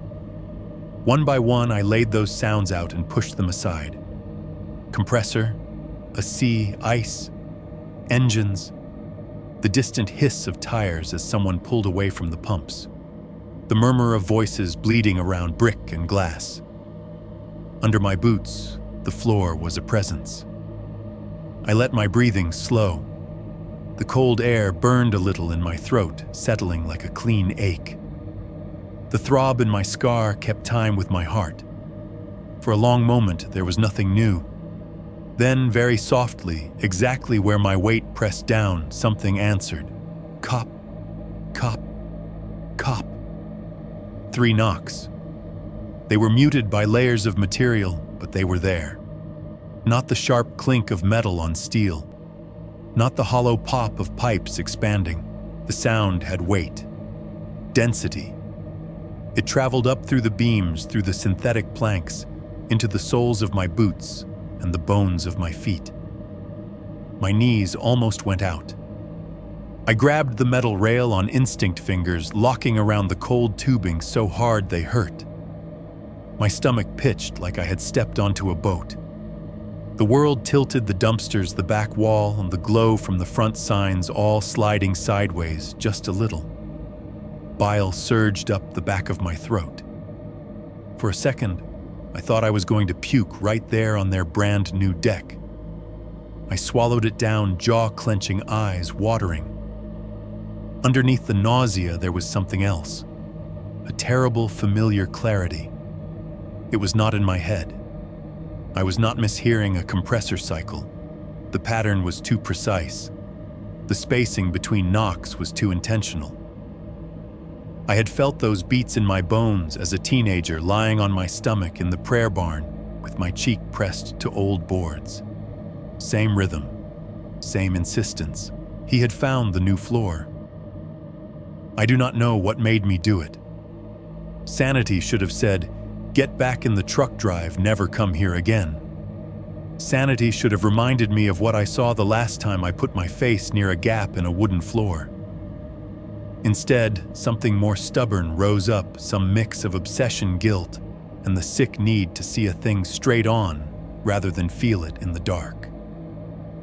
I eased myself down. First to my knees, the boards cold through my jeans, then slowly onto my side, and my stomach, one hand still wrapped around the rail until I had to let go. My scar screamed when I put weight on that arm, but I shifted, spreading myself out, breathing through the pain.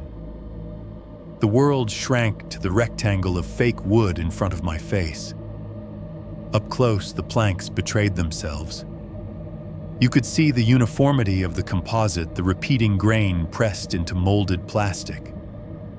Between each strip was a narrow gap just wide enough to let water drain or sound travel. I lowered my head until my cheek touched the surface. The texture rasped against my skin.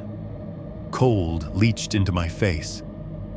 The smell up close was a hybrid of everything chemical polymer old spills, the faint sour ghost of whatever had leaked out of the dumpsters and been half-heartedly hosed off.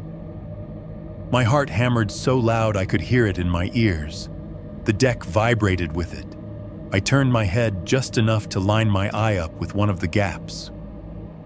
At first, all I saw was darkness. Not the thick, immediate dark of a shallow crawl space with beams only a few inches below. This had depth. The blackness under there felt distant, like looking down through murky water where the bottom is further than you think and your eyes have to work to find edges. I blinked, letting my pupils widen. The noises up top, the hums, the rattles, the far-off engines faded until all I could hear was my own breath, shaky and too loud, and the faint, almost non-existent creak of something shifting far below. A shape resolved. white at first. Just a blur like light hitting bone. Then it moved closer. It did not rise the way a person does in a swimming pool, pushing up with arms, shoulders breaking the surface first. It slid. The forehead appeared first too smooth, too pale, pressing up toward the underside of the planks, as if the floor itself were a thin layer of skin. A brow. Then the suggestion of sockets. Eyes, when they came into focus, were the same washed-out gray I had seen between coffins. Irises, dulled whites, tinged yellow lids that did not blink often enough. They adjusted to the dimness, and then horribly to me. He saw me. I knew the moment recognition hit because the skin around those eyes crinkled, not in warmth, in a tightening that pushed everything up and out, making room for the rest of his expression. The smile followed. It stretched wider than it should have, peeling thin lips back to bare teeth that had no business still being in anyone's skull. Yellowed enamel, some cracked, some sharpened by wear. Dark gaps where gums should have been. Dried matter caked in the crevices, old brown, almost black, and here and there a fresher smear of red like he had eaten recently. The boards between us rose a fraction of an inch. Just enough that I felt them lift my cheek with them like a chest inhaling. Between each breath, his teeth clicked together softly. Click, click, click. The sound skipped my ears entirely and went straight into my skull, vibrating in the bone around my eyes. It was the same tiny, obscene noise I remembered from the crawl space when he had leaned close enough for me to hear his jaw work as he spoke. My body wanted to run.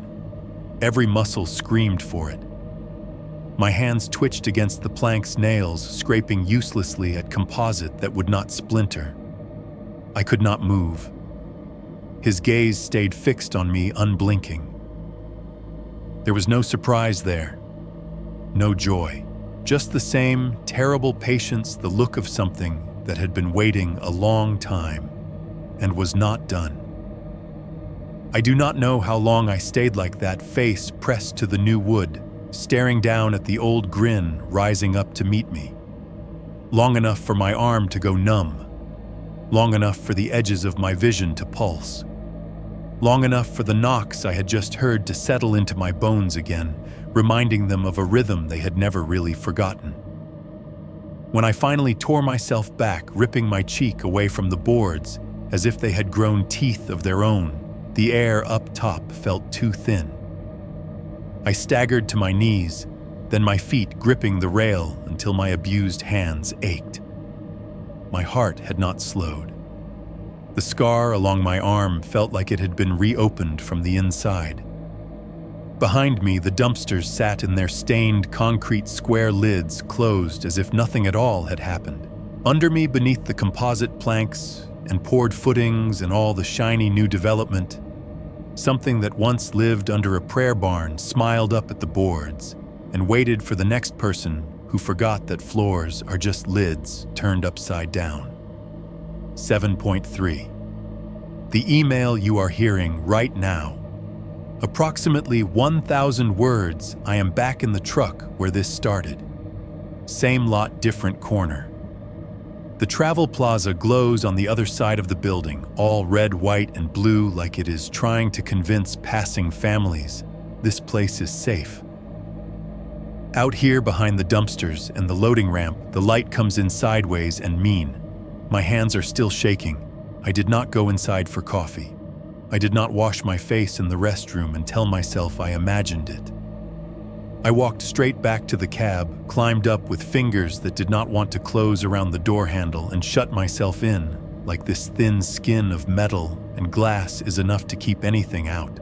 The laptop lives under the passenger seat in a cracked old bag that still smells faintly like the trailer I grew up in. I pull it out, flip it open. The screen takes a second to wake up gray pulse, then light.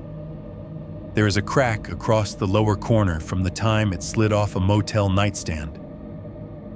The battery is shot, so I run a cable to the inverter, listening to the tiny whine as it pulls power off the truck. I open a blank email to the horror channel whose videos I have been listening to on night runs for years. The one that reads other people's stories about true things that happen to them in parking lots and old houses and rivers and roads. I have heard so many voices tell you what they saw that it feels almost normal to add mine to the pile. Almost. The cursor blinks at the top of the empty field, a small, insistent heartbeat. I start typing. This is not the first time I have told this story. Parts of it anyway. I told some version of it in a hospital bed, half high on painkillers, to cops who wrote my words down and smoothed them into something that fit their forms. I told it in stammered, broken bits to therapists who nodded a lot and said grounding techniques and trauma narrative. I tried to tell it to my friends once or twice after. They nodded too. They said things like, "Yeah, man, that was crazy and we were just kids, we didn't know." Then they went back to telling the version where the bad part happened in the 70s and ended with a wrecking ball, not with a man still alive under the floor. The town liked that version best. Cult in the 70s is tidy. It is linear. You can put those words in a headline and people know how to feel. There were bad folks back then. They did bad things. We found the bones. We tore the building down. Closure. It lets everyone sleep on their hardwood and their laminate and their rugs without wondering what is underneath. Nobody wants the version where a man lived long enough under the floor that the floor itself learned something from him. That is the pattern nobody but me seems to want to look at. Eli half out of a crawl space in a rental house hundreds of miles from where he grew up. Body stuck like he was trying to claw his way back into the light, and did not make it. The pallet that crushed Mason in a warehouse after somebody heard 3 clean, even knocks from the level above and wrote it off as building settling. Kayla filming a funny video about noises under her studio floor, then scrubbing it from the internet like it burned her hands. A kid on a ramp above hollow space that should not have been hollow, pressing his ear to the boards, to listen for something he could not explain he knew was there. And now, me standing on the back deck of a travel plaza, hearing the same 3 knocks I heard as a teenager in a prayer barn that no longer exists, looking through a gap, and seeing the same gray eyes smiling up from far below. You line those up, and at some point you stop being able to tell yourself it is coincidence. So here is what I think, and you can delete this email or read it into a microphone, or laugh at it with your audience, whatever the hell you want. I think the smiling man started as a man. I think there really was a preacher once, mean and hungry and convinced the sky was listening only if something bled. I think there was a follower who ended up under the boards instead of on a pew, his body trapped in the dirt, his face pressed against the underside of the floor, listening to people sing about salvation while his lungs filled up with the smell of mildew and old hymnals. You do that to someone long enough, with enough voices chanting above and enough blood leaking through the cracks, and something in the world pays attention. Call it evil. Call it a pattern. Call it whatever fits best in your head. I think that thing, the habit of harm, the ritual of it, the way it feels right to some people to stand safe while somebody else is underneath, bonded with whatever was left of him. Got into the floor with him, into the beams, into the way sound travels between wood and bone. Decades of knocks and prayers and cuts. Decades of people bringing their fear and their guilt and their worst thoughts into a room built directly over a man who could not die properly. And when they knocked that barn down, they did not kill what lived under it. They just cracked the lid. Rot does not disappear when you move the garbage. It spreads. They tore up the boards, dug up the foundation, poured new concrete, ran new pipes. They connected the site to sewers and drainage and utility lines. They used lumber milled somewhere else. and nailed it over gaps like nothing had ever been wrong here. They tied that spot into the same nervous system of floors and crawl spaces and basements every other building sits on. Whatever had learned to live between the joists just moved. It learned that any floor is a lid if there is a void under it. Barns, crawl spaces, hollow warehouse platforms, raised studio stages, mobile home undersides, rental house subfloors, truck ramps, decks. Every floor is a lid, and something that lived under one lid for too long learns how to slip under another. That is the theory anyway. I'm not asking you to believe it. I'm just asking you to understand what you are doing if you decide to play this email out loud. If your channel plays this, then my voice and his story are going to be under a lot of floors. You might be sitting in your car right now, parked on a raised drive-through lane or a hollow wooden ramp outside some chain restaurant phone hooked up to your speakers while you wait for your order. You might be in your apartment leaning back on your couch with your feet on a floor that is actually your neighbor's ceiling. There are pipes in there, air ducts, little gaps where wires slip through, places sound can travel. You might be in bed, earbuds in with just a few inches of wood or OSB or old planks between your mattress and the crawl space your landlord doesn't use for anything. If you are in a newer place, you might be thinking you are safe because it is all concrete. No give, no creak. Remember what I said, it is not about the material. It is about the gap.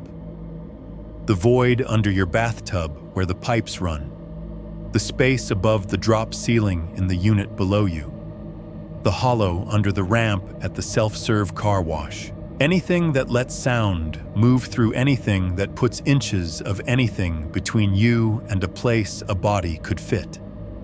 When this video ends, if it ever becomes a video, I want you to do me a favor. Do not do it as a joke. Do not do it on a dare. Do it because if you have listened this far, you are already thinking about it, and pretending you are not will not help.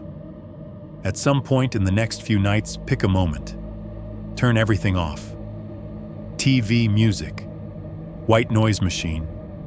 If you can stand it, let the AC cycle off too. Make the quiet as thick as you can in whatever space you have. Stand barefoot on your floor, not near a wall, not next to a door. In the middle where you know there is nothing underneath but whatever the floor is hiding. Stand there and just listen. Do not fill the silence with your own voice. Do not tap your fingers. Do not let your phone distract you. Give the space under your feet a chance to talk. If nothing happens, you will feel stupid for a minute, and then you will forget and scroll to something else, and your life will go on exactly the way it did before. Or you will tell yourself it did. If sometime in the next few nights you hear 3 knocks light, even coming not from the wall beside you or the door behind you, but from directly under where you are standing, do not lie down. Do not put your ear to the boards or the tiles or the concrete, no matter how curious you feel. Do not go hunting for gaps to look through. There is nothing you want to see staring back. While I am typing these last lines, the truck around me is quiet. The travel plaza hums in the distance. A reefer unit kicks on somewhere in the row behind me, then settles. The little fan in my laptop whirs, and under all that gentle and patient as breathing, I hear it. Thud. Thud. Thud. 3 knocks from right under the floor of the cab I am sitting in. The timing is perfect. 3 beats spaced out in the exact same rhythm as the cursor blinking on my screen. On, off, on, off. Knock, knock, knock. He is listening while I write about him. By the time the guy on your channel is reading this line out loud, I do not know if I will still be in this seat or if I will be under somebody else's floor. If sometime in the next few nights you feel a knock under your feet, Not from the wall, not from the door, but from the floor. Just remember something. For me, I was the one who went under first. He is just following the sound of my story, and he smiles wider when you listen.